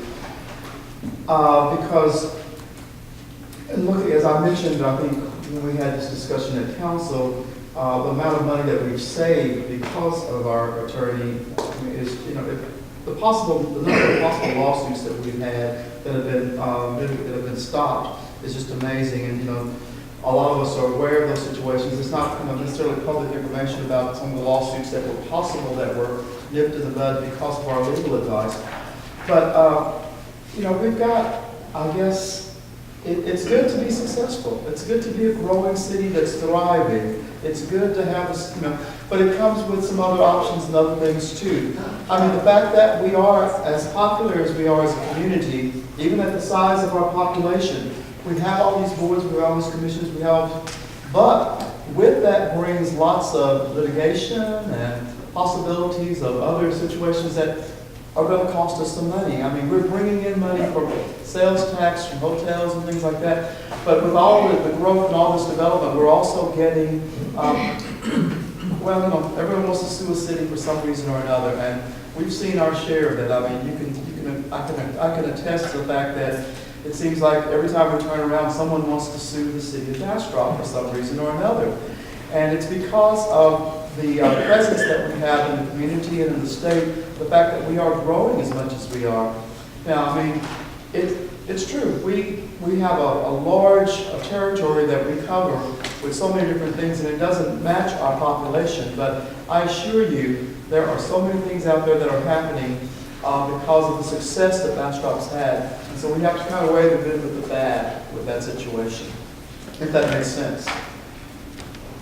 Gary, Tony, you still want to talk?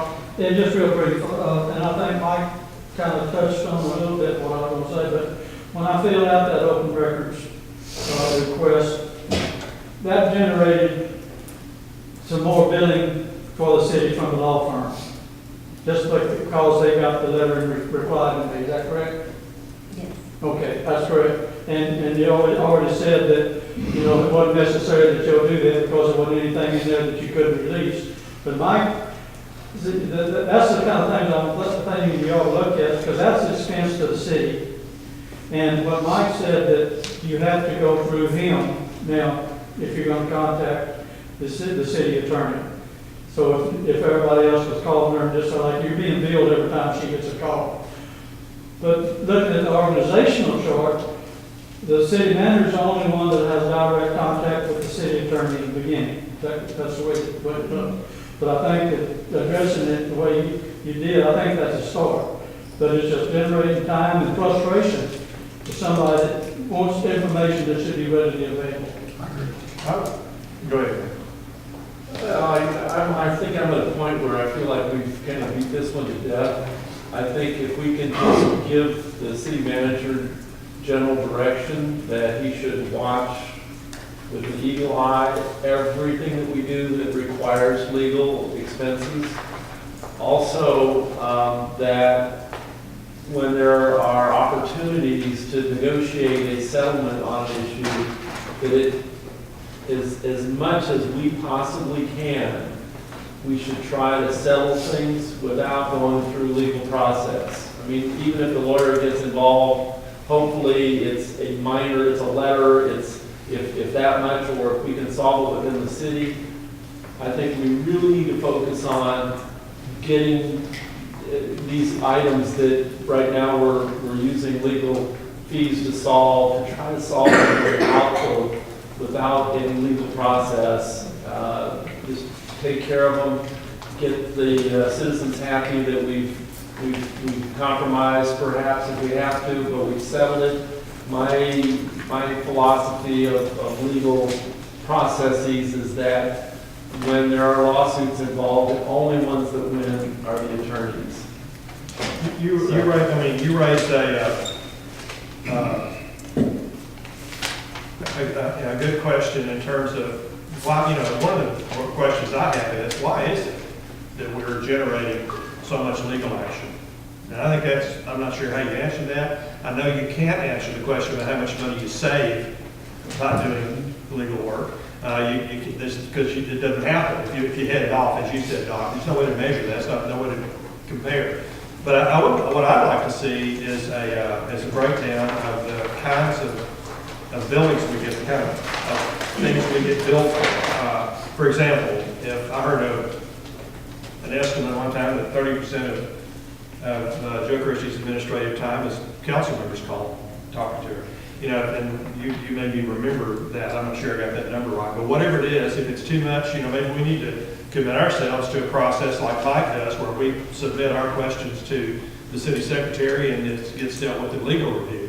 Just give it to me, and if you just get it to me, that's sometimes the council goes around you. No, I didn't mean to go around you. I meant to save you the time that. But I don't want to put the agenda together. I would encourage the council to give me that stuff so I can organize it so that we can get you the answers that you want. I didn't mean for it not to go to you, Mike. I meant to save you the time by we have a central person we can give to. We can give it to you, we can give it to Tracy or whoever. But if if we did something like that, we might, first of all, not 40 of us be asking the same question.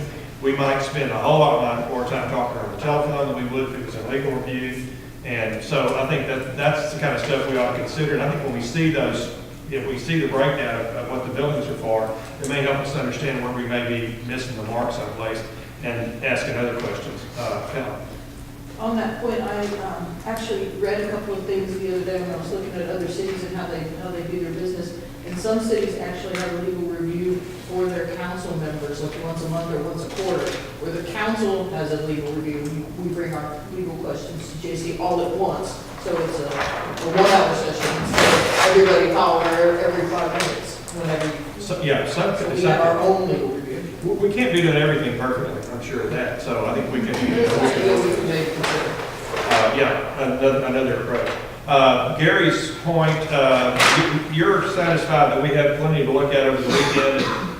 We'll put this, we can put this on the agenda to discuss an in-house attorney, if you would like, for the next meeting. And so we have homework to do, and we'll work on it, bring it up at the next meeting.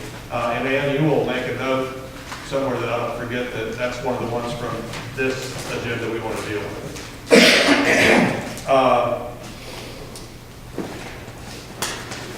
Let me check the time here. Y'all need a break? break as you need? Sure. Okay,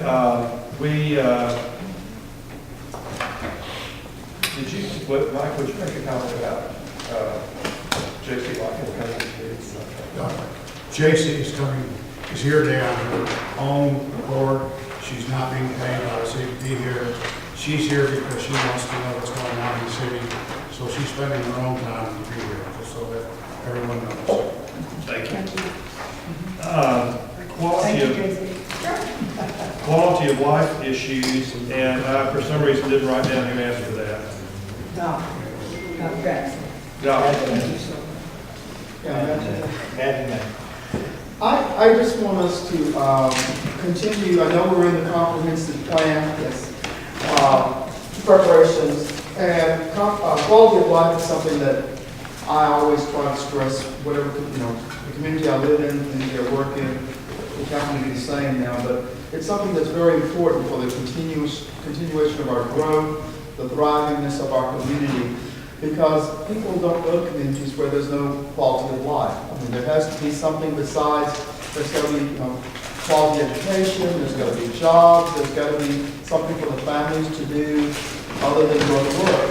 And so quality of life is something that I know we try to work toward, but I want to make sure that we continue to make that a focus of our planning and development, whether it's parks, libraries, community events and activities and things like that. And I know we're trying to tie all of that in with our Main Street program, with our parks and with our recreation and with our libraries, but those are very important items that I think we need not lose a focus on, because that's what makes your community grow. It's an economic development factor in a community, and there are a lot of communities, as you've probably noticed in recent times, that are now expanding their opportunities for more recreational activities and ballparks and other things that will bring more people into the community and will also bring in significant dollars, and it also makes people look at you in a different way. I guess it's dependent upon how many more people we want to come into our community, and it's kind of a catch-22, but quality of life is something that I hope our council and future councils will look at, because it's a very important factor. It's one of the top ones for me, and I just wanted to say that. Okay. I totally agree with you, Doc. And what I really love to hear is, we have a duty and responsibility to look at the roads and the infrastructure and the plumbing and those, whatever. Those are givens, they have to happen. But I think that I'd love to hear each one of us say that we would commit ourselves to quality of life issues, because that's what makes people happy, and what in the world are we doing in the city if we're not happy there? So we just need to keep, we're growing our quality of life so much, we're doing so much better in the parks, and now we've got the rodeo arena we can look forward to, and we've got sculpture in the streets, and we've got, we've got so many things that we're committed to doing. We're for a good start, we've got to keep that going. And so I would personally just like to say, I would like to commit the rest of my time to promoting quality of life issues as well, and I hope everybody here feels the same. Anything that we need to be talking about that we ought to be doing other than the general terms we've talked about here, or that you want to bring up?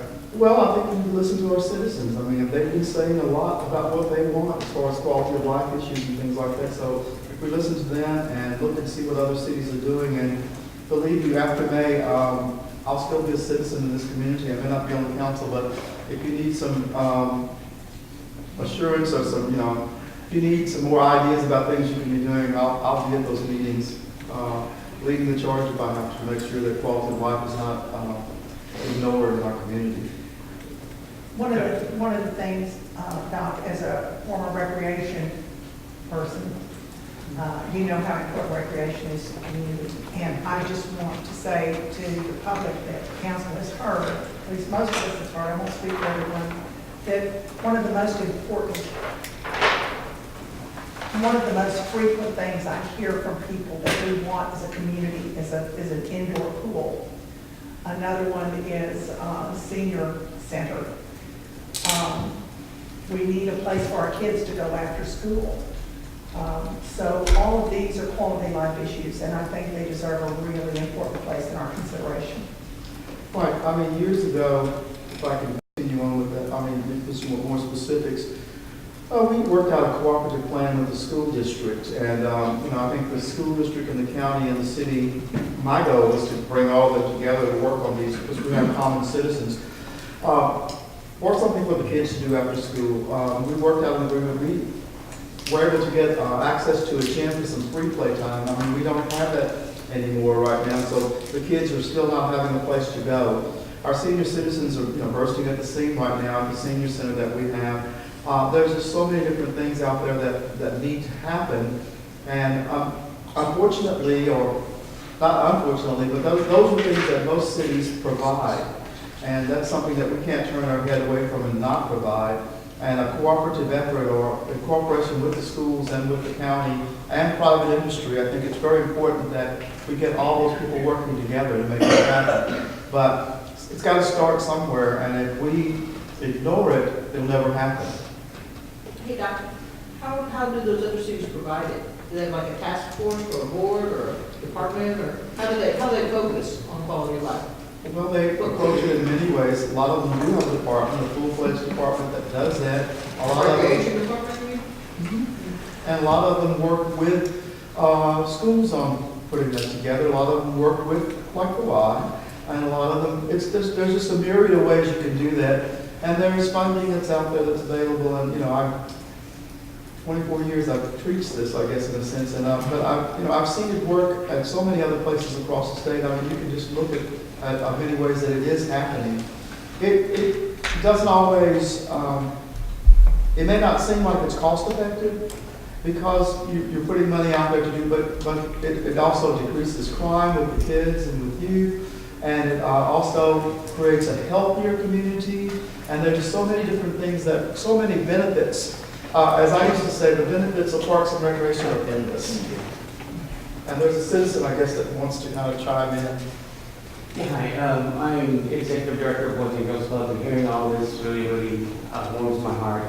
We're trying to establish a club in Boys and Girls Club, describing in Bastrop, describing everything we're talking about right now. I just want to introduce myself, and then as well, I'll be meeting hopefully with you in the next couple of weeks. I don't want to take too much time, but it just really warms my heart that y'all having this conversation about the community and the children that they serve. I was about to say that yesterday, if I got it right in the leadership, county leadership meeting, the superintendent of Bastrop said that they worked out a deal with, and I understand y'all are falling under the Austin umbrella, and that there's a good cooperation going on. So I don't need no details, but I think it's exciting that we've got that breakthrough going, and maybe some of the vision expressed here, you know, will come about as we move along. We'll love hearing from you. I mean, with almost everyone, and it's not by the end of the day, we'll have them with everyone. Thank you. Carlos?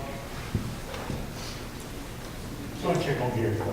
To Doc's point of having a gym for the kids to play, Chief Aycock had a meeting about 4 or 5 months ago with the community, and one of the subjects was, can we have a gym where kids can have open play? So I reached out to the school system, and for the last 3 or 4 months, we've kind of been talking back and forth. And last week, they contacted me and they said, hey, we want to take a look at this. We may be able to make this happen here in Bastrop, okay? So I would like for the board, for the council, to make this a priority, to reach out to the school system, and they're gonna contact me back, see when we can have this meeting, but I would like for the council to make this a priority, to open that dialogue with the school system, so we can have a gymnasium for kids to play basketball in an open play setting, and work out the details and whatever else needs to be worked out to make it happen. Thank you. We've been back and forth over the decades about this subject, and I think it's time for another rise instead of a fall. And one last thing, I mean, not only the kids and the seniors, but then you have to think about those there's some 20-somethings, as they call them out, but that generation of people that may not be employed, and they, have nothing else to do but, maybe get into trouble. And so they need something to do to keep them busy, keep them, they can find job training and other types of activities to keep them busy, but recreation is another way of keeping them out of, from breaking into our cars and homes and things like that too. It's another deterrent that I think we need to look into, because we've got a bunch of those people in our community. And I'll send my kid to that camp. So they don't have time to do anything else, so that while they have all this free time, they go out and do things that aren't productive. All right, thank y'all very much. The next item, we have an item down below that's about diversity on boards, committees, commissions, and task forces. But this is an item that I know were raised by Doc and Kelly, consideration of issues regarding boards and commissions, and I put other than diversity because of the other items. So either one of y'all. Do you remember what you were talking about? The questions that I wrote in here, which I didn't expect to be in the packet, they were just questions. But these are the things that people have asked me in the community. Are we making most use of our boards and commissions? Do we need them all? Do we need different ones? That sort of thing. And the one observation that I would make is how much stock do we as council members put in what the boards and commissions tell us?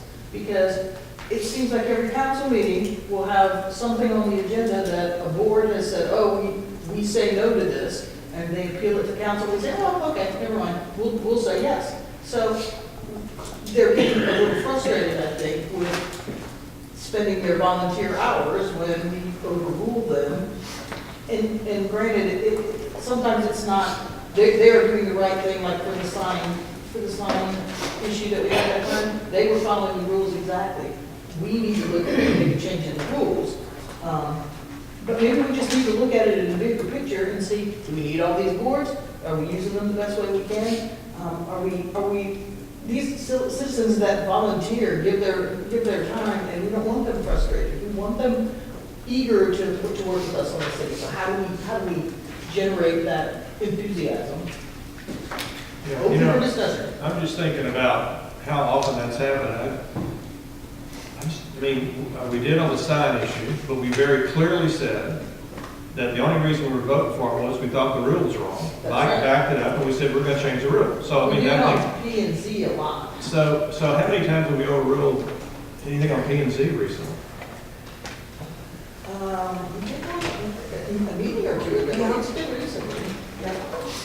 I can't figure it off the top of my head. I just jot these notes down for some general discussion like this, and that's what these came from. So are they criticizing us? Not necessarily. They're just feeling like we don't take them as seriously. They're not as sure of their role with us and we are maybe not making it clear what stock we give their opinion. And so I think the question about the role is pretty clearly defined by either our rules or the law. I mean, when there's a grant on a variance or a zoning change, we have to do it. And so what that's how that works. I think that they think we're not taking their hard work as seriously as they are taking it. I think that's worth thinking about. I'll say for myself, I point these folks that I can't be more serious about how much I appreciate what they do and their role, but I would try to applaud people that can think for themselves, and I'm sure they don't think we should do whatever we shouldn't think for ourselves. But if there's an impression that we're not serious, that we don't care, why would we have the boards? And I would also say, about in terms of the number, the question for me isn't the number of boards; it's the work that needs to be done, or it's staff time. If we had 2 boards and they could do everything fine, they're just going to be meeting every day, 4 times a week or something. But are we overdoing the work, or is there too much work we're asking people to do? Should we not do certain things? And so, to me, I like your idea about the big picture. That's kind of the big picture stuff we need to think about, because we do tie up staff and meeting time by having more meetings here. I would kind of ask the question, can some of if the boards that we have are doing something meaningful, so I don't want to dismiss that, but is it possible to combine and say, instead of having 15 boards meet for a half hour or an hour, have 7 boards meet for 2 hours and cover twice as many subjects. Obviously, we try to bring different talent in for different boards, but I think there probably, if we really looked at it hard, we would find that, this is close enough to that we could combine those 2 boards into one, and this is close enough to that. Because I'm hearing what the city manager says, that other cities our size have 5 to 7 or 8 commissions, and we've got 18. Could we get 18 down to 9 and just say, hey, we're gonna make you responsible for 2 different types of questions instead of just one? I think Mike is, I'm not sure if you're on the council, but Mike's addressed that once with us from some advice he got, and I will just say that we actually have 3 more boards than that, because we do have 3 boards that are combined. The tree advisory board, the sign board, and the, whatever the thing that Kay West is on. Impact fee. The impact fee. So we've got actually 3 more boards than that, and we have combined those 3. So give us credit for that. Michael, what are your thoughts? What are your thoughts? I just think we just need to look at we've asked people to look at our boards, and we should take their input to heart. And, about that combining. but the combining, yeah, we're looking at that right now. Seeing if there can at least bring down the number a little bit. And what Gary said, if one board can encapsulate 3 things, then let's try to look at that. The other thing I think, I'm sorry, I didn't mean to interrupt, but No, you're not. on Doc's point earlier about the quality of life and recreation, maybe we need to add a quality of life task force or something. I mean, I'm not suggesting that, but maybe there are some shifts as we grow that where we need to shift our focus a little bit. And we can't afford at the moment a full-blown rec department, but maybe we can, get some people together with some ideas that we can afford or some ways, to move into that. Just throwing it out there that maybe we need to look at what boards we have and are they as relevant as everybody else. Usually task force has come up with a lot of ideas that I don't think we've fully implemented. Maybe we can look at what they said and the comprehensive plan says and that survey that Melissa was talking about a while back about what we want to see in the city and see if we are addressing everything that everybody wants to see. Maybe we rearrange some boards to focus on something else. My sidewalk is that, yeah. Fine. I just want to remind you all that your commissions, task forces, and boards also give citizens a way to participate and to be involved. So I would caution you about combining things to the point that there's no place for a lot of people who want to participate, who want to get involved with a particular parks and recreation or whatever. So don't cut off your nose to spite your face here. Mayor Orr used to say to me that, he was always excited about reappointing people to boards because he had a hard time finding board members. And I find that to be partly true, but largely not true. Because I've gone out for years and hustled people up, trying to get them to be involved. And I think we've got, except for one particular board we had, I think I've been able to give a spot to almost everybody that's applied for a board. And so I appreciate, your comment. And, but I think the efficiency obviously is more important to us in terms of our staff time. And I'm worried about how much staff time we spend on our boards. But I still think the work's got to get done, and maybe Kelly's right to need more boards. Connie? So you mentioned the comprehensive plan a couple of times. I just wanted to make a comment I'm in the middle of my 2nd term on planning and zoning, and I feel completely supported by you guys. We get some hard topics, and you guys get to follow up the hard topics. So I'm only one person on the board, but I would just say I'm having problems, and sometimes you override us, but I don't think it's regularly, and I think often there's new information for you guys than what we had. So I don't have any problem with that. No. But on the comprehensive plan, I missed it, I'm sorry. Okay. She threw, Yeah, are you? I just want to make a point on the comprehensive plan. It was a priority at your retreat You got 22, 25, 30 people together in July, and you ask that group of people to meet 8 times and have something done by March. We've only seen chapter 2, and we've had 2 meetings. And so, to me, we're not having our money where our mouth is. There's a lot of things that we're counting on the comprehensive plan. It talks about annexation and even a fiscal tool of how to make sure you're making the decisions when you annex it. And that's a document that you guys will get just as soon as we can get done with it. But not only did we tell those people they'd be meeting one time, once a month in 8 meetings and we'd be done, we're not meeting and we're not getting the materials. So it just so happens I happen to be on 2 of them. One kind of no problem, the other one currently, and I'm sure we'll fix it, but currently real frustrated.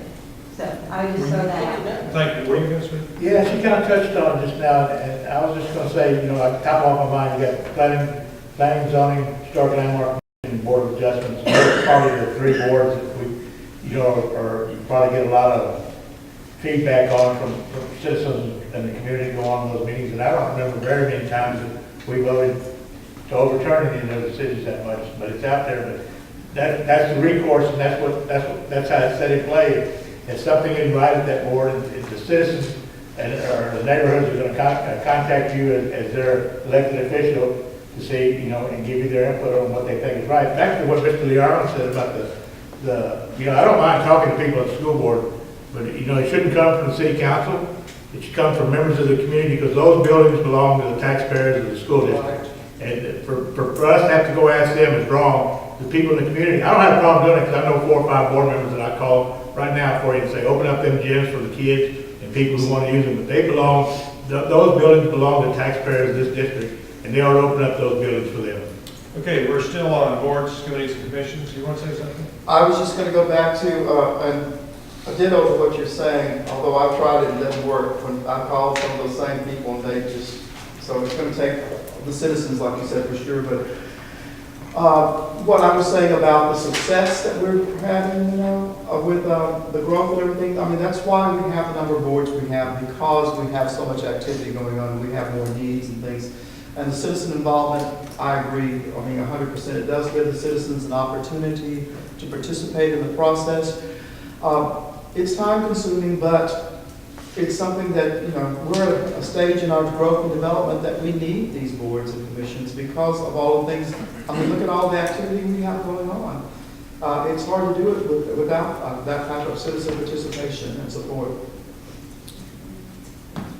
Okay, let's move on. I'd just like to say one more thing about diversity. We're not talking about diversity. Oh, okay. It's down at the bottom. Why don't we go next? It kind of ties into it. I'm trying to follow the priority that y'all set. Now, if you want to make a, let's see. And just keep on, Ken, don't start. Go on. Don't stop. I'm not positive. Well, maybe I did. Let me just read it. This is about the Open Meetings Act and who gets to say what at council meetings, roles and responsibilities of city council and the mayor, and should we review the charter? And we heard that from Kelly, Doc, and Kevin, or some of each of them. Okay, I'll go first. I think we should have, we've been talking here, I think all of us agree we need to try to make our time and energy focused and not so all over the place. One of the things that I think would really help us is if we had time allocations for agenda items. And some of the other cities will give whatever the time limit is that they decide on. For instance, if it's 20 minutes for an agenda item, it can't be fleshed out and decided upon an action taken in 20 minutes. Then the end of the line comes and it's tabled and put on the next agenda, so that we don't spend 5 hours going through a meeting. The other thing is for the 3 minutes of citizens' comments. Some cities, and I've never seen this, but it sounds like a pretty good idea, have little buttons that people push, and there's 3 lights on it, red, yellow, and green. So while you see it. So while people are talking, they've got a green light, but a minute from the end of their 3 minutes, they get a yellow light, and then, bam, it's red. Goodbye. So, so that 3 minute, that way, everybody gets 3 minutes. Everybody gets fair warning that it's almost time to stop. And I think those things are not expensive from what I understand. They're quite inexpensive. And it just may be another way to move things along. I was thinking the Bastrop version of that would be, have Willie have something like this that's got 30 seconds on it. Or the chief, what are you gonna do with the chief? He's cutting him out of a job. No. I don't have to follow the huddle guys' ball. And then, because they're up front, they can see it. And then when it's up, thing says time's up. And I know time's up, and he just turned it, and we'll just cut them Well, off. that's kind of what we've been doing, and it hasn't been working so well. Well, but I think if they're up right in front of us, and in fact, what I need to say is if we're gonna, we need to follow that rule more quickly, but if they see the 30 seconds, that's our way of saying, we can try. If I move next to y'all. You're finishing your time, yeah, I'm gonna move you over, so we can do Give me a card. left hand, right hand. And then that's their, you better wrap it up, because your time's up. I just feel like it's kind of rude to say, all right, come on, hurry up. If they press their own button, they know. when it's Well, time. if you're saying that the mic would cut off or something, then That's what I was gonna say. how do you stop them? How do you stop them? When they stop, the mics cut off, and that. I mean, they know that their time is up. Well, but I'm sooner or later, one way or the other, and the real question is, if everybody's gonna have to trust everybody that you get 3 minutes, and if you're not through with the sentence, I mean, you're done, and everybody's gonna have to back up. Okay, since you're so far against that. I didn't say I was then I'll go against ahead it. and- It's the same thing. I just said it's the Bastrop version of the Okay, law. whatever. So the other thing is, Take a breath. I was waiting for you to take a breath, time out. Take a deep breath there. They both need a breath. I think that it would be really good if we put on the forms that people fill in, that they are expected to go over no more than 3 minutes, that they have a 3-minute time limit, so people know what to expect. I think it's on, is it on there yet?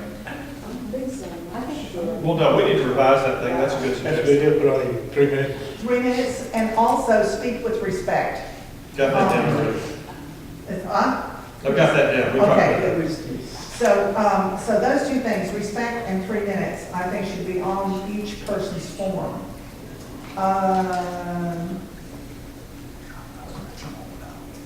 Yeah, I think we do need a creation of a new council code of conduct in lots of areas.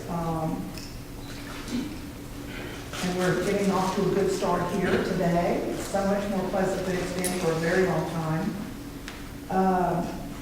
I'll let someone else go with that. That's my contribution, is time allocation. I was going to say, I'm confident that there is a technological solution, a clock that you could set on the dais that would have a 3-minute timer that would count down, that the person would look straight into and would see when their time is out. They could adjust their time exactly to how many seconds they have left. Well, maybe we could have a buzzer, and if you were thinking about What it. exactly? Yeah, but if it had a buzzer, then the buzzer could tell them to sit down. I can tell you, we got some people, we're going to tell them to sit down. And because they're going to say, I'm sorry, I was just finishing the sentence. But if we start doing that, I need y'all's backup to say, sorry, we're not letting you go past 3 minutes. Because I'm the one having to tell them to stop. When you ask for those discussions with those people, just remind them when they get ready to speak that you have to have 3 minutes, and that's all that you're going to allow. Yeah, let's all help remind me of that. I don't want that. I don't want people to, when people are talking to us and they've only got 3 minutes, they deserve 100% of our attention, not as, they got 2.5, they got 2 3/4. I mean, they need to have our whole attention for that 3 minutes. That's not very long to make a point. Okay, Mike, can you look into a clock with a buzzer on it? That the citizens can see? Kelsey? I thought when we were gonna talk about open meetings, and we were gonna talk about, the issue about putting the citizens' comments that we know in advance on the agenda. We can talk about that. Okay. Because, I still think that we need to consider that because it's part of the law, and I think we are setting ourselves up for liability. Plus, we're taking away from the citizen rights to have their name on the agenda next to something that they want If they want to be seen on the agenda, I'm Jane Doe and I want to talk about squirrels, we shouldn't be saying, oh, well, just show up and we'll let you. Maybe if I'm reading it correctly, it's our obligation, if we know in advance that's what we want to talk about, and it's their right to have it on there. And I don't want to get into any hot water for not following open meetings rules. Well, let me say, we can put this, here's what I think you ought to do. You ought to ask to have an agenda item to change our, whatever rules we've got, to specify that exactly what the language we want. But I will expect everybody to read very carefully what I wrote for the last meeting on that subject. And I will just say one thing about it, that the heaviest weight I put on my study was talking to the district attorney, Bastrop County District Attorney, the person that's going to say anything to us about it if there's something wrong. I asked him what the county did, what the county judge did, and he said, just what y'all did. But And he I also said said that JC was right, that in her advice to us. I've never heard that from Brian. But what I heard from Brian, I heard it from a guy at the state. But I'm just saying, the heaviest weight I put on all that was Brian telling me that he thought what works at the city, or what the county government does works real well. So I'd be happy, I'd be happy for the council to pass a rule saying that what I want to do is not what we're going to do. So I'd like to get that on the agenda, but I'm hoping, or I'm requesting each of y'all to read very carefully my analysis and why I think I came down on the side that I did. So we'll put that on the agenda and for the first February meeting. And then we'll need to figure out where it would go, and we need to write the language the way you want it, so we're careful. Is that okay? Yeah, that'll work fine. Okay. So what y'all talking about is the interpretations of the Attorney General? We're talking about, Yeah, Ken has a we're different talking, interpretation Well, than that's JC my has. point. and- That's my point. Everybody else in the state of Colorado has a different interpretation. well, the question is, it's my judgment about what to do. But can I just say, we all have, you're right, Will, we all have a different opinion, but it doesn't make a hoot. It's what our city attorney tells us to do, or why do we have one? And I'm saying that I made a judgment based on a whole bunch of stuff that I wrote. I hope you'll read it. And then we can talk about it as a, and let me finish what I'm saying. Somewhere we've got some kind of rule or something that fits in. We've got to make sure the language is reflective of what Kelly wants. And I will just say to you, Kelly, there's one of the things that JC told us, and I wrote this, is that it's okay if somebody comes up and tells us they're going to come to citizens' comments and speak on a certain subject at a certain time after the posting. There's nothing in the Attorney General's ruling about that. My interpretation of that would be, if they tell us, they tell one of us, we're going to post it then for the next meeting, so that we can post it if we decide to do that. So I would like to, because we're going to follow the Attorney General's rule, we got to figure that one out. So I'm happy for, like I said, for the council. I don't understand. Well, okay, let me say it. What JC told us was, if somebody comes up to us before we post the agenda, or maybe I would assume it's before we can do the process of results of the posting, and says, I want to talk about squirrels in Bastrop. John Doe, squirrels in Bastrop, it's on the agenda, it's an agenda item, people can talk about it, other citizens can ask to speak on that subject, it goes on and on. But if they ask us, if they tell us on Saturday, before the Tuesday meeting, we don't have to, but there's nothing in the Attorney General ruling that allows for that, and that I can see. Yeah, Which means, it's there. It's there. that's in that specific language, so that I didn't read that carefully, so you can forget that, so never mind. What I don't want to do is keep having this conversation over and over and over and bringing all this evidence. I just want us to discuss, why is it so difficult to just make a citizens agenda section on the citizens comments? If they tell us beforehand what they want to talk about, we just tell you or Mike, and you just say, John Doe, squirrels, under the citizens comments part. It's not a full agenda item with a, a motion or anything. It's just a little tiny deal under citizens comments that says their name and their subject. That's it. That's it. Nothing else. But still an agenda item. I mean, I've told y'all what I want to do, and I'd be happy for y'all to put it in a rule that I can't do that. May I address this topic? Sure. No, I like the way we were doing it. I like the addendum that we're talking about doing, adding that if we know in advance to put it under those comments. The problem I was having with citizens' comments is the fact that council engages with the citizens and it's not an agenda item. That was the only problem I really had with, and I find that to be the problem that I was having with open meetings. So if we kept it the way it was and didn't engage with the citizens who are bringing this to our attention, then we would be okay. But we can't seem to do that. And so that's why I think the issue has come up. But if we went ahead and added this agenda item, if we know in advance, that would work. But the best way of handling it is just if we're going to have a rule of having citizens' comments, listen to them, not interact with them, and move forward. Yeah. That's the rule. What we Yeah, do- that's the rule. Yeah. Okay, what we But we do- don't seem to be able to do The that. only thing that JC was telling us, as far as all this stuff that I've been reading about, is it's our responsibility, if we know in advance, to just say, John Doe, squirrels, that's it. We don't change anything else, they still say whatever they want to say, we can't comment back, it just shows on the agenda, so we have got our eyes across our face. If you'll write the rule that way, that's okay, but if it's an agenda No, item, no, no. if it's an agenda. Their name, sorry, it's just their name. It's under citizens' Here's comments. here's what JC said to me, that what I think the Attorney General said. The reason for posting it is so the public has noticed it's going to be on the agenda. There's no other reason for it to be posted. So if you don't allow people to comment on it, if you don't allow the council to talk about it, and if you don't allow any number of citizens under citizens' comments to comment on that agenda item under citizens' comments, then you've lost the purpose. Yeah. So it does, now Austin does something different, and I think we don't have to do anything. But if you write the rule to say what you just said, I'll be happy with that. If it's not really an agenda item, but it's just a notice, and there's a way to do that, I'll be happy. JC, does that meet the criteria? Because Yes, that's all I'm asking for. Yes, ma'am. But you gotta spell it out by my interpretation. If it's on the agenda, people can talk about it. If it's on Mike's report, people can talk about it. So if it's, if you say this is a non-agenda notice if somebody's gonna say something, or however you say it, I'll be happy. Yeah. How did this come about? I've never heard about this over the years that we had problems. I've never heard anything, a squeak at anything that anybody had citizens' comments that wanted to go up and speak until a month ago. Did the Attorney General's law change since last year? Yes. It has? Annually they change, yes. Okay. The report we're working on is 1991, right? I mean, why did we just not hear about it, Jason?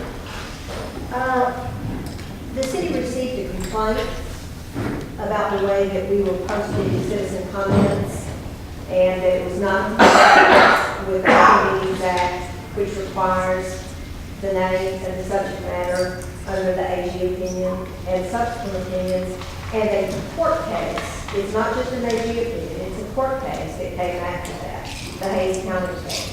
And they asked me to look into it, which I did, and I provided that information as advice. It's the best practice. Lots of, as I said in my memo to you, a lot of places don't comply with it. It's not the biggest burning issue in open meetings, but to be technically and legally compliant, what Ms. Gilliland is suggesting is what is required by the Open Meetings Act and what's required by the statute and judicial decision. So we're gonna talk about it in the board meeting with an agenda item with your name. Deal. Okay. Okay. And I think it sounds like y'all will figure out the right thing to do. Okay, is there anything else on this roles and responsibilities, mayor review charter? Okay. And brought some copies of the charter if anyone wants to look at it.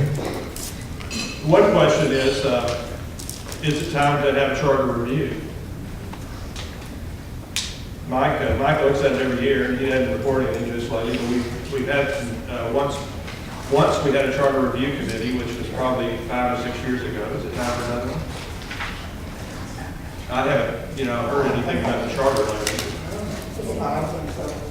Okay, does anybody want to say anything else about the charter or roles and responsibilities of council and mayor? Okay, item 9 is applications of rules for new projects and questions of whether we need to change any rules. That's Kelly, Doc, and Kevin. I don't think that was. Well, Benny got that one. Doc, is that yours? Wait, which one are we on now? Number 9. We're at 2:10 PM. Well, that wasn't out. By somebody's watch. Rules, goals for realizing projects, is that the one? Yeah, number 9. No, after, yeah, yes, right. Yeah. So I just like to use today as an example of how I think we should go about moving forward, because what we've done today is we've taken issues, put them in here, and as a team figured out how we're going to go about getting them to move forward.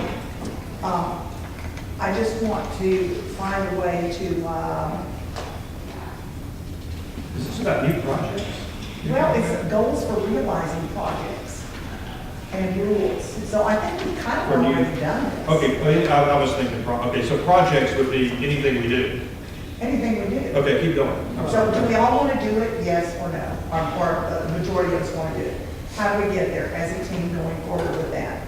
And being on the same page, I think that's the way to keep the wheels moving instead of getting stuck in the mud. So is this similar to what we talked about the Yes. first time? Okay. Yeah. So anything, what about changing any rules we need to change? We talked about all that. So I thought you meant like people reporting, people building projects. I misunderstood that, so. Oh, no, Okay. I'm just talking about the way, in my opinion, we've gotten stuck because of the way we've gone about moving projects forward. So the idea was to find a way, and I think this morning we managed to do that by having rules set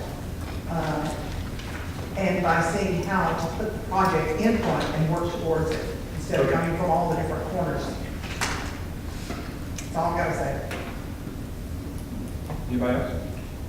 Okay, item 10 is two things. It's a carryover from an item that Councilmember Jackson asked to have on the last agenda, which we postponed till here, and it's about diversity on boards, commissions, committees, and task forces. Also, Kelly and Kay mentioned it in their comments, or their conversations with Catherine. So, Doc, I'm turn to you first. Well, I didn't want to go into it that night because we were on a limited time. I just want us to to think about the diversity on our city boards, commissions, committees, and task forces. I think it's something that's very important. And I know that you can, as mayor, in making your appointments or recommendations, have looked into, and I was looking at the sheet that you provided for us in our packet to kind of show some of the appointments that you've made. And I applaud that. I'm just still saying that we as a council and as a city need to look forward. We need to look at the diversity of our city and the possibility of getting more citizens involved. Now, that's easier said than done, I agree, because sometimes we don't have the diversity of people that want to participate. But part of that's because some people don't feel as comfortable coming to our meetings, to the environment that's provided. Although it's not a threatening environment. I feel comfortable. Although sometimes, it does get a little difficult. But I think we need to make sure that we reach out to our community to get more involved in that sense. And as I said, I know you as mayor have tried to do that, and I think our staff is attempting to do that too. But it's just not happening. And there's just so many. There's just a vacuum there as far as diversity on our boards and our commissions, task forces, etc. And In what respect? In all aspects. In all aspects, okay. Diversity, the definition of diversity, age, race, gender, ethnicity, etc., or religion, all of those factors involved. And so I think we need to look at that, and there are some boards that are glaringly different that need some inclusionism involved with that. So I'm not going to be the person. I'm not going to be the diversity police. I'm not going to go out and say we need another black person here, we need another Hispanic here, or we need another woman there, or that. But I think it's something that we all need to look at as our community grows, because people come to me and they say, "Well, why don't you have?" And I said, well, no one's applying. and you don't see any interest there, well, why do you think they are not applying? So it comes to me to resolve the situation. And I tell you, I can't be the person to resolve that diversity issue. And I'm not going to, I mean, I will try to help with it, but I'm not going to be the person that goes out and makes that all happen. I mean, too many times I've said, well, you need to go out and recruit someone to be on that board and do that. And it needs to be a team effort. No, Okay. I understand what you're saying about it. Diversity also includes sexual orientation, but you can't very well go ask people that, you know, disability. All of those things are important. And so in my reading about this subject, I found it very fascinating. The single most outreach to people who you might not be able just to approach and ask if they would like to come in for whatever reason is transparency. So abilities for people with handicaps to be able to come, park, have access to the dais, transparency in our open government so that people feel that they're a part of it and that they can be a part of it no matter what. I think that all of those things are really important, and I would like to commend the mayor. He has opened up the prayers in the beginning to people of all faiths. And I think that's another important step in saying everybody, all our citizens matter, no matter whether you're disabled or black, white, purple, green, woman, male, whatever, you are welcome here. And keeping those doors open are, we've made great strides in that direction. We have wonderful access for people with handicap now. And I think we're doing a good job, but maybe Ms. Ray could help us think of more ways, since she's on top of the HR, she's on top of that stuff, so maybe she can give us a hand. I think you're right. I think we should look at that. I want to say, I want to say that if anybody gets up and challenges any of your performance boards, I'm going to say you've done your best to try to inclusive of every person, chance we get Hispanics, African Americans, whites, whoever in this community. Yeah, I've seen you do that firsthand, so if somebody was to comment on that in the meeting, I publicly support your efforts when you go make appointments on board. I don't know how to answer Doc's question, because he and I have talked about this for 25 years, and he's always, I mean, it's a big deal. I mean, you go to challenge for appointments at the meetings if you don't think enough blacks or Hispanics can be appointed on boards. We've sat up here 25 years, so, and to bring it up one time a year, it doesn't cut it. No, it's a. No, I mean, this is between me and him, because we've had this discussion. Well, We've had this discussion. Well, you don't take it outside of the. You know what, no, it's okay. You know what, anyway. Ken does a good job, Terry Horn did a good job, Tom Scott did a good job, David Locke did, we had fewer boards back then, but I'm not gonna sit here and say, I need to see more diverse board, because they've been, from when I started in 1987 on the city councils and saw the limited people of minorities on boards to where we are today, we made strides. You just can't make people go out there and do it. They know the opportunity is there for them to serve on boards. If they choose to, the mayor's going to take a look at it and most likely appoint them. You know, and I would say that I think just because we're trying to have good numbers in our diversity column does not mean that we pick a person simply because that person fits. It should be because that person has the qualifications that we need firstly. That's the first choice. That's the first criteria. That's the first criteria. But also I would like to say that some of the community things like our police department is doing, there's a lot of outreach into the community and to different, that appreciates and celebrates the differences in our communities, but also a cohesiveness. And if we keep, now you set the standard, so we want to keep that standard. But if we can keep that sort of outreach going, I think that's brilliant. And with the Boys and Girls Club, having maybe our police department or somebody interact with the Boys and Girls Club when they get here, just keeping the community involved in all the groups that do include a lot of minorities. I think that would be really, really helpful. Doc? I just have to, I guess, speak back up again. I was saying that we've made significant strides. I didn't say that, I said I think we can still do better. I mean, we have definitely made improvement, Mr. De La Rosa, over the years compared to when we came onto the council in 87 and 88. And so, therefore, yes, there's been a lot of improvement. I think some of that's because of some of the input that we've all given and the changing complexion and makeup of our community. I don't know what the solution is. I just want us to be aware of it and to remember that so that we can move forward and we can do better.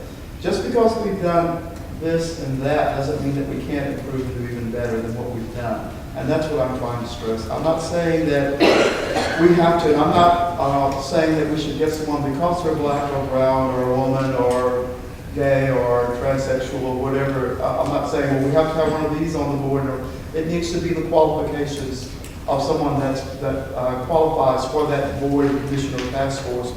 But first of all, they have to feel comfortable participating in the process and participating in city government and being comfortable in the room with different things. And that's what I'm having a problem with from time to time. No matter how hard we try as a city to get people comfortable coming to city council meetings, going to committee meetings and volunteering, there's still an element, and I don't know what the answer is, how to get the involvement more involved, how to get more involvement and get more people. One of the... Willie's next, I'm sorry.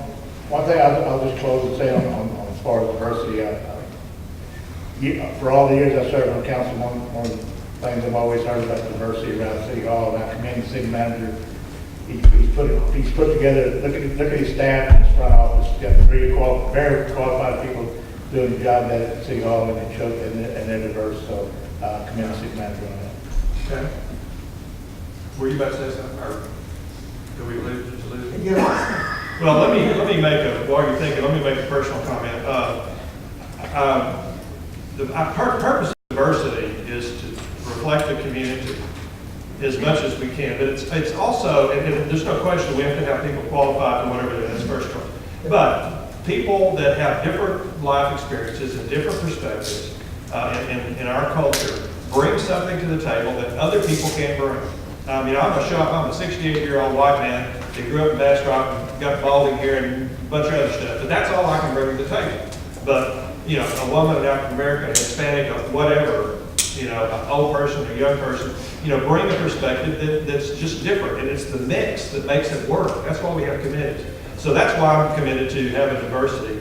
I want to say that I always take criticism seriously, and I was severely criticized at the December meeting by a citizen who complained bitterly about my lack of diversity in appointments. So that's why I did this analysis. It's been a long time doing it, and I discovered that I think from the perspectives of things we need to change that I've done a better job than what we have in general and what came to me, what was presented to me when I came on board. I added to that, I looked at, I think that our ethnic makeup is pretty reflective of the community. I'm not positive about the age of folks, but I'm glad that we've got it's hard to, I hate to admit that I had to go under 50 to call somebody young, but that's what I had to do just to make it work. And we can think of a lot of reasons why that is, and that's a matter of getting people involved. But I also added something that I hear, but maybe because I'm a native of Bastrop, is that it's all old people or whatever that are people that have been here forever. If you're new, you can't get involved in anything. So I did an analysis of, I asked everybody I had appointed that I was their first person to appoint them to the board they're on, to tell me how long they lived here. And so the last part of the analysis that I put in the packet for y'all is pretty reflective, and I think I did 40 or more years, 24%, 39, let's see, yeah, 20 to 39, years here, 18%, 6 to 19 years, 30%, and fewer than 6 years, 27%. Frankly, I'm proud of that, and will continue to work to provide that kind of perspective. And I appreciate the affirmation I received. And I think I convinced myself that I'm doing a pretty good job after I did the analysis as a result of the criticism. Kelly, Go ahead. and if you thought of it, say it, I got it, I wrote it. and then I'll get to Kelly. Oh, okay, go ahead, Kelly. I agree, Ken, and I have seen you do a good job with diversity and inclusion on all the boards. One comment that I have heard, though, is that some people don't apply for boards because there's never an open spot. But there's people who have been on boards for 20 years, like BEDC. That's starting to change a little bit, but there doesn't seem to be like any term limits, they can stay on there forever and ever, as long as you like them, they're on there. And maybe we ought to think about, asking people to serve on a different board after a certain period of time and, try to rotate something or somehow so that it's not 5 people who've been on there for 20 years and one new guy. Yeah, two comments. The 2 years I've had a chance to make appointments, I have written to people whose terms were up, and I've told them exactly what you said, more or less, asked them to consider stepping down. I had one person say, well, if you have to have a spot, I'll do it. That's it, from about 50 or 60 or more letters. So that's, I also off because they're so dedicated. Well, I also want you to know that I tried when I was a council member to get this council to consider term limits on our boards, committees, and commissions, and I couldn't get a second. So if you want to consider it, maybe the time is riper now. Does that have to go through a charter? It would be, we'd have to do a sort of a change in all our ordinances, but it could be done blankly, I think. Kate, what is it you wrote? I just wanted to say that Pastor Nava did a wonderful thing, and I hope he continues to do it. He's a little discouraged at the moment, but by bringing people in his mission to city council to have a voice. And I think when people come who don't usually have a voice, who come and make their voice clear, I think we really have an opportunity to include those people. So we need to pay special attention to bring more people who may not have ever come if it weren't for Pastor Nava saying, come in to City Hall and make yourselves heard, and maybe we'll have a reaction. So we need to grab those people and hold on to them, and maybe that will allow other people to come forward too. All right, we're up. Got more? Mayor, as the person who made comments at the December meeting, I wanted to first of all tell you that I probably take issue with the word bitter, but I will congratulate you on your analysis, and I appreciate your efforts, and I thank you for taking what I said to heart. Thank you. All right, we are 1 minute behind catching up for time, although I think we've got some other stuff to do. This is, I didn't write down who said this, but teamwork between the city council and the staff. Anybody remember that? That would be me. It was brought to my attention that sometimes the staff feels unsupported by things that are said in public by city council members or on the dais. And I think it's important that we, as a council, remember how important our staff is to us. And I would like for maybe Catherine or Mike to talk to us sometime soon about the sorts of things, after you check the staff, that they feel that council can do to be more supportive, and things that we do that we might not be aware of that lack support, and what, as the people who make policy in this city, we can do to make their 8 hours every day they spend with us, trying to make the city a better place, actually a better place. Would anybody object to asking Mike to run that by his staff and sure get some answers for us? Thank you. How would that work? Mike, if I would suggest you have them submit their concerns anonymously so they'll be honest. It's always a balance. Well, is that it? Can I give you that?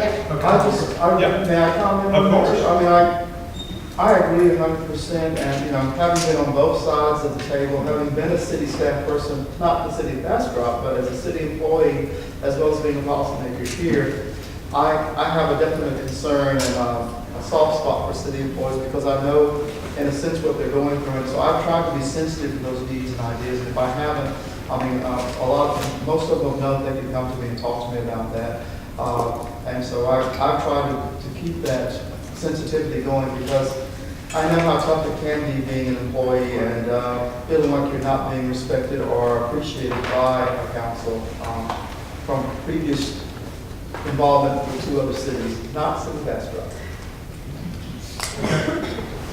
One thing that I have heard is that council sometimes goes directly to staff and asks for advice from staff that maybe they should clear with Mike first. And that creates sort of a, you know, do I listen to the council, do I listen to Mike, do I have to go tell Mike first? It creates kind of a tense situation that maybe we should try to avoid in some way. Do you have Mike, is there a clear way to advise us on that, or should we do it another time? Or? No, I mean, You're the only one that works for us. my policy's always been with councils.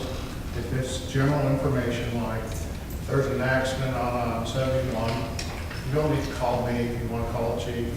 Find out because probably 10 citizens have already called him and wanted to know if there was an accident on 71. Now, conversely, if you tell the chief, I want you to put a patrol unit on 71, that's different. And that's why I try to use it as my guide. I mean, it's general information. If you're driving by a part of town and you see a zoning sign up there that this piece of property is up for a zoning change, you don't have to go through me, you can call Melissa, because again, probably 10 people have already called Melissa wanting to know what that zoning change is about. Now, conversely, if you say, well, Melissa, I'd like you to initiate changing the zoning on this property, that's different. Does that help? So if a regular citizen can ask the question, then go ahead. Yeah, I mean, I It's can't changing do the policy. It's not, I don't want the directors looking over their shoulders, and I don't look over my shoulders. And conversely, you shouldn't be treated different because you're a council member. I mean, it's general information, so I don't ever want to become a wedge between the council and what is considered general information to the public. As long as we follow the chain of command, I think is what you're saying, in a sense, and that makes perfectly good sense, I think. Well, and I hope I hope Mike, I've said this to Mike before, and I hope if I said something to one of your movie's directors, I hope they would say to me, you know, I'll talk to Mike about it, let him go, you know, and maybe just, that'd be my indication of saying, you know, maybe I went over that line, so, you know, I often will talk to people and say, I've talked to Trey more than he probably likes this, hear about some different things, but I always say, look, I know Mike's your boss, and this is just some information, or here's something that you might think about. And he's always very courteous about it. I don't know if he ever listens to me, but that's okay, you know, but I would certainly never call up and say, I don't know why you're not fixing Church Street today, because my wife's fussing at me about it, you know, would never say that. So, although she might have said that to me a time or two. So, I mean, that's a great thing to bring up on both ends. And so Mike's going to, and I think an invitation to your staff, and maybe they will address that latter issue, Kelly, with us if we do make them uncomfortable in some places, because it's not right. Mike's the only one who works for us. He runs the city for us. Somehow, I'm going to return to item D, City Manager's Report and Questions, and say, somehow I failed to hear you say the main thing you wanted to come out of this meeting was a list of priorities for you. And so there's nothing on this agenda that says that. And so can we take a few minutes and at least get you to identify what you need us to do, and let's find a way. I mean, we don't have to put it through, but I thought that was a pretty good putting that. Maybe can we spend just a few minutes dealing with that and help us help us figure out what to do? Well, I mean, we covered a broad range of topics. We've got a lot of projects going on. We only have so many resources available, and we want to make sure we're working on the things that the council wants us to work on. And that's just, that way, I know that I'm being responsive to you, and the staff is being responsive, so, you know. Well, could we assume that what we've laid out here is what's mainly on our mind?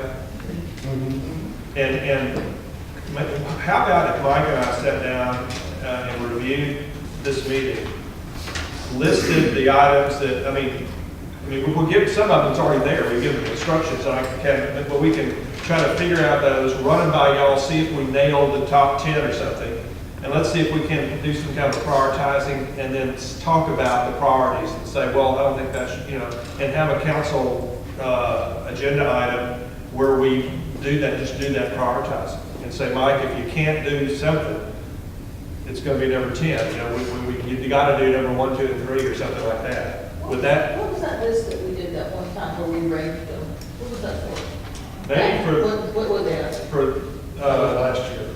did we do that after this meeting? I thought we did, and somebody put this in this form that I have today. I did. Okay.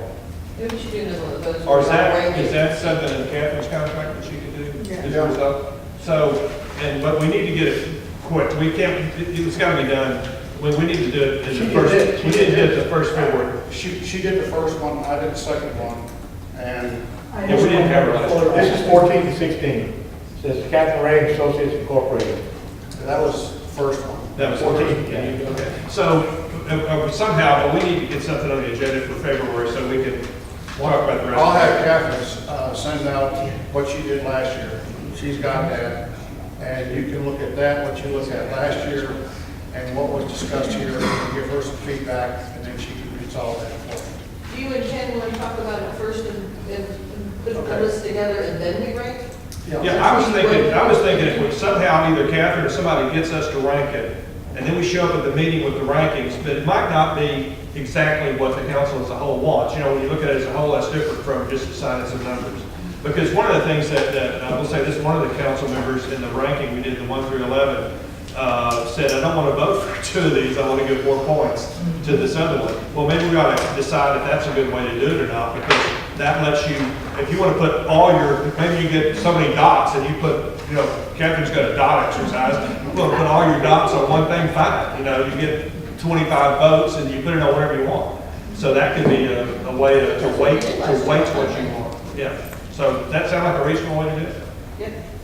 As long as you're talking about report, I did give you this from Planning and Zoning and Historic Landmark Commission of the. Was that, now, I'm sorry, and I forgot all about this. So tell us.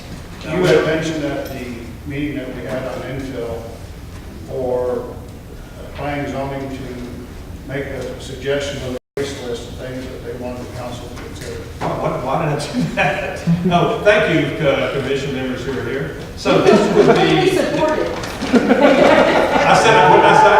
I said, we feel completely supported. Yeah, no, so this is things that do they fall into the category of capital improvements that we would? Some do, some are just capital expenditure. I mean, like your master drainage study, that's going to be a big expenditure.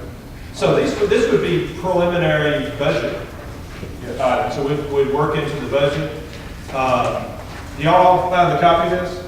I put it up for all the council.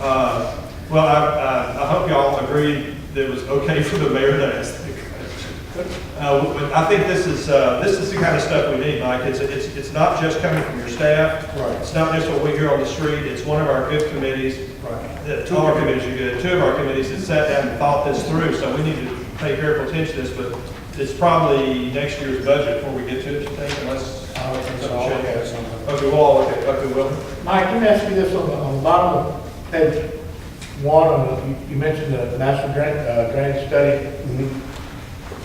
Other than general fund dollars, how could the city pay for this? There are FEMA funds that are available. I'll pay for that. And that's what I'm getting with this. What funds? FEMA. And I heard this last week at a county debate forum, and they just kept mentioning the grant writer, how come people don't go out for more grants, use their grants, the FEMA money, FEMA grants. Is that something we could look into and take advantage of, maybe save some money? You bet. That was stressed throughout the meeting. And I think this takes into account some grant funds for funding that. Okay. Ken, can I ask you a question? Sure. Did you initiate these two requests? The one we now have, Yeah. apparently I said something at a meeting that I don't remember. It was the joint meeting where we went over income and TIA, and we knew that the retreat was coming up, and we knew, our meeting isn't until next week, so we held a special meeting so that we could present clearly what our priorities Wow, were, okay. and you'll see that they're really focused on infrastructure, so that But city these staff are needs to be able to really answer the questions. These are really good. This information is the kind of stuff the council needs to see, and I'm wondering if you should ask all the boards to do, their top 3 goals, so that we can also Well, see if we're missing something. Yeah, and we don't get to go to the board meeting, so every time I have a chance to talk to them, I have to say stuff like Maybe that. you Always. should send it out to the. So I need to send a letter to, I'll take care of that. well, let me send it. I'll send it to the chairs, and then I'll let your staff Yeah, stick this is- with the this is envelopes. really useful But information. I'll write a note from us, the 6 of us, saying we're eager for you to not just be reactive, but proactive if you want to. Is that okay with everybody? The more we hear, the better. We had workshop with city staff, so really Wesley and Melissa really helped with that, and so it was all of P&Z and staff, and came together and said this is what we were hoping you So guys would. Mike and I write a joint letter to the staff liaison and the chair. How's that? Good. Okay, good point. And good work, and I appreciate this. But how do we make sure that we don't lose this in our shuffle of paper? I would keep it with this binder, and I would keep this binder with you till budget time. Yes. Because this is a springboard going forward, and we talked about a lot of initiatives today. What could I ask Tracy if she would make sure I don't forget this? You know, My mother's dead, Tracy. Somebody's got to take care of me. Would you make sure that we remember this stuff when we get to budget time? Thank you very much. I think we will now return to our open session to discuss, consider, or take any action related to the workshop items. And we may, let's see. Well, here we are. Oh, okay. So we're back in our regular session. Is there any action anybody needs to take besides Gary's motion? Which was? Which we anticipate. Your Honor. I move for adjournment. Second. No, wait a minute. You? Yes? Yes? Kelly? Yes. Okay. Yeah. We're standing adjourned. Thank y'all very much for a great meeting. Thanks staff for coming. Citizens,